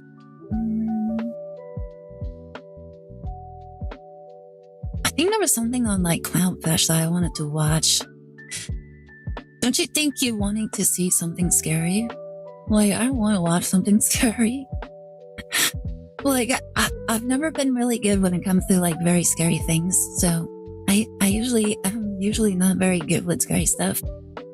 Let me think.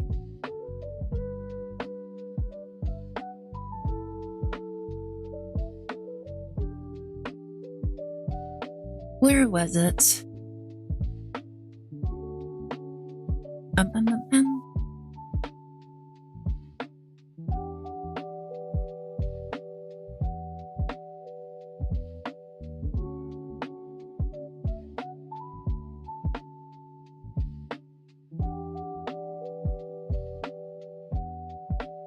Oh, that's right. Okay, that's where it was.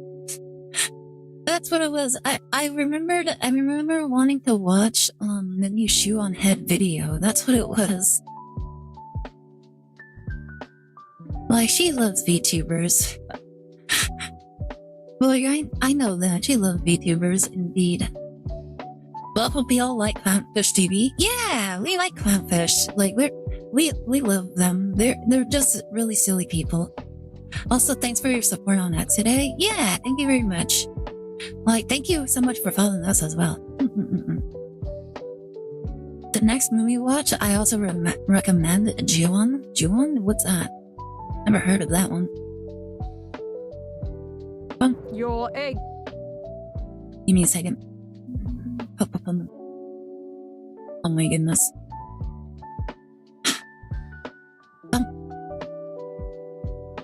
Why is it being like this? There you are. Alright, let's go ahead. Let's change chapters real fast. Boop. And let me go ahead and get this. Here we are. Yay! Like, this is the video that I kind of want to watch because it was really funny. It was talking about like the whole pragmata thing. The Grudge, it is a very scary horror movie. Why would you want to watch that? Like, I think like the sort of things that that I watched that were even remotely horror was like Goosebumps. Like the very old Goosebumps stories, and like that's kind of like baby tier like horror stuff, and that still gave me nightmares.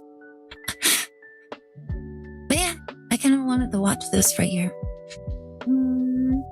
Let me see. I can actually move this over here and then move myself over here. There we are.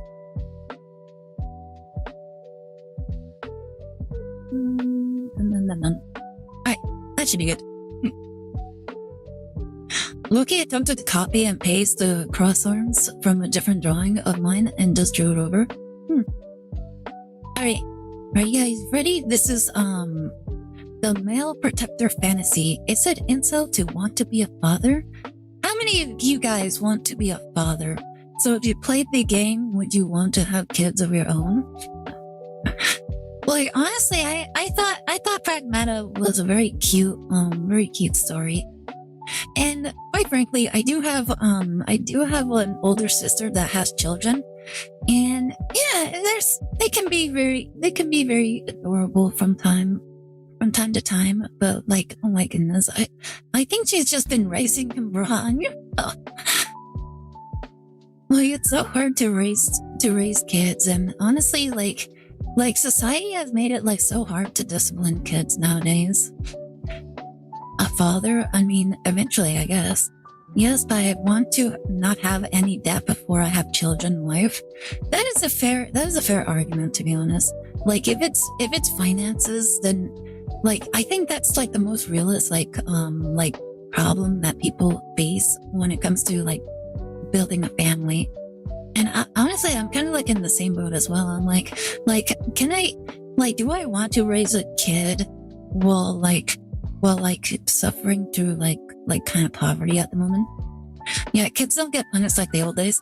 Honestly, that is true. Like when me and my siblings were growing up, my mom and dad were very fond of the belt, and it really put the fear of law and order into kids.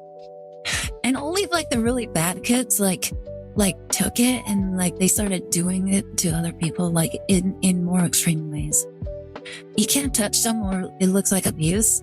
Yeah, it's they really I think that contributed to like how kids are like people nowadays are like very soft, you know? What I mean, I could be thrown through a wall if I act out of line. But yeah, like it depends on the families, because there's some people that are so convinced that that kind of stuff is child abuse, and they're so hard pressed to not do it. All right, Let us begin. Your eggs are drying up. If you're a woman online, you have probably heard that many times. Perhaps this image haunts you at night. It is a true Oh my fact that God. women's fertility begins to decline at age 30, and they suddenly wake up and get what we call baby fever. But what about the men? Do their sperms rot? Do their balls shrivel up into little raisins and die? Do they wake up one day Big and get women baby online, fever? imagine. Do men have a biological clock in the same way women Everyone, do? I've I would briefly get joked about pooped, and this in honestly, I videos deserved before. it. In fact, a clip of mine from a video I did a few months ago actually went viral recently thanks to the Vtuber Smuggalana. Ah, yes, the male biological clock. Look at It's not Smuggalana! physical, but spiritual. Men will deny this, but they absolutely have a biological clock. It may Oh my goodness, she must have went like really crazy when she was featured in this video. Like she's actually appeared in like some videos before as like kind of like a guest star. Well, not even a guest star, just very remotely like referenced here and there. So the fact that she's being directly referenced probably is like a dream come true for her. Let's see. My family has a solution to that. Push-ups, mini push-ups, mini push-ups. A game where you are a parent of me. Do you have the slightest idea how little that narrows it down? Like people don't understand that this is like people keep insinuating that like all these games that they're like bringing out is like something new and like barely like nobody's ever thought of this stuff before. It's brand new. Like it's so bold, it's brave. And yet every one of us could probably point to like any number of like stories and video games that are basically the same thing and that have existed for so long. It's like, no, it's not new. It's been around. Like the genre has been around for so long. Like just literally look around you. Like the fact that you're going crazy over it just proves you're just basically telling me that you've never actually touched a book or touched like any like form of storytelling, like ever. Like actually go and look for some of the stuff. It's just that this game makes it the main focus. There are other games that make it the main focus as well. Like it's not a new concept, and people are pretending like it really is. Like it really isn't. not hit in your teens or your 20s, but one day you're going to have a dream. You have a little daughter making you pancakes with your wife in the morning, and you're not going to be able to get it out of your head. Oh my and God. and the comments were full of men discussing Like I think the main reason why like it's like a huge deal right now is because like the Western industry has basically starved people of that content because of like feminism and like DEI and like basically the destruction of the nuclear family and like traditional values. Like they want to get rid of it so badly, and every time like someone brings up something even remotely like that, it has to be destroyed. They don't want that because it goes against everything that they believe in. Like I think that's the main reason why when Pragmata came out, like it was dealt with like extreme prejudice, especially from like the people that are completely against like male masculinity and stuff. Like they just absolutely need to destroy it. And not only that, but they also like Diana is also a very cute character. Like people, especially feminists, absolutely hate when characters are pretty or cute in any way. Like they absolutely hate it because it's like that, like they just have to like demonstrate their own insecurities like all the time. And it's like, not everything is about you. Like people need to learn that not everything has to be about them. It's wild that everything needs to be about them. Otherwise it's like not even worth like even remarking on. What is your point of view on the loneliness epidemic? I think it's terrible. Like a lot of things changed from several years ago. Like back when we were kids, like everybody was finding a girlfriend, a boyfriend. Like it wasn't that hard in order for men to like get into a relationship, but like with like the economy exploding, feminism taking over, and then DEI kind of like pushing like towards the end of it, it really destroyed everything. And now there's so many people that are just deciding that like being in a relationship just it just isn't worth it. Especially like here's the other thing. Like I actually have living like examples of like terrible like female behavior from my own sisters.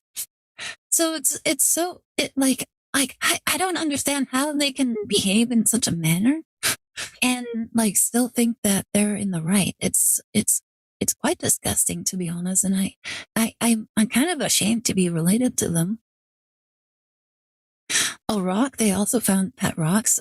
They found like people will find any sort of like belonging, to be honest. And it's like they're like people. Here's the thing: men enjoy like they just enjoy being like being wanted. They want to they want to belong to like a group. It's just how humanity always been. Like we form tribes. If you're not a part of a tribe, then it's like it's so lonely. It makes me think of like parakeets. Parakeets are extremely like they need to be, they want to belong in a group. And if you leave a parakeet alone, then it slowly like goes crazy and like dies. Like I've actually seen that happen when like a parakeet, like if it's alone, then it just slowly dies. And I feel like that's just the case for a lot of humans. Humans are social animals. Yeah, they're like humans. Like there's some people that don't really mind like being alone, and for them, that's kind of what they are. However, even those people, they always yearn for like some sort of like social interaction, like of any kind. So even those people, they'll usually have like a pet of some kind, like a pet rock, dogs, cats. Like it's always like that. Introverts are weird, I guess. Yeah. Like introverts, they're just quiet, but they like being like around people. They won't always be like talk, but like being in a person's presence isn't always bad, especially if you're just hanging out. Just need a Wilson to keep them sane.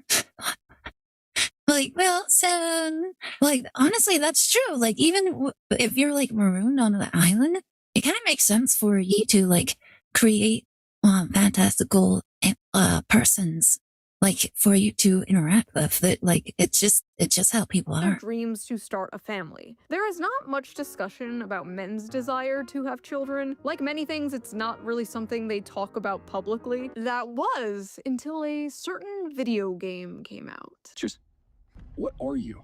I am DI-03367, a state-of-the-art pragmatic created here She's at the so Cradle. cute. I love possess her. basic life-saving... How about we call you Diana? Diana? 6'7". Pragmata is Oh a my sci-fi god. action game where you play as astronaut Hugh Williams, who is sent to investigate an abandoned moon base.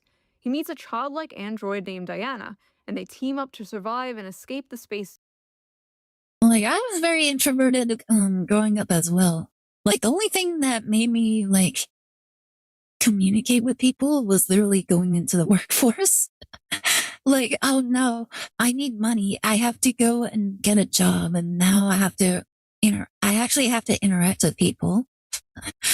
Like it was like the greatest nightmare. I was always so quiet, and I was constantly being reprimanded.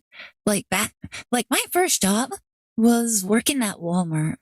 And so I had to actually answer questions, and which I absolutely hated. I'm like, I just want to get through the day. Like, don't ask me questions. And people kept like asking me questions. Hey, where are the shoes at? Where are the kids section at? Do you know where the what was it? It was the fishing gear at. I'm like, oh my god, I would just point, and I actually got reprimanded so many times because like my bosses are like the customers are feeling that you're very antisocial. You need to put on a smile, and I just didn't want the smile. I'm like, okay. Walmart isn't what the ads make it out to be. It really isn't. Like it really, like where we were at, it was kind of whatever. I have to debate people and talk. for sections of like 1.5 hours at a time with no breaks, so I'm kind of used to it now. Yeah, like before we actually didn't really talk all that much, because we got into like jobs where we didn't really have to talk all that much, and then we started streaming, and now we can talk for hours, which we actually do quite a lot. And it's funny because like when we first started streaming, our throat would actually be kind of sore because we would just yap and yap and yap. And we really tried really hard in order to like make sure that we're constantly talking throughout the streams. But sometimes it's just kind of hard to like fill in the gap with like some sort of commentary. My second job was call center, so I had to talk. It's Walmart, a place you sell your soul to, of course, you're not smiling. The character, for real, yeah. Ethan. Along the way, they uncover what went wrong and defeat the bad guys, all while forming a strong emotional bond. I think it's cute how they're just on the back. She's just on your back. I'm counting on you, kiddo. But it seems to Aww. have awakened High something deep five. within gamers, especially male gamers. The urge to get married and have kids. I'm not planning on getting married and having kids, but damn, this game is like fatherhood calling to me. Is this how women feel about their biological clocks? This game makes me want a daughter. Yes. What is this feeling inside me? It can't be. It's like, I want to protect. It's like, I want to be a dad. They won me over. The white baby makes me feel paternal. I will burn anyone and anything that tries to harm her. Oh my goodness, I love this. Look at that. I will do anything. Like literally give a man a reason and every man will be like this. Like it doesn't really take a whole lot for men to just become like this. And this is what people refer to as like toxic masculinity. Like this is healthy. Like if a stranger approaches your child and like strikes them or like tries to hurt them, every man has to be like this. Like I don't care who you are. If you're a man and you let anything happen to any part of your family without any sort of reaction, then you're just not a man. But if you're like this for just about anything that like matters to you, then you are a man. I'm a bit autistic, probably undiagnosed. Do like if I'm being too talked about something I like, I'm an unending stream of words until someone cuts me off. Wanting to protect your child is toxic. I think you're a wimp. Like protecting your child or your wife. Some people have said that if you stand up for your wife, then you're degrading her ability to defend herself, and that's like toxic or something. And it's like, how does that make any sense? They're just trying to be like protective. I want to get this game with Chronos when they go on sale. I'm thinking of getting the game, but I think my brother is going to play it. Yeah, simple compliment is enough for me to go. You're my brother for now. Well, that's sort of the thing. Like men are very, very like protective, and it's like they're just tribal creatures. Like look at the military. You look at the military and all those men, they're basically like brothers. And they form like really strong bonds because they go through so much hardships together, like all the time. Just reply to them, yes, and your brother getting dad training. No, that's just natural rules and trying to do what they are naturally called to do and protect their loved ones. Like, come on. Yeah, like women, like these women, they absolutely hate men. And it's probably because of like something that happened throughout their lives. Either they were groomed on the internet to do like OF, or they were getting into being convinced that all men are terrible by other feminists that also had experiences. It's kind of like a trickling effect. You go from like a really older woman that just went through like so many things in her life, because she just made very bad decisions in partners and everything. And then they just pass that not knowledge and their prejudice onto others. And then those people do what they're told, and then they end up having a miserable existence, such like the hookup nature, like the hookup culture. They're told that they need to be sleeping around all the time, and then once they're ready to settle down, they're like, men don't really want them because they just ruin themselves for marriage. Just move on to being lesbian if you have a male hate. Well, here's the thing. Like, even lesbians absolutely hate feminists.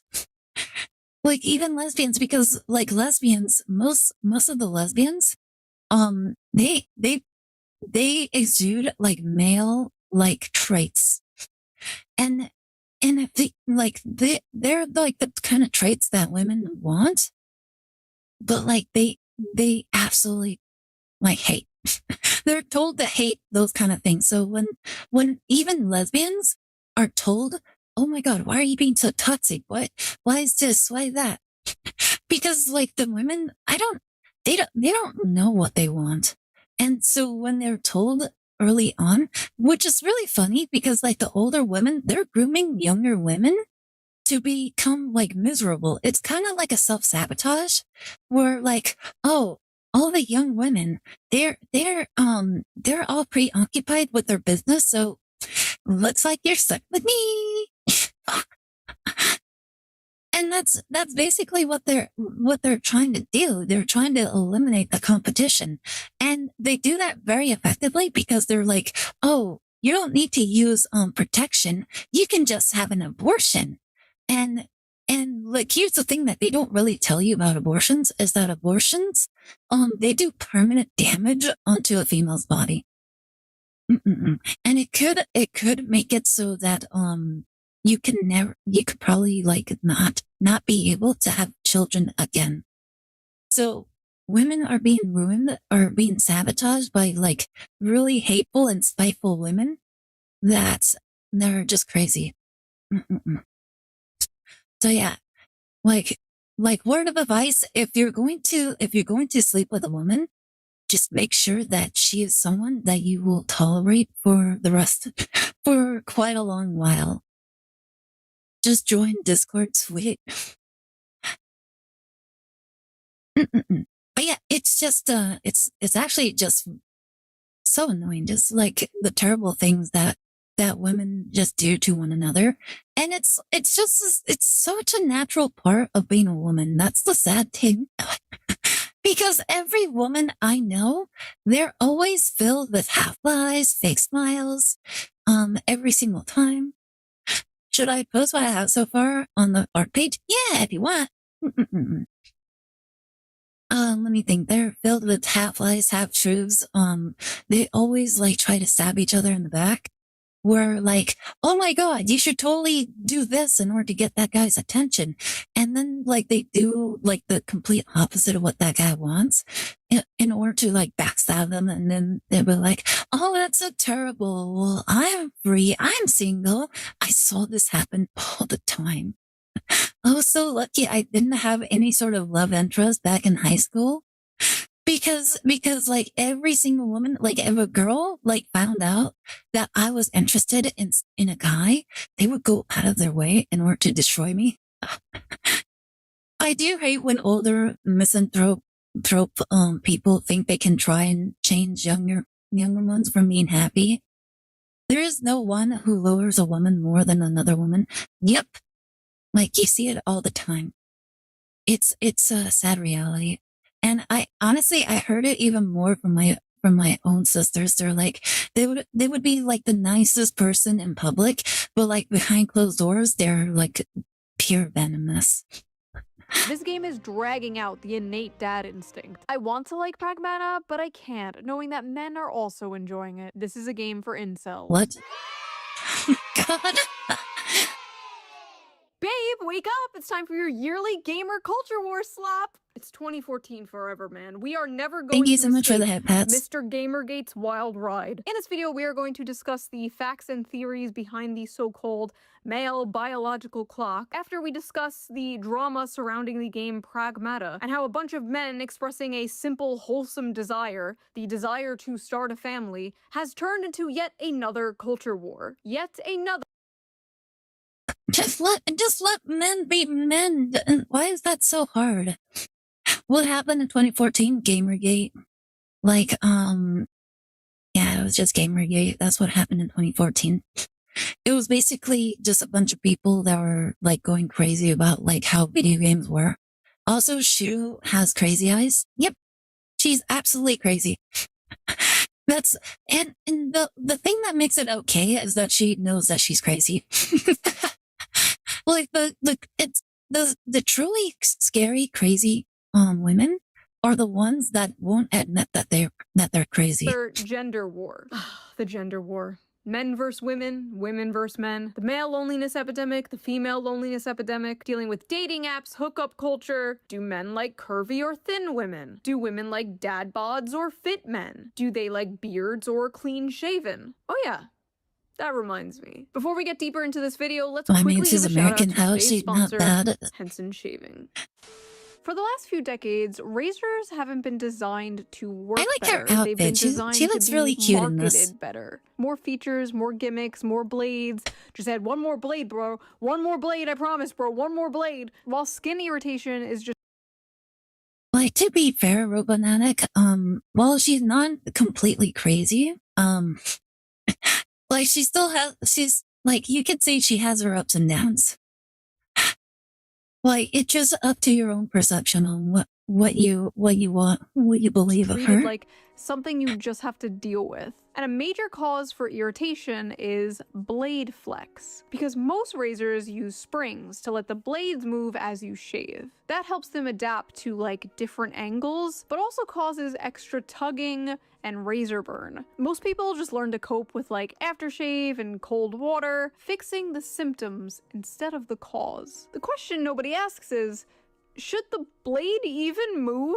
And here's where Henson Shaving comes in. By fully supporting a two-sided blade all across its length, they hold the blade in place, preventing any bouncing or skipping, resulting in an irritation-free I just use a disposable razor. No springs, no movement, no need to compensate with use pressure. like the, and there's something really I use this one satisfying razor about for that. myself. Not just getting a better shave, but finally fixing something that's been quietly annoying you for years. Like when you spend months wondering why you don't feel that she goes rested even after farther you than get 8 hours sleep, needed and then you sometimes. realize, oh, I need a new mattress. I think she's You fine. don't need more aftershave. I think she's fine. I don't think she's like too far off. Henson, I noticed that my but, shaves like, have been smoother but, like, than ever. I wouldn't no say tugging, no her points cuts. are The best part is always once you right. invest in a Henson razor, You it grow is a a beard? No, I lifetime don't grow a purchase. beard. The only thing you need to replace are the blades, which cost just 10 cents each. So once you own the razor, you'll only be spending like Robonatic, $3 to $5 do you not know? per year. Henson.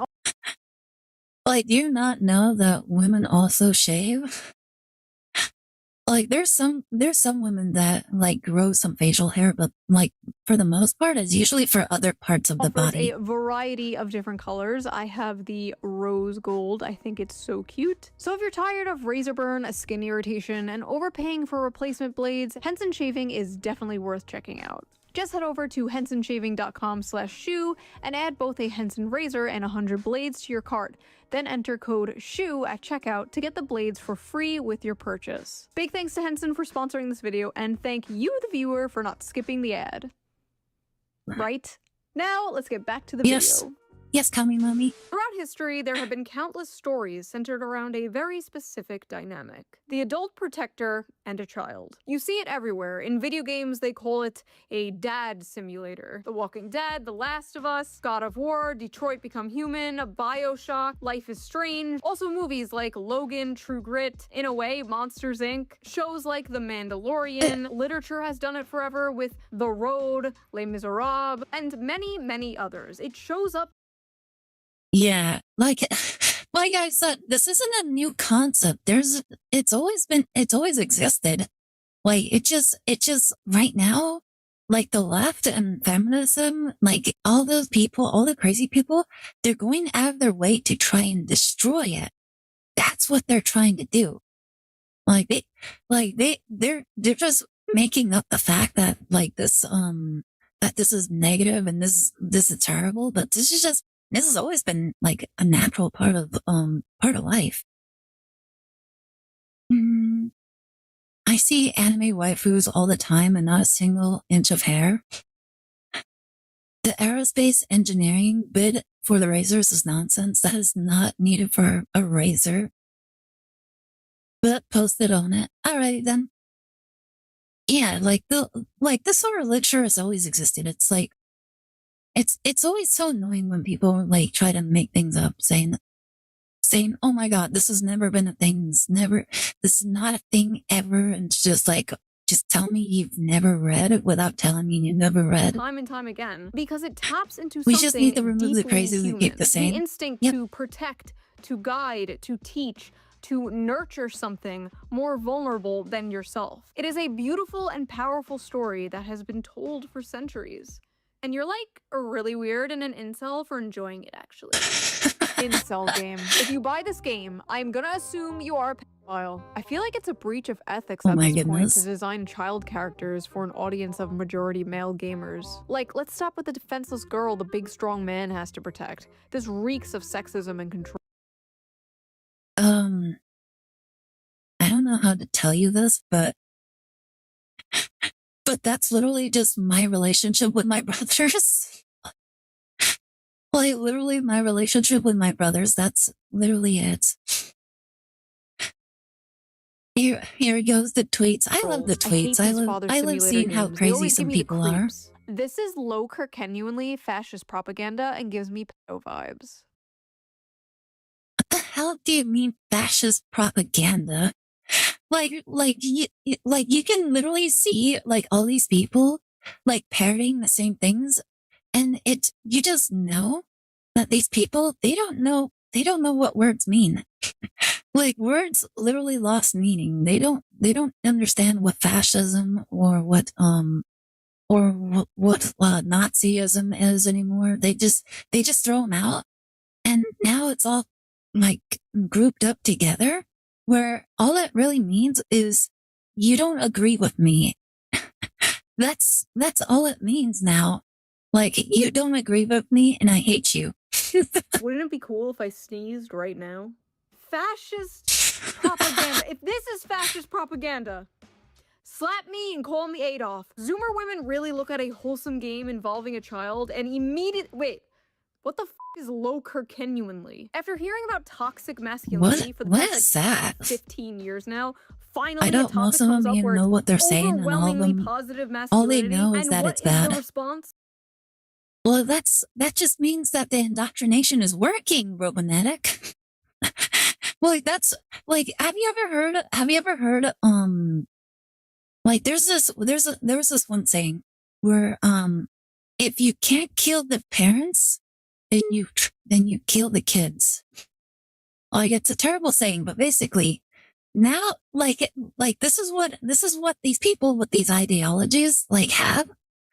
Like, this is how they think, because most of the people with the same mind are too old to have to like change their ideologies, and they're old enough to have already experienced enough of life to have like ingrained their beliefs and their ideologies at this point. It's easier to convince children that don't have any idea of the world and convince them that their way of thinking is right. And basically they groom them into believing everything they say and basically nurturing the insanity that is their existence. So that's why like colleges are teaching college students, why they're trying to teach why they're trying to have drag queens like read at libraries to children, why most school systems are teaching like DEI, like critical race theory, like pushing trans ideology into the schools. There's actually a school out there claims that every student in their school is trans or like some sort of non-binary. Like they claim that every student in the school, that could be like between like a couple hundred students. Like there's no way that a couple hundred students just coincidentally identify as trans. They're like 100% the teachers of that school are grooming those kids to be that way. It's not normal. It's not natural. And like these people, like that's just how these people breed. No, they're no to the young for this. What? Why? Like they, like that's what they have to do, Mizu. Like a lot of these people, like not all trans people are like this, but like the crazy ones, the crazy trans people that understand that they're in the minority, they have to breed as like in some way. They can't breed on their own because they've completely jacked up their body into not being able to do that. So the only way they can breed into getting more trans people is to literally convince everybody else, all the children, that they are trans. That's how they do it. Like they can't breed in any other way. And in order for their crusades to manifest and expand, they need numbers. And they take the numbers by basically taking our children. Like that's what they do. They're trying to, they're grooming our children in order to expand their movement, which isn't much of a movement.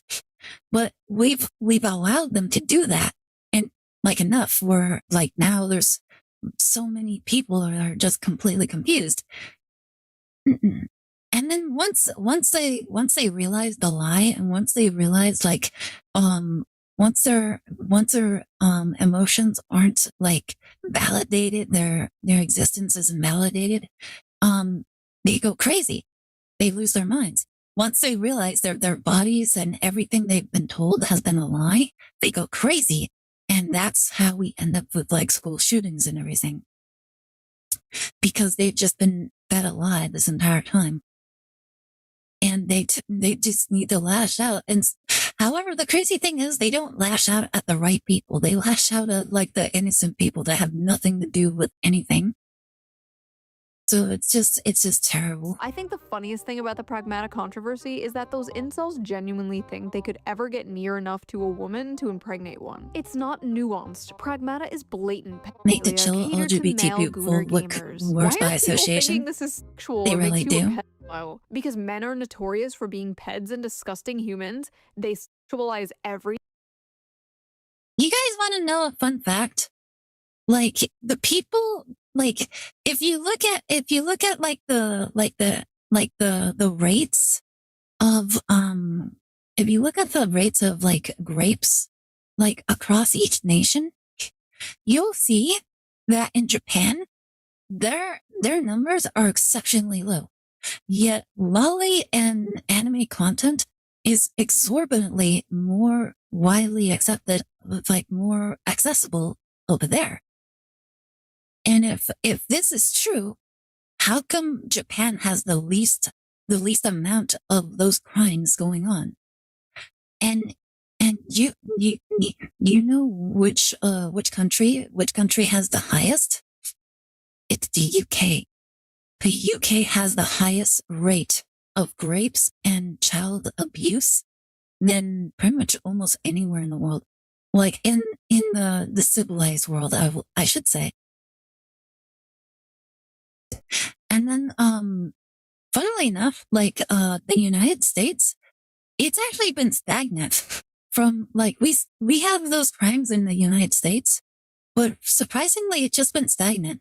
It's remained relatively the same number throughout the years from like 2014 to 2022. Like the numbers haven't really changed, but in the UK, it's exploded. It went from pretty high to like really high. I think it went from like 20% to like 51%, which is crazy. Let's see. Don't female teachers try to have extracurricular activity with male students? UK is underreported as well. Yeah, like that's the scary thing. That's underreported, and like that number could be even higher. Had a friend who don't the UK have stricter gun laws? Yeah, and see what happens. Like they basically disarm their citizens from protecting themselves. In the U.S., people are able to defend themselves with their stand their ground with the stand their ground laws. Like people can actually defend themselves in any number of ways. Like that's kind of like the point of the guns. But here's the other thing. Just because there's laws against like weapons is not going to stop criminals from using weapons. Like it's just like the inherent thing of like being a criminal. No free speech, mass migration, high crime rates, like through the roof. Like all those things are just like consequential of each other. And they don't get punished either. Mm-mm-mm. Like they're just allowing their people to be absolutely abused. Twitter being Twitter, why on earth do you think it's sexy thing the moment you see the game? Yeah, that's the questioning. That's the questionable thing. Like you see a child and the first thing you think is, oh my God, it's so sexy. Okay, I think you need to be put on a list. Thing, you are not very smart. A lot of loser males who often turn to gaming are pedos. It is an unconscious strategy to avoid competing with chat, as well as complementing their own pure attorneyness. There's absolutely no studies that correlates this, by the way. If that was true, then the Japanese rates for pedophilia would be so much higher than every other country, but it isn't. Like it simply isn't. And the same could be said about like video games that have like gun violence and everything. There's still no correlation between the two at all. Here in Canada, you can have a gun. You just need to go through legal work to own one. Like Romanetic, everybody needs to go through that. Like every country has those same laws. Like everybody, like people think that in America, you just go into a store and they just give you a gun. No, like you need to go through classes in order to have a license to have a gun. And then you have to register the gun as well. There's still a whole lot of processes. Wait, really? Yeah, really. And here's the sad thing. There was actually a case where a woman was going through like the processes of owning a gun because she had a psychotic stalker of an ex-boyfriend who was stalking her. And so the woman was getting the gun in order to protect herself. The process took so long though. It took her like 2 months in order to finally be able to buy a gun. But by the time she was actually approved, the ex-boyfriend got her and killed her. And if she was able to get that gun sooner, she would have been able to protect herself. So yeah, like we do have those processes. It's like it's not a thing where you can just get a gun. You can't do that. Like you can find alternative ways of getting a gun, but like if you want one legally, then and you won't be arrested for it, then you have to go through the proper channels in order to own a gun. Like it's a lie that people say that that there's like that we need like ID or some sort of method or process in order to own a gun. And it's like we already have that. Like we already have that. Like what do you mean? All development. What? Y'all are full of shit talking about dad instincts and whatever. We know why the f you want to play the game. You want to crack the little blonde bimbo slut. What? This character design creeps me out. Why does she look like a doll? Why is this blonde child with a blowout running around barefoot? I've not yet played the game. Is this expanded on in the plot? Or is this just eye candy for creeps? I feel Isn't it weird that, like, oh my god, why does the girl look like a doll? She's an android. She's a robot. Why, like, doesn't it make more sense that she looks like a doll if she's a robot? For some reason, we need ID for guns, alcohol, travel, but not for voting. Yeah, that's the weird thing, isn't it? Like, yeah, look at her. Like, she's just a robot girl. And here's the other thing: if you had the capability of creating and designing your own daughter, would you make her ugly? No, I would make her the most adorable thing I could possibly make her. Like, why would I make my children ugly? Why would I make like an android ugly? Like, what? Why don't you want to make him into Freddy Fazbear from like Five Nights at Freddy's? Because every time I turn around and look at it, I don't want to be jump scared. Those who call her creepy must be sent to the shadow realm. Indeed. Like, that's the thing. It's like the robot, it's there to serve a purpose. It's actually designed for a purpose, and in order to like kind of like serve that purpose, you don't want it to be scaring the people that it's supposed to be helping. Like, you want it to look helpful and like kind and nice. Like, you don't design a character to look like a criminal. Like, you don't design like a helper unit to look like a criminal. Then you're just kind of nervous to approach it. And like, as soon as you approach it, it's like, what do you want? Like, yeah, walk away. like I'm going insane. She just looks like a cute kid to me. Like, that is just literally a cute little kid. I do not see these. Honestly, the design and everything behind like Pragmata, like Diana, it makes all the sense. Like I said, she's supposed to be a helper unit in order to assist like the workers that live on the moon, I think it was. And not only that, but she has to be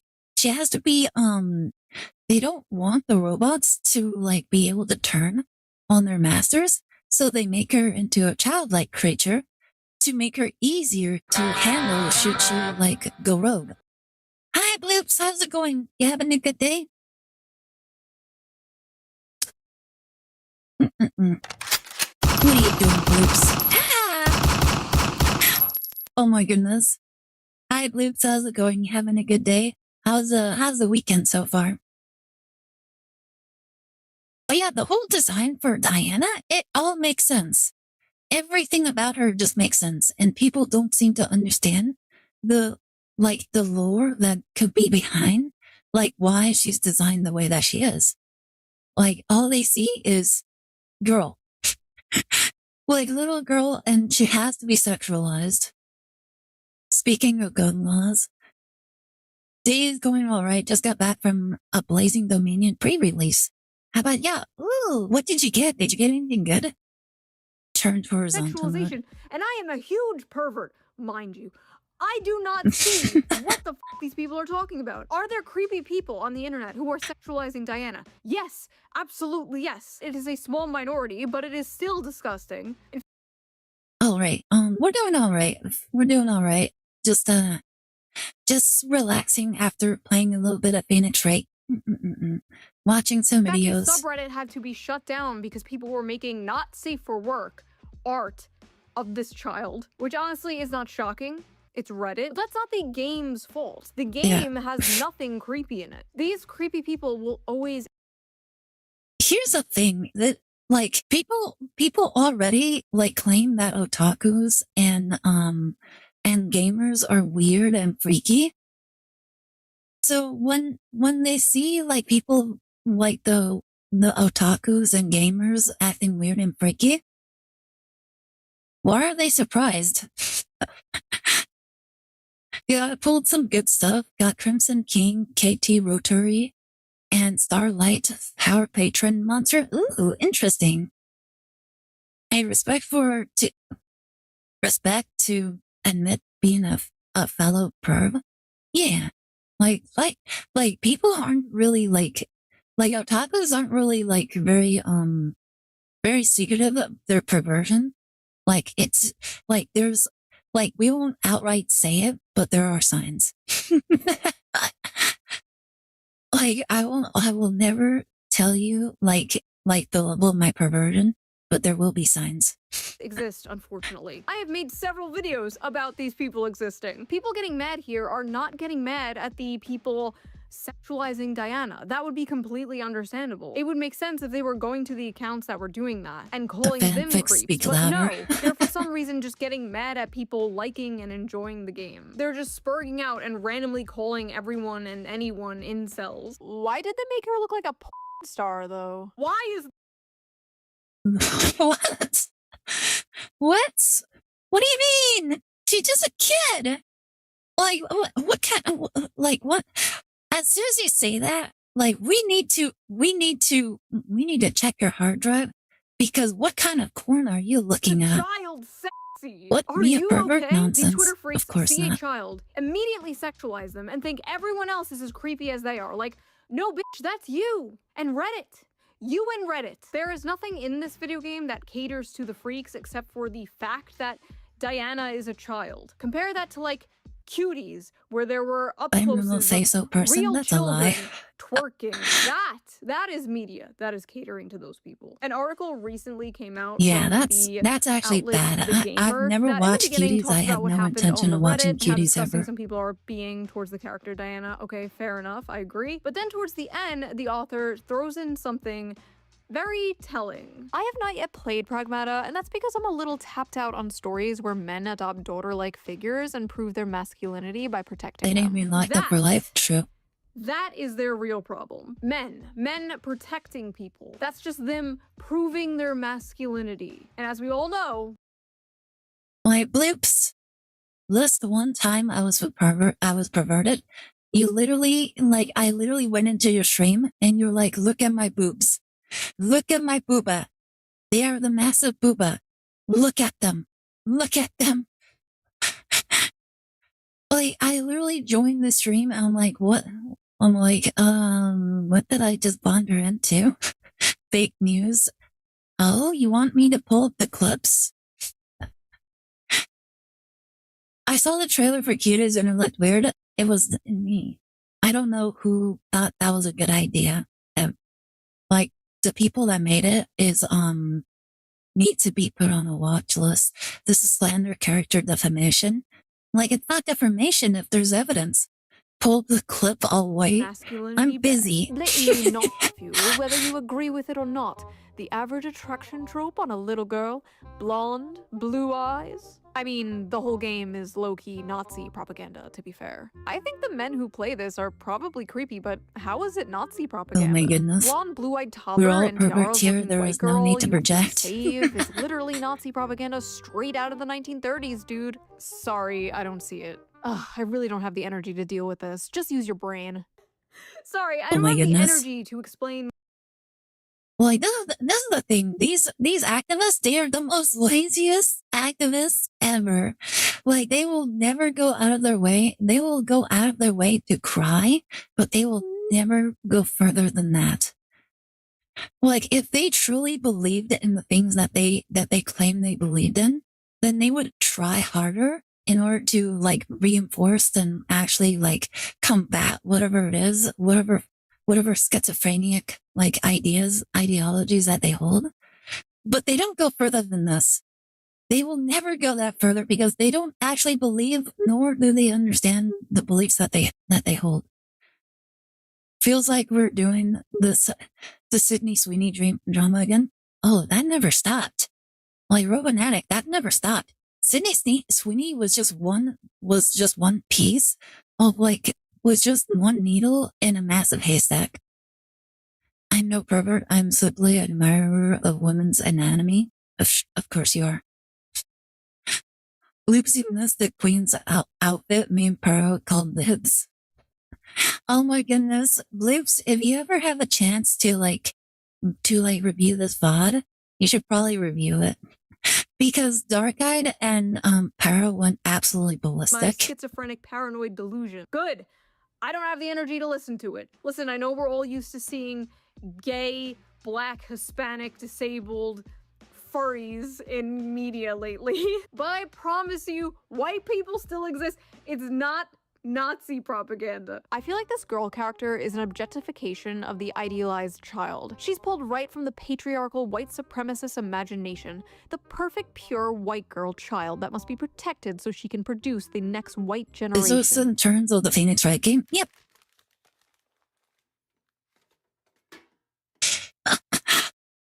Unsolicited opinions from online horrors. Anyway, funny how y'all have paternal instincts for a child with a model woman's face plastered on it. Make her look like an actual kid with missing teeth, short hair, bare face, snot, and see if those instincts kick in the same. This game is openly catering to pedos. This, what is wrong with them? And isn't it ironic that they use the AI imagery in order to alter the image? The gaslighting is over. wait, I'm trying to follow the logic here. Also, isn't it weird that they say that this character is basically CP, but they're openly distributing it themselves. So by your own logic, you're distributing CP in public. So shouldn't you be arrested for it? I don't think it would be a good idea for these kind of people to visit Germany. That's a sad thing that they already are. She's literally a robot. She's designed to be ideal to the creator. Bloops, I was actually remarking on the lore behind the pragmatas, and it makes a lot of sense. The fact that Diana's entire being and design makes absolutely 100% sense. If you really think about it, because like you said, she's a robot. She serves a function on the base where she's stationed at, and she serves that purpose. And in order to serve that purpose to the best of her ability, the character has to be presentable. But at the same time, since she is a robot, if she were to ever turn against the users, she has to be able to be dealt with easily. So her size and her features, it makes sense because if she's small enough, then the people that their creators can easily shut her down or destroy her if it really comes down to it. So yeah, it all makes a lot of sense. And people just don't seem to understand that. Nothing's easier to take down than to take down a child. Let me just give myself some brain damage. So we make her look more like a child in order to not cater to pedophiles? Am I following that correctly? Also, the face on the left is like a child 6 to 7 years old, and the one on the right is like a 3-year-old. Diana's a robot kid. She's not a robot toddler. Also, again, she looks like a kid. Am I going insane? That looks just like a little kid. Do they just want her to look ugly? Officer, I drop kicked that child in self-defense. You have to believe me. I need more brain damage. Hold on. Weeb incel gamers LARPing saying, ooh, I want to be a dad now, because they're manipulative, creepy freaks and the ooh little girl with the model face, especially the lolicons, obviously. The devs know the male gamers hate a realist. The lolicons, you can't stop them. The really crazy lolicons, they will be the really crazy lolicons that they will be. But yeah, you can't really stop them. And if it's so obvious, then why are you so upset about it? Not only that, but it's a fictional character. Why do you care what happens to the fictional character? Or ugly child, because that's not what they're playing for. If they made why would they want their game to sell? Why would they make the child ugly? If in Pragmata, Diana was ugly, would you guys actually want to protect her?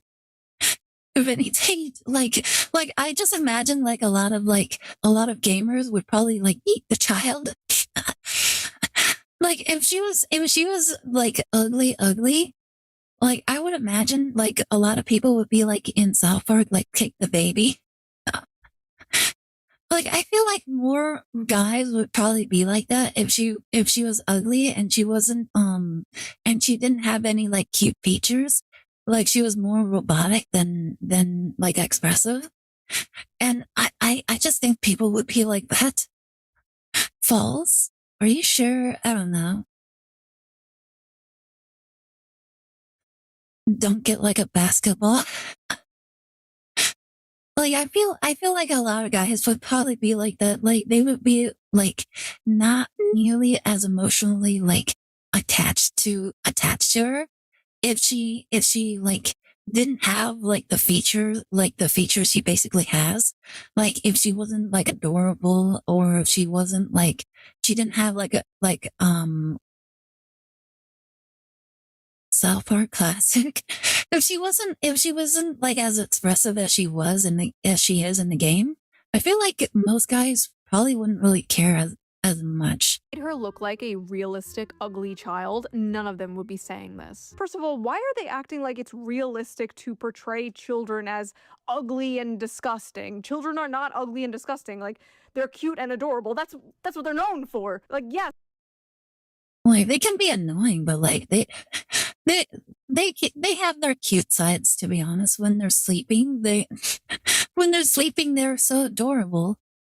Look, I haven't played Pragmata, and I can say that even if she was ugly, I'd still probably act how most people treat her now. Probably.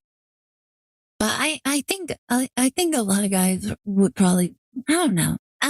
She's made to look cute. Yes. That's how you know this game was not made by Western video game developers. That's how you know there was no Liliths on the dev team here. You guys Kids would are a lose your bother job off because I playing work in a BioShock. grocery store. Actually, BioShock is a really good example of this design working right. The little sisters are all gross and have gray-green skin. No, you don't understand. Everything around me must be ugly as or I will furiously start masturbating. This all sounds Kick like the 2014 baby. discourse. Don't kick because the baby. It Kick is the baby. 2014 discourse. Please don't let there be Gamergate 2.0. Who's going to be the shoe on head 2.0 to emerge from the Gamergate 2.0? If she's listening now, just, this might sound very vague, but don't. That thing? Just don't do it. Don't do it. Don't do it. Don't do it. Phew. Thanks for talking to me all the time. Ta-da! Is this supposed to be when we Aww. first boarded the tram? Uh-huh. I drew it. It's for you. That's so Look cute. at that. You wrote your name. Oh my god, guys, it's AI imagery. Like I remember Mary making that joke. He's like, "Oh my god, I can't believe there's AI generated art." Name too. Not half bad, kiddo. This robot girl makes me uncomfortable, and the fact that I haven't AI's seen thought female that it's gamers fine fawn is over her true. is interesting. I've seen more clips of her and that man, and that is not how kids behave. Something weird is going on here. The something weird going on here is you, man. You are the something weird. Sorry, Men I was like just the thinking of something father really funny. simulator game Hi, where you have to Unholy, how are protect you a doing? small child and shoot up a Imagine bunch using of robots AI in generated space. art. Suspicious. Also, How's I it have going, seen plenty Unholy? of You having a female good day? gamers fawn over this character. The little sisters in Bioshock were made by people in the 1950s steampunk environment, the same environment that is underwater. What weren't they like a radioactive mutation or something? Their appearance just makes a lot of sense. And they're still kind of cute if you really think about it. Like it's just kind of terrible what happened with them. Hi, Ida, doing well, just playing NTE. Oh, how's that game? I think I heard it was really good. How are you doing tonight? I'm doing okay. I'm a little tired from today, but like, I'm doing okay. Yeah, we're just watching some videos after, playing through Phoenix Wright. I don't know the lore of Bioshock too much. Never made it far in the first game. I actually couldn't play Bioshock. I was getting like motion sickness really early in the game, so I didn't get too far in it. I know that my older brother played through it though. More like they are implanted with a sea slug. Interesting. I mean, the little sisters could have been a dog in a wheelchair. Aww. If you want a gotcha game that is also GTA, then NTE is decent enough. That's GTA. Interesting. You know, I was actually motivated because of Silverbell's like reaction to like a lot of the things in the game. And then there was actually somebody who said, "Oh, there's a feature where you can actually walk, and then you can actually control one of the female characters, and you can walk, and you can have first person view of what they see." And they were basically just focusing on our booba, and they're just looking at our booba while they walk. Yes, it's an open world city exploration. You know, I think I actually remember some streamers playing it like during its beta, but that was actually a while ago. Yeah, that is actually a thing. Oh my goodness, that's so funny. Like, we need to do that in order to just do that one thing. Me. Yeah. Okay. Everything's. Oh, look at Everything's them. They're all enjoying the story. You could play it in first person view. Who would win? Decades of anti-natalist propaganda? One little bean. There were even women cosplaying One as little her. bean. And when women even expressed how cute they thought Diana was, they're also met with this. Oh my god, Diana is so precious Huh? and adorable. I'm gonna love this game. Thanks for telling everyone why you want to play the game before you make up some other excuse to hide your pedophilia. Oh my goodness, some people are absolutely crazy. Like, that response was absolutely insane.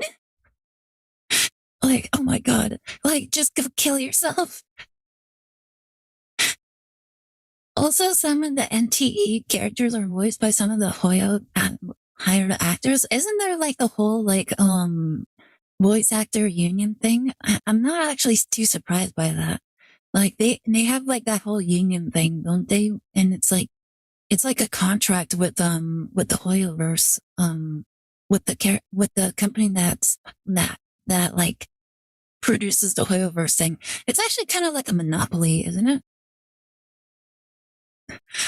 Actually, off topic, how do you prefer your booba dress style? Wait, what? He is. Oh, hey, Sayu's already in the game. Wait, there you go, Bloops. You have to play the game now. You have to follow your Oshi. What? Water guns are the best. I like it just as much as crayons. I like how the sand feels on my toes. I press down and sink in. Children don't act like this. This is how someone who fetishizes fatherhood wants children to behave. To normal people, it's actually deeply off-putting. The best part was all the Sayu's on actual parents. Aire. Like, literally every single time, like, Bloops has ever mentioned a VTuber, it's always Sayu. Every single time. He is one of the starry characters and a few of the NPC voices. Right, dumb question, moving on. Like, replying to these people like, yeah, no, that is literally how my 5-year-old acts. It's like, yeah, no, that's pretty accurate. Fetishizing you mean the human desire to procreate and start a family? Oh, you want to meet a woman and settle down and have a family? Maybe. Like, every single time Bloops enters any of our chats, he always says, "Oh my god, do you know what Sayu did? Do you know what movie he's done?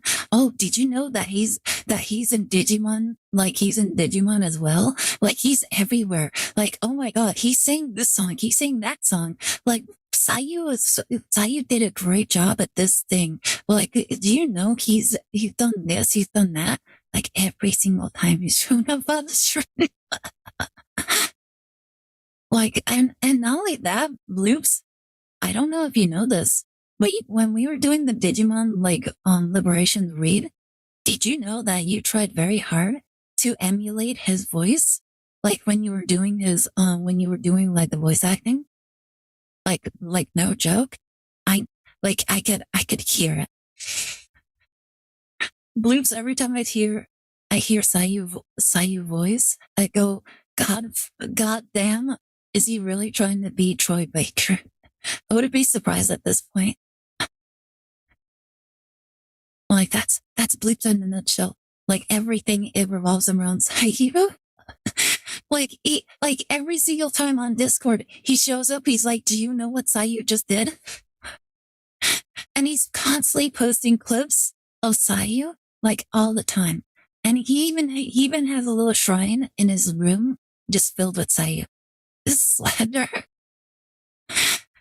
Like his whole YouTube channel, it's just Sayu clips. He is the biggest supporter of Sayu. We have a house, 2 dogs. You sick fuck. It's We've slender reached nerd. radioactive levels of incel propaganda. But I will say this, Bloops. Every single time you've ever mentioned a VTuber, it's always been Sayu. Like What the every fuck does single incel mean time. anymore? I feel like I ask this in every single video. This tweet got thousands of likes. When I are we feel doing like that again? When you're free, Bloops. Like what? Like I actually mentioned if you wanted to do it last week, and you never responded, and then like that Friday, you were participating in like something else. Like you did your own stream that day. So I'm like, well, now I have to find something else to do. going and say, where does the incel part come from? Like, they want men to be open about their emotions, and then men are open about their emotions, and then they're just called Nazis or incels or both. Usually both. It's usually a package deal. And this tweet came from a man to make things worse. A grown-ass man saw another grown-ass man speaking about the normal human desire to want a family and want children one day, and called him an incel. Cockroach behavior. In any case, what is this? Capcom's So crazy. Pragmata. Wait, did it come out already? Pragmata, it's making thousands of people suddenly want to start a family. You play as Hugh as soldier. I'm good to do it stranded on this a week. ruined lunar research station whose job is protecting You a mean child like this? android Diana while You fighting mean the rogue week that AI. already passed, Then or one the week emotional that's gives coming him a up? crayon drawing of the two of Well, them. we can together do as it a little like this family. upcoming Even Shepard, Friday. you say at the start they didn't want kids, end up breaking down happy in tears. So what's really interesting about this is People hate all of this these guy's unfuckable opinions. losers in the gaming sphere always talk about like starting families and stuff. And I don't understand like why. Why does he hate that fact? Like, chat. I'm going to tell you a secret. I'm going to tell you a secret. Like, people make babies. People make babies, and like in order for existence to continue, people need to make babies. Who actually listens to Hassan? I don't think a lot of people listen to Hassan. I think a lot of the people that are in his chat, they basically go out of their way in order to like rage bait him. No, you're lying. Like, yeah, like that's the secret. People make babies. Yes. Like you have to have sex in order to make babies. And you need to do that. We have to encourage people to make babies. Like that's what Leaflet has been trying to do. She's making like music videos, basically convincing people to make babies. Where babies come from birds. Like, oh my goodness, Mizu, you caught me. I'm actually the person that gives you your babies.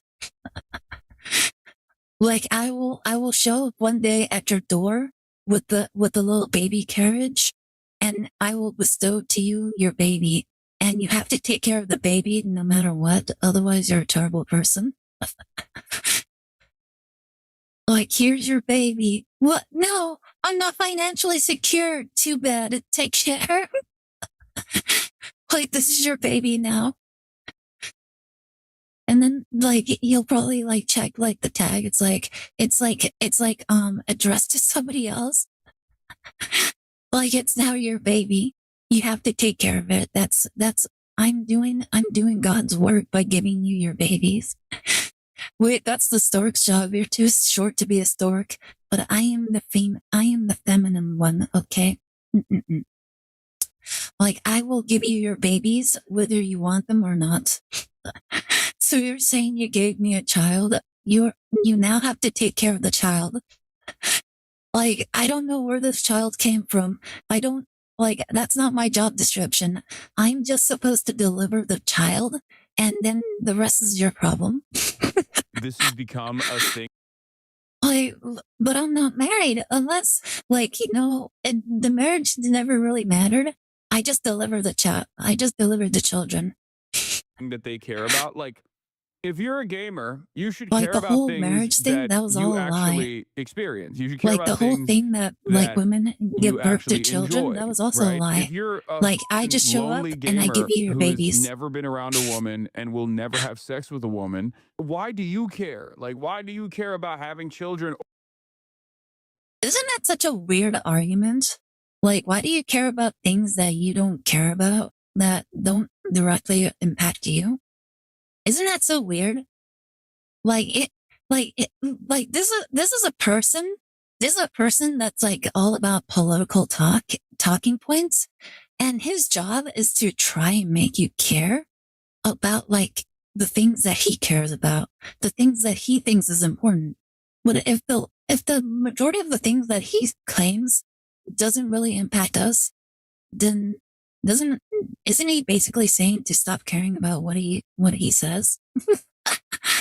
Like it's so weird to have like such a political like commentator basically telling you to stop caring about the things that he cares Or like about. riding for having children. Like, it's just not something that you're gonna experience ever for your Some life, say for the he's a rest of your hero life, somehow. right? This He's is not a something that I hero. never He's understand. crazy. Wow, maybe And if I remember correctly, I think it was stated that Hassan like pays for his propaganda like in newspapers or something. I don't know how true that is. But some people have said that he actually pays magazines to do that, you know? Would this child be my first born? Asking to see if I can use them to trade with a picture fairy? Oh my goodness. God, anytime I hear Hassan open his mouth, I lose brain cells. Yeah. It's like honestly, we should just do what he says. We should just export him to a third world country, communist country, and we should just leave him, strip him of his US citizenship, and there you go. Like he'll be happy eventually, probably. Loops is going to make his kid a fairy tale protagonist. there's a reason people are yearning to start a family and can't afford to have one and can't seem to find a partner. They feel alienated from their work and atomized from their community. If only there was a political commentator around to speak about all this. Oh well, guess not. First of all, the only care about something if it affects you So is you gave me a child. Does that extremely mean your brother is libertarian my brother coded and now? also very weird No. coming from a guy who understandably wants everybody to care about a genocide that is happening across the ocean. Second of all, what is this nihilistic horseshit? Yeah, never aspire for anything, never aim for greatness and Like I am not the parent of the child. I just deliver the children. That's it.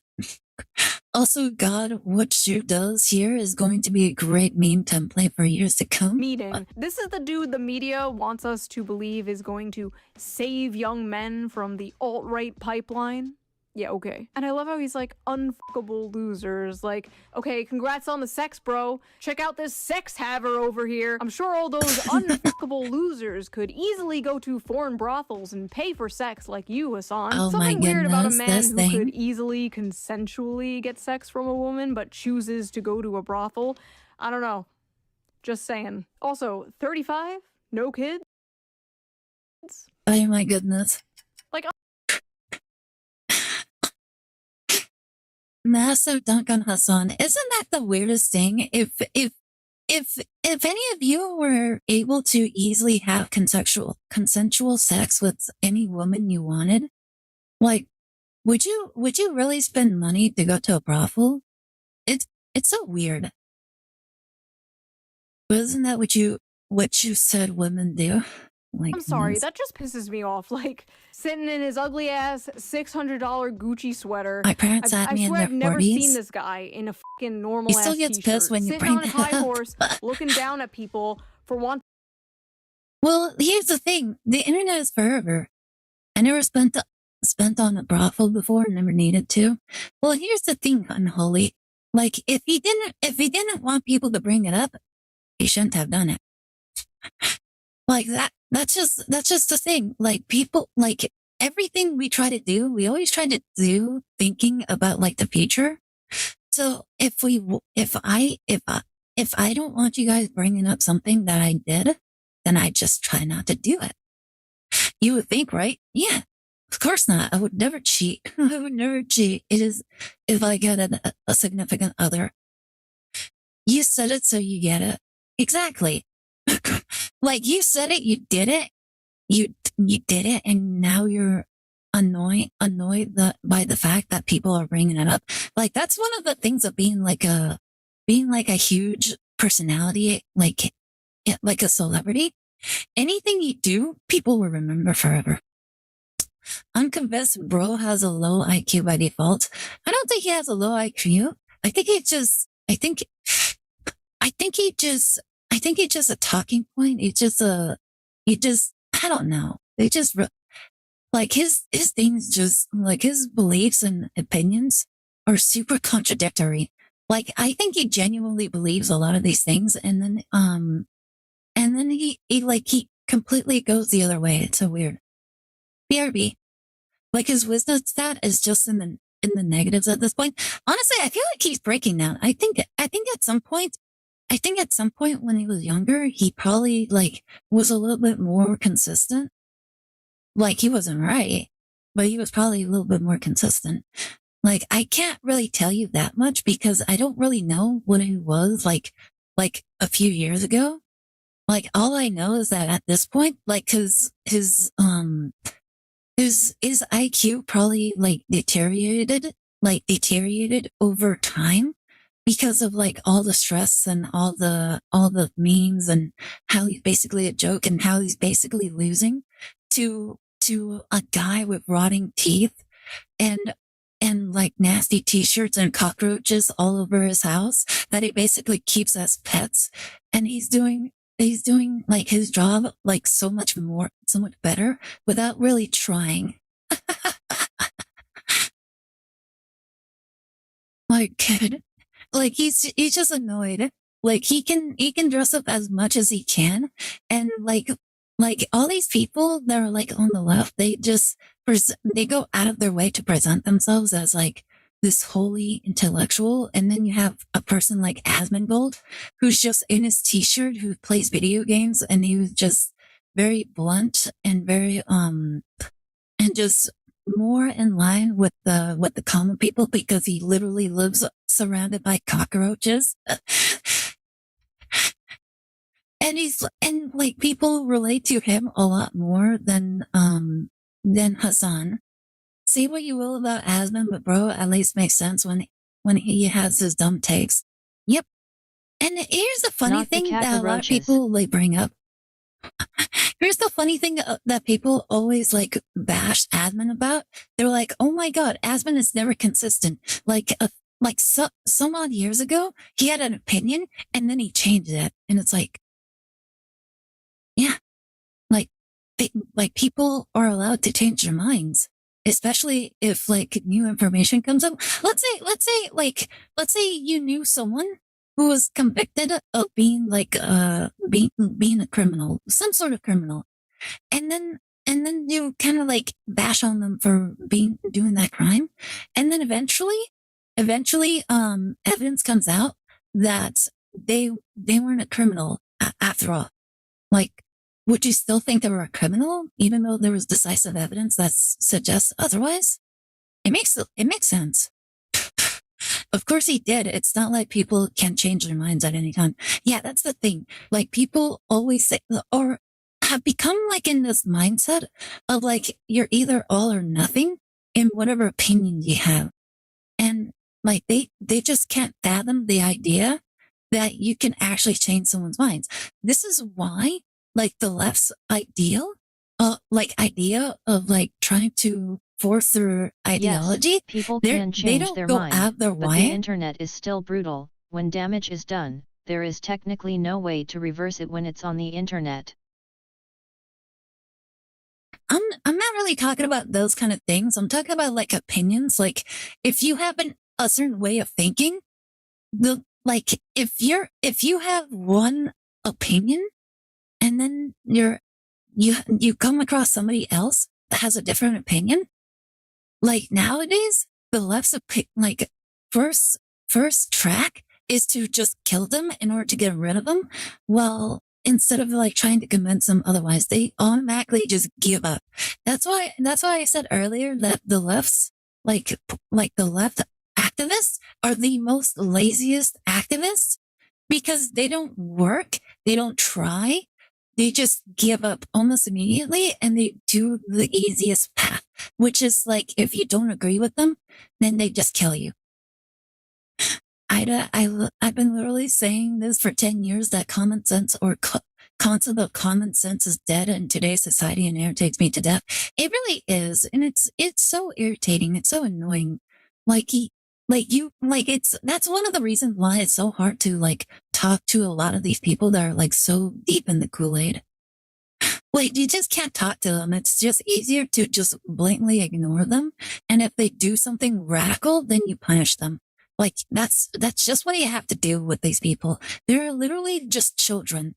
They never grew up and they're basically still practically in their Think diapers. something more out of life. I don't understand how someone could be so mentally mind raped that this is their reaction to such like a simple, wholesome concept. Like, literally, no joke, the entire meaning of life is somehow confusing to Hassan Piker, anti-natalist. If I saw a child that looked like that, I'd probably attack it. I felt like hitting her. What? The right-wing nutjobs Why would seeing you this attack and a feeling child? paternal instincts are just predators. That one person that's like, if I see that child, I'll attack it.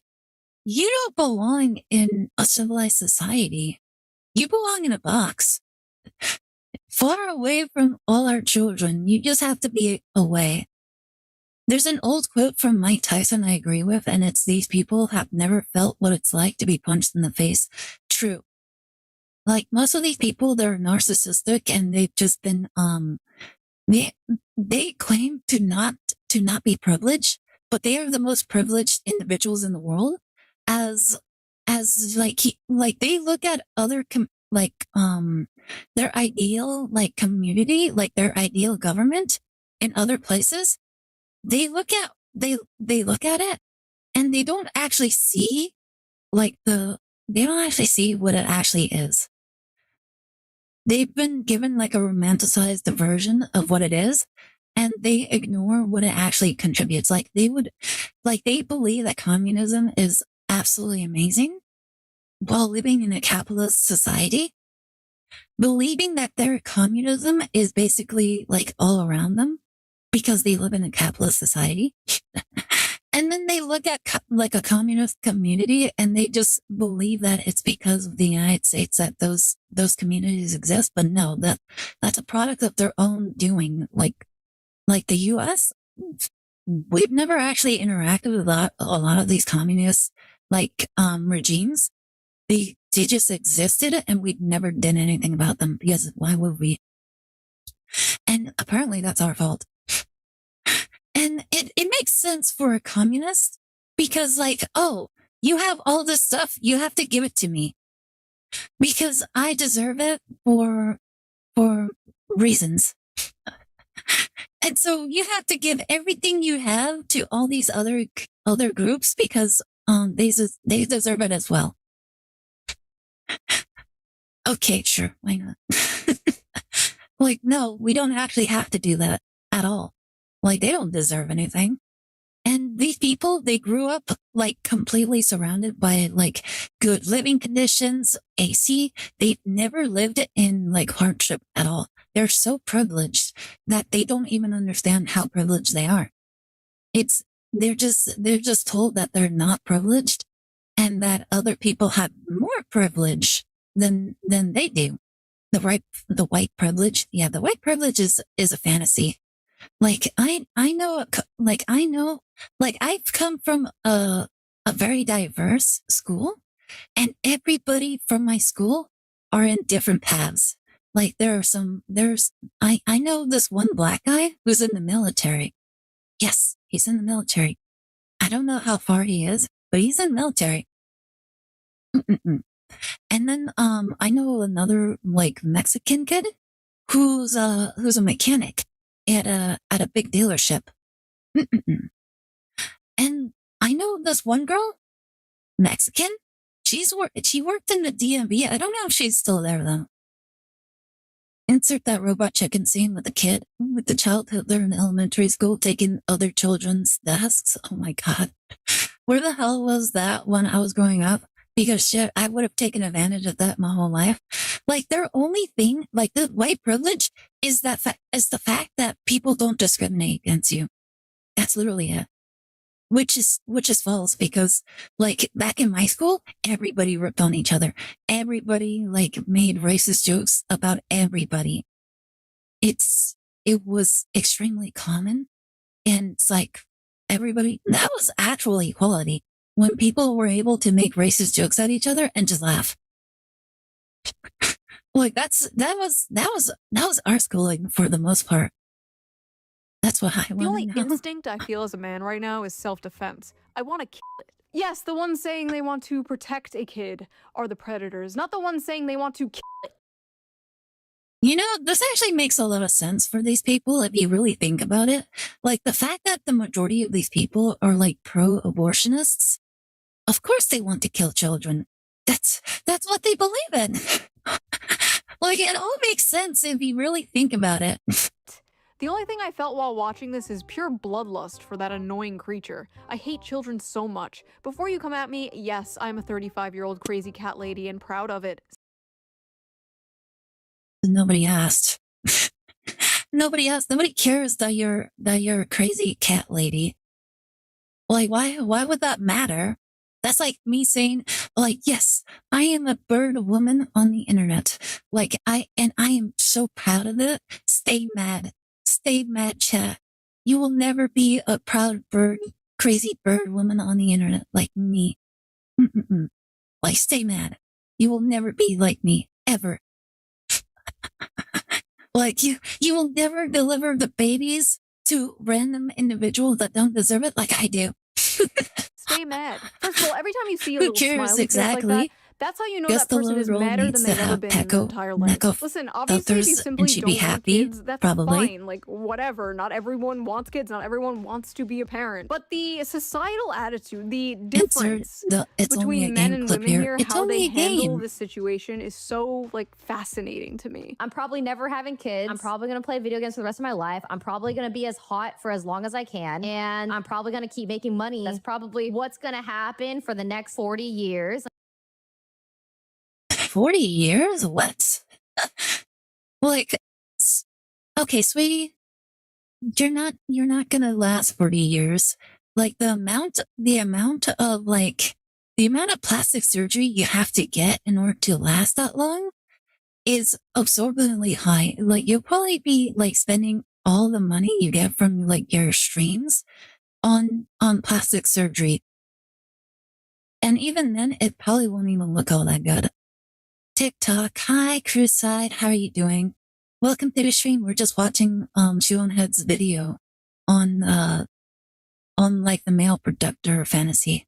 Hi, Baka. Until people are just going to keep being mad at me about it. Menopause is Girl, going to hit me no like a one brick cares wall, about how but at you least fake I it. will eat How really fake bad you until look, then. You don't Valkyrie. want kids? I'll do it whenever I Girl, want. she's I don't getting think I'm running Botox out of by time. her late 30s. Absolute delusion.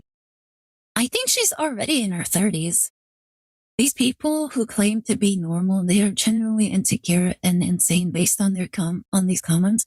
It's not really surprising, but what's surprising is how vocal they are.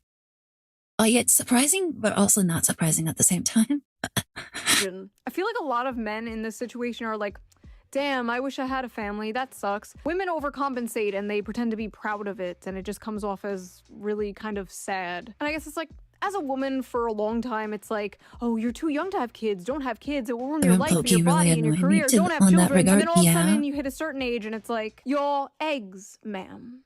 I get it. It's frustrating. I get it. I hid my pregnancy from the internet. Nobody knew I was pregnant. Well, some of you guessed. Because I was tired.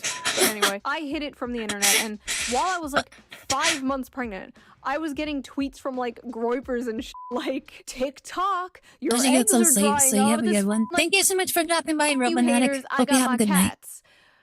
Enough. Stop spreading that attitude. Stop being a crab in a bucket. Like, even if you don't have children, that's fine. You can find other meaning in your life, obviously. But don't encourage that type of mindset. The amount of anti-natalist propaganda young men and young women see nowadays is like insane. But the biggest antinatalist propaganda has to be like $3,000 rent, $2,000 daycare, and student.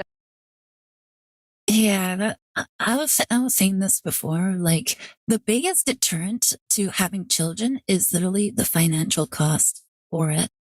Like, and it's funny because like I remember there's Japan is actually trying to promote like parental they're trying to increase the birth rates, but like there's so much cost that goes into it. It's so expensive over in Japan to even raise a kid. A kid costs a lot. It costs so much. Like it's like the greatest deterrent. Like, you want to stop people from having kids, just make it more expensive. That's all they have to do. It's expensive everywhere. It's so expensive. Like at the very least, it's not super expensive in some places, but it's still expensive. Like, it just, like, no matter how you look at it, like, let's say in like New York, it's like $20,000 like a month to just take care of a kid, to just have a kid. And then anywhere else, it's like $4,000 or $4,000 to $8,000 a month to take care of a kid. It's still expensive no matter how you look at it. Lower pricing, boom, repopulate. Yeah, once they make it like easier to like own a home, get a car, buying groceries. If you decrease the prices for all that stuff, people will start just making babies. Like, it's really that easy. It's expensive here in Tennessee when it comes to taking care of a kid. Oh my goodness, I don't know anything about Tennessee, but like if it's really that bad, oh my goodness. But yeah, everywhere it's so expensive. Just like, if you want to repopulate the world, just make everything inexpensive as possible in order to promote people to just start having children. Like, it's the easiest thing that people just need to do. Honestly, like, if we're being honest, it's just sad because like through all of history, like, imagine your ancestors, they've been through like war and famine, and you're just gonna end your bloodline because the rent is too high. But it's understandable. They don't feel like they can support a child. They can barely support themselves, especially on one income, like how it used to be. Those days are gone. You know, if I was president and I wanted to make America great again, that would be the thing I focus on the most. But no, we have to do another bullshit war in the Middle East. Okay, whatever, we're not going into that, not in this video. Lots of strange reactions to this game. Let's clear some things up. Childless men do not have paternal instincts the way childless women have maternal instincts. Men first experience paternal instincts once they have their own children, and typically those paternal instincts are only ever felt for their own children and no one else's. Men are not nurturers. Men don't gush over cute kids in public. Men don't have baby fever. Like when I think of a man, like, as a father, I think of Stoic the Vast from How to Train Your Dragons. Like he was always very serious. He was always stoic. Like, he was always like, it was like the pinnacle of like what a man should be. But like, he still really cared for his child. Like, he just never showed it very, very often because he had other responsibilities. He had to. And he basically like gave the golden standard for his son, or when he eventually took over as like head of his village. Like, that's what men are supposed to do.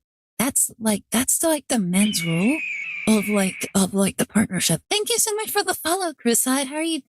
Like, welcome to the Bird King, you waka. Like, anybody new to the stream, I'm Aire, in your heart, PVC Vtuber. I'm one half of the Vtubers you will see on this channel.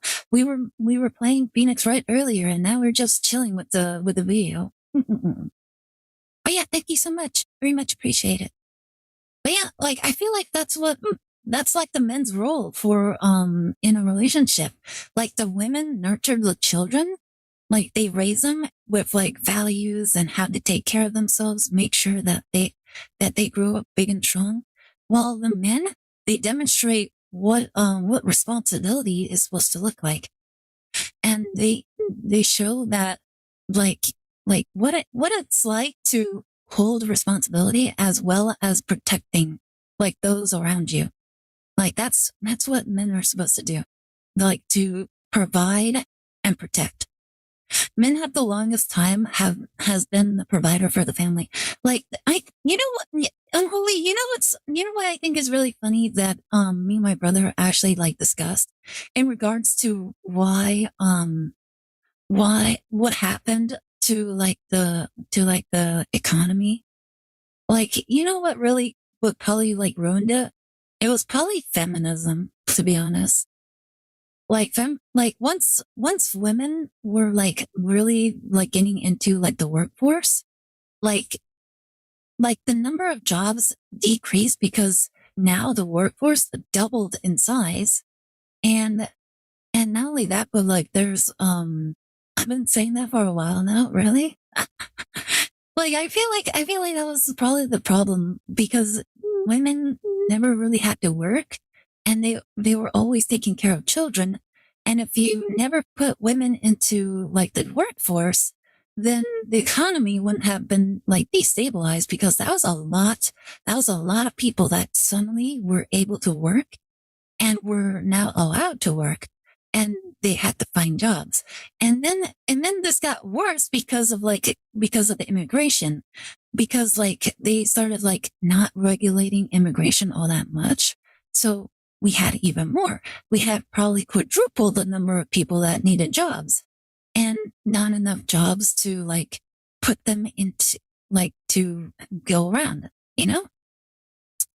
So like that, like if it was still only like largely men that were working that were required to work, then that would like at the very least immigration would probably just equate to the number of people that feminism like enforced into the workplace. And I think the economy would have been much better if that was the case, because I would have just been just chilling at home being a mother, and then I wouldn't have to worry about that. But yeah, I think that was like a huge factor as to what how like destabilized the family If a man household. wants to possess a child for any reason other than it being a product of his own lineage, he's likely a predator. What? Okay.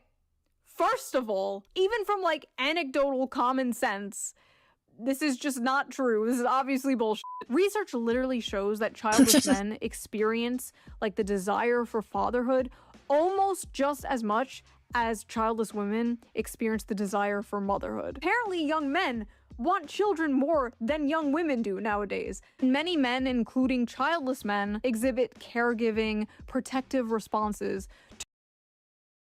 This is actually true. Our neighbors were basically like this for the longest time. If somebody from outside the neighborhood like wandered in and tried to cause trouble, especially with like children, they will always look out for the children. They'd be like, "Hey, what are you doing? Like, who are you? Get out of here!" Like, we actually had a neighbor that was like that. Let's see. Look, I've been saying this for women who want equality with men. That I never wanted equality. I think the majority of things that men do is absolutely crazy. Like, I see it every single day. I am not envious of like the majority of the work that men do. Not only that, but like men have like the most dangerous jobs in the world. They hold the most dangerous jobs because women are more like, here's the thing that's just a sad fact. Women are more important than men to exist because we give birth. Like that's like the most important thing. And men, well, like you just need one man in order to repopulate an earth. As long as you have women. I agree 100%. Yeah, it's really, it's kind of like a tragic kind of reality. And like, I noticed this really dumb, like delusional take on X where some woman was like, we need to fix the gender wage cap. Look at this. And they're like showing off like the average wages of a firefighter, a male firefighter with a female receptionist. And I'm like, what the hell are you on about? like those jobs are completely different. The risks between being a firefighter and a receptionist, they're not the same. Like those firefighters are actually putting their lives on the line. So naturally they should be paid more. And a receptionist, all you have to do is take phone calls and then sleep with your boss every so often. Like that, there's no danger. Like there you go. It's not even on the same scale of like risk. Like people like men die a lot more in their line of work than women possibly could in their line of work. Like especially in construction, it's like the number of like accidental deaths that could possibly happen on a construction site is vastly more than what could possibly happen in an office setting. Like it's not even close. And the fact that there are people in office jobs that don't really like do all that much that get paid more than jobs that are surprisingly more dangerous. Like I always think that's wild. Like any sort of construction job, like the fact that there are people that are starting out in like fast food restaurants that are making more than someone who's working in construction is actually like kind of crazy. And people like the fact that there's also like a receptionist that's only making like $5,000 more or $5,000 less than a firefighter is also crazy. Like there's like some people that are making like $10,000 like a year less than a firefighter, and their jobs aren't even nearly on par with one another is insane to me. Like the firefighters should be getting paid a lot more than somebody sitting in an office. It's absolutely Do crazy. infants, even if they're not their own. All their Like honestly, the wage gap. You know what? You're right. It needs to be wider. It needs to be wider. We shouldn't be closing it. We should be widening it in order to convince more people, more men, to put their lives on the line in order to continue like being able to protect us. Like police officers, they need to be getting paid more. Like firefighters, they need to be getting paid more. Military, they need to be paid more. Like anything that requires like putting your life on the line, you guys need to be getting paid a lot more than somebody who's just sitting in an office trying to sell you something. Yeah, a lot of those email jobs have so little to do. I really don't understand how people haven't figured out how useless most of them are. I think that's what AI is going to knock over very soon. Yeah, a lot of those jobs, like they were only invented because AI didn't exist. Doctors need to be paid more for saving someone's life. True. Like absolutely true. Like the only sad thing about that is that sometimes doctors make mistakes and cost people lives, and then retribution, their lives also get ruined. Like that's just a sad thing for doctors.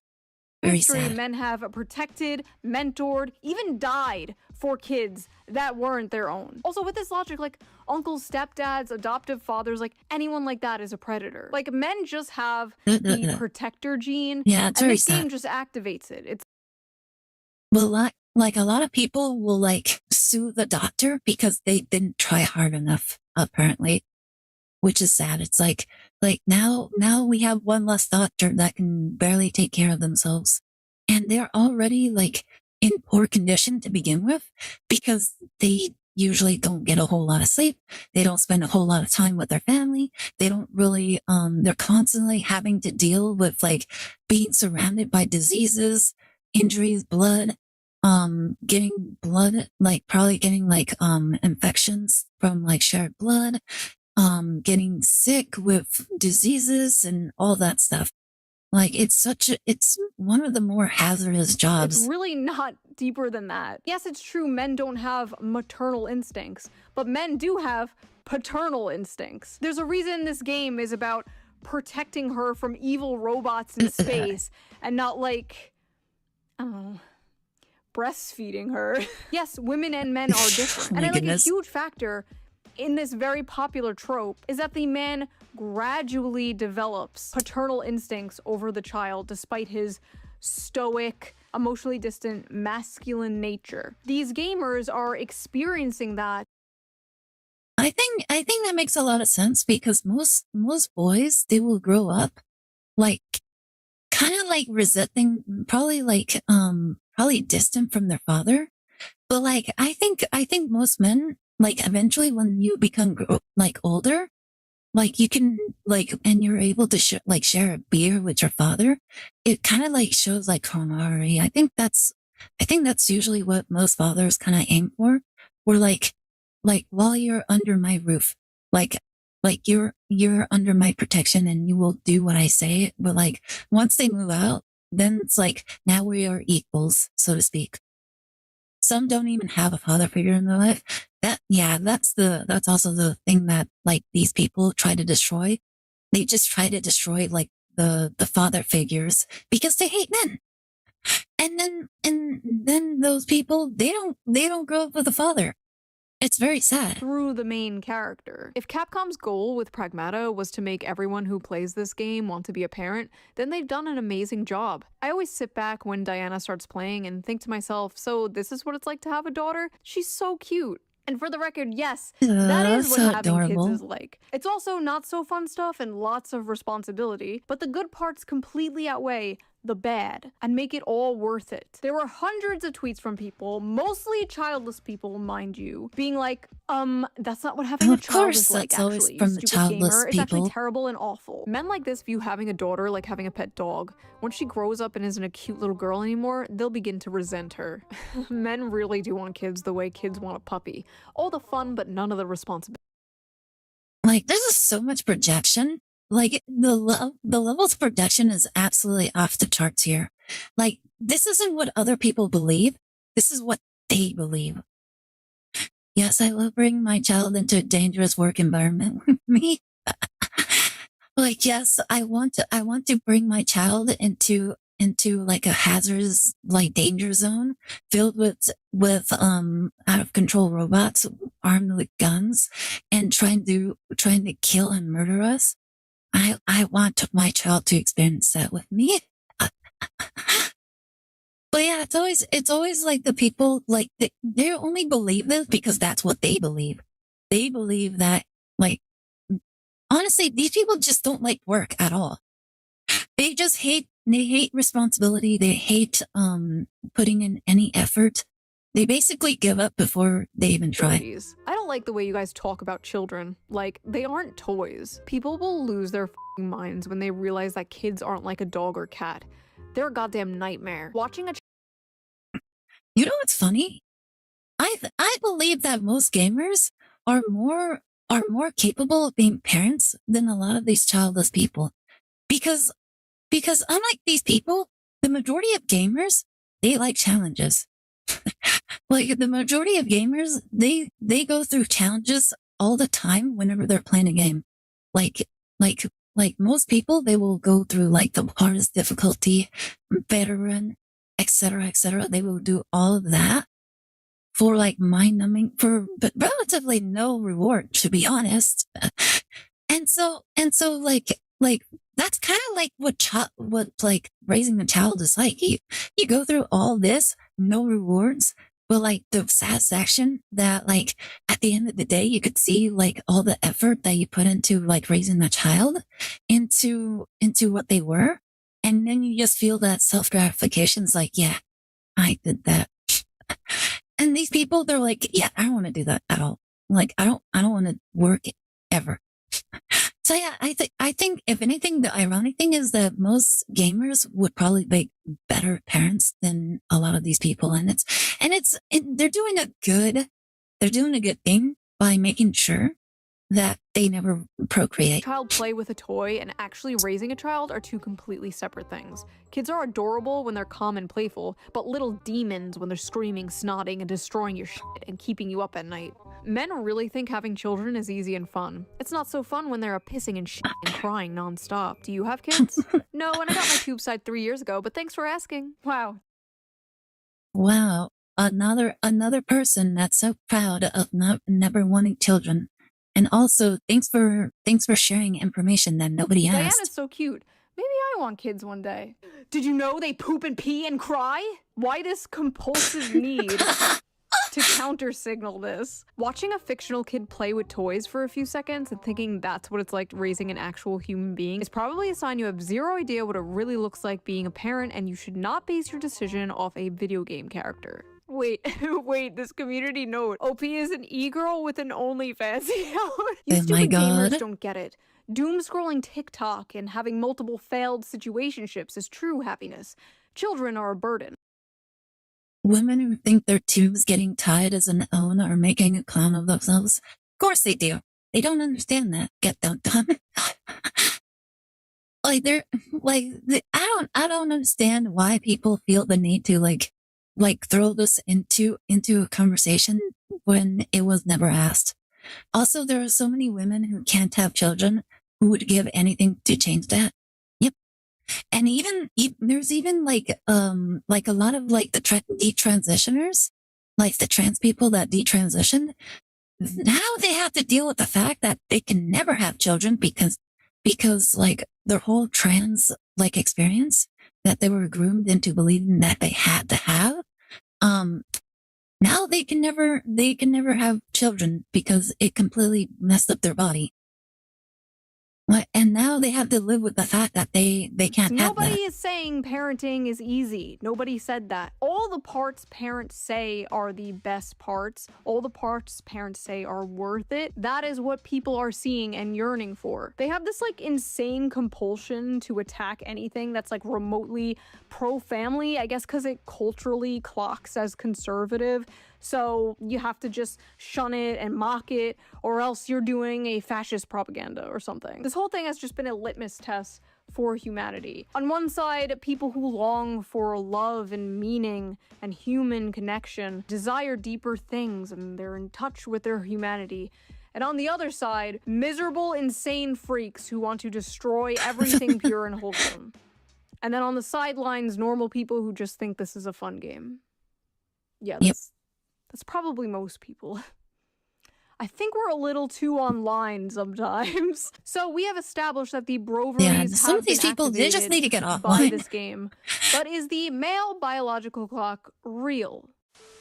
Unlike women who are born with a specific number of eggs, men create Sex sperm all 101. their life. Right now, as we speak, your balls are creating sperm. Men can technically get someone Yay. pregnant all their life. And by someone, I mean a woman. Not a femboy. Congratulations, You can't guys! get You're a femboy making pregnant. sperm right now. Stop trying. Sperm quality tends to decline.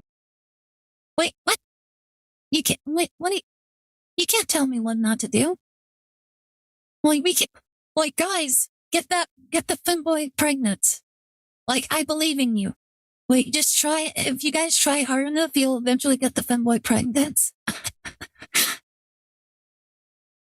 Over time. Lower sperm count and more DNA damage to the sperm occurs. These changes usually start after 35 to 40 years old. So as men age, If there's the a risk hole, of there's a passing on goal. genetic Yes. mutations increases. Similar to maternal age, higher paternal age has been associated with autism, Not the schizophrenia, so MPreg. basically being a Q1 head fan, and other rare genetic disorders, as well as the chance of miscarriage rates being higher. So when red pill manosphere people tell you like, oh, you have all the time in the world to have children, bro, focus on yourself, queen, get that bag, like, technically, they're correct. Physically, you do have all the time in the world, but that doesn't mean you should wait. Having kids is more than the ability to reproduce. They need to You want brag energy to a chase a femboy toddler when I'm already around. doing You want one. your Oh my kids to have their goodness. father in their life for a long time. You want to see your kid graduate and maybe have children of their own. You want to give your parents grandchildren. You don't want to be a super old dad or mom. Endorses But and if that's how brag. it Oh my happens, that's god. how it happens, and that's great. Life is not a Hallmark movie, but it should not be the ideal for men and women. Like, if you are in a stable relationship, get married and have kids as soon as possible. Honestly, it's the stable relationship part I think people are having the most trouble with. It's easy to be like, find a wife and get married and have kids, bro. And it's like, find a wife? From where? The wife store? Listen, I believe you will have that one day, Anon. I believe you will have that wife and daughter or son. By the way, for anybody that doesn't know too much about Shionhead, she's a leftist.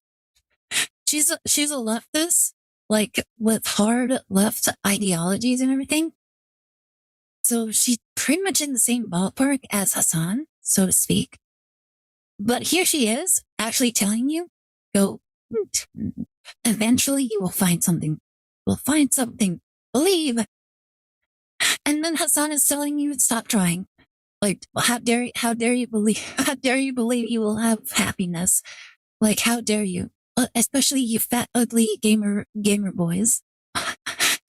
And here she is. She's like, I believe in you. I believe you can do it. And then Hassan's like, oh my God, she's so stupid. No, she's not, like, she's lying to you. She's stupid. She doesn't know what she's talking about. She's a retard. You will never have any. Like, isn't it so weird? Like the complete, like spectrums that both of them are on. Shoes is a left-leaning political TC who was pushed to be on the right by her own side. She's not even on the right. She even explained this before. Like, she just, like, people just label her as right for just not being crazy. Like, not being their flavor of crazy, but there's like, if you're far left, you might as well be on the right. Like, that's the thing. They just keep pushing all of the most, like, influential people out of their sphere solely because they dare to have, they dare to express nuance on any sort of topic. Like, what? You have an opinion that barely, like, differentiates from, like, what everybody else around me says? You're a right wing. You're crazy. You're a Nazi. Get out of here. So if you aren't far left, you might as well be considered on the right. Yeah, pretty much. That's what they keep saying. Met my wifey and hubby at the cafe I frequent, so not the wife or husband store. Believe. But you barely find a GF, let alone a wife. Don't worry, you will find one. Like, it'll happen, bloops. Dun dun dun dun. You know where the wife store is? Asking for a friend? Like, sadly, nope. Met both wifey and hubby at the cafe I frequent. Unfortunate.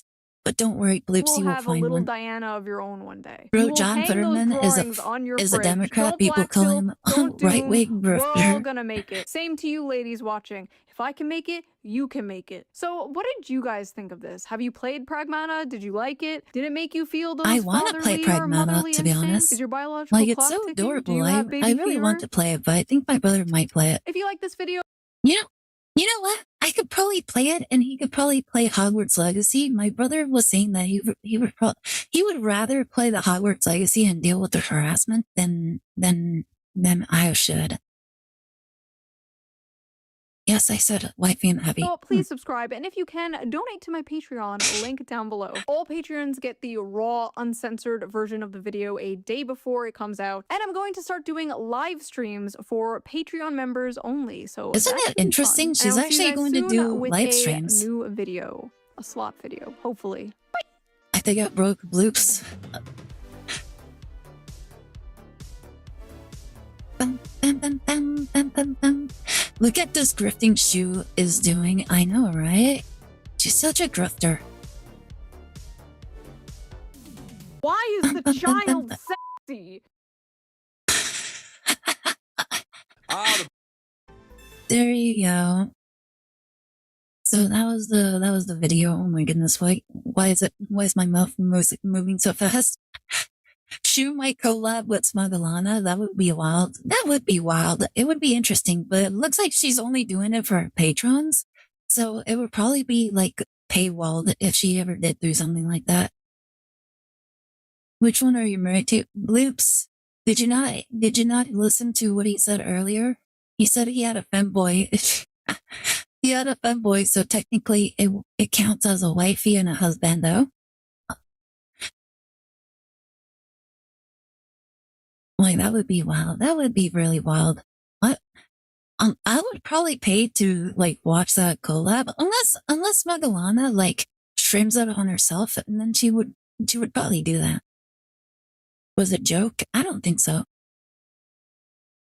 Wifey, happy are married. They offered a third partner seat to me. Oh, look at that! And ain't that interesting? You're not listening? Probably not. Like, but is that really surprising?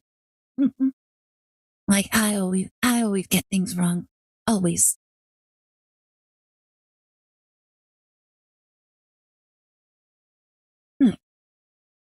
Well, if it works for them, you know what that reminds me of? Have you guys ever watched Scrubs? There was actually an instance where I think it was Todd who got involved in like a wife and husband like relationship, and like their encounters were so weird. Like he was actually in a relationship with a man and a woman at the same time. And it was wild because like in the story, he was basically like flirting with men and women. And people were like wondering what his sexuality was. And he's like, oh, I'm the Todd. Like, I'm the Todd. Like, I do whatever I like. Like, I feel like that's oppressive at this point. But yeah. I think that would be a good stopping point. It's actually like super late. I was not expecting to like stream this late. Like I always thought it was wild how there's like how a lot of streamers, like whenever they do react videos like this, I'm like, why is it always like an hour long? Like why is it always like an hour long for like a 30-minute video? And here I am, like that video took like an hour and a half to get through. Thanks for streaming. Thank you so much for everybody that dropped by. I very much appreciate everybody that dropped by, everybody that hung out. Let me find someone to raid on Twitch. A lot of streamers end up getting caught up with chat and go along tangents. I love going on long tangents, especially when it inconveniences everybody else. Just to clarify, we're on for Digimon Liberators this upcoming Friday. Yeah. Like, what time? Maybe around like 5 p.m. So like 5 hours before now. I always have to do that. Also, what's your stream schedule? I mostly stream Thursday through Saturday, like for my parts. And then my brother usually streams between Sunday and Tuesday. And then we also have a Discord where we watch Beyblades every Wednesday. 5 p.m. your time, that should work. Yeah, 5 p.m. my time. So like 5 hours before now. But yeah, if you want to drop by the Discord, here you go. Trying to build a community right there. Oh, I think I turned this on by accident.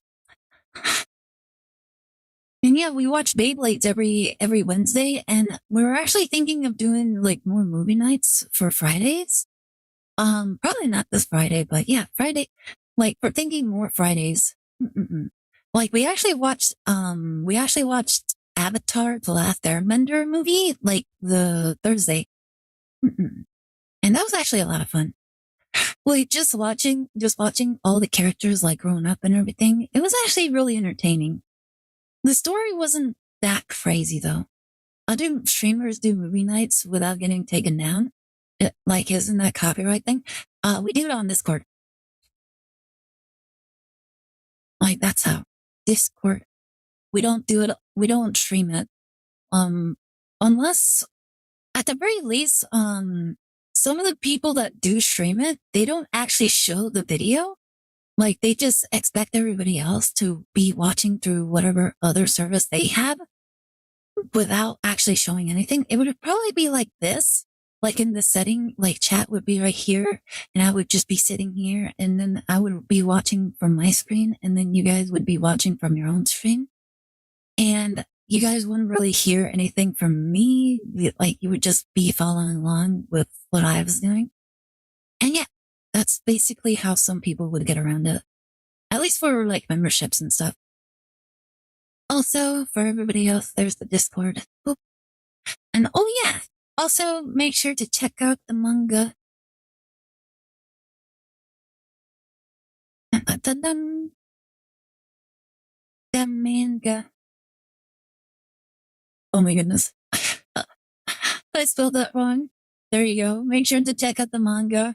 Like drawn by Glex. Not Glex. by Grey Rose. I don't know. I was getting mixed up on my words. Also be sure to check out the Patreon. Like we actually do have a Patreon, but we don't really manage it very well. Yeah, it was part of a movie night watching the Jurassic Park movie with the D-Rex. Ooh. Never mind, it works. Okay. Alright, let me find someone to raid. Ooh, you're a good person to raid into. There's all mine right now. Let's see. You know what? Let's go right into Yearbus. Yearbus Tomo. Boop.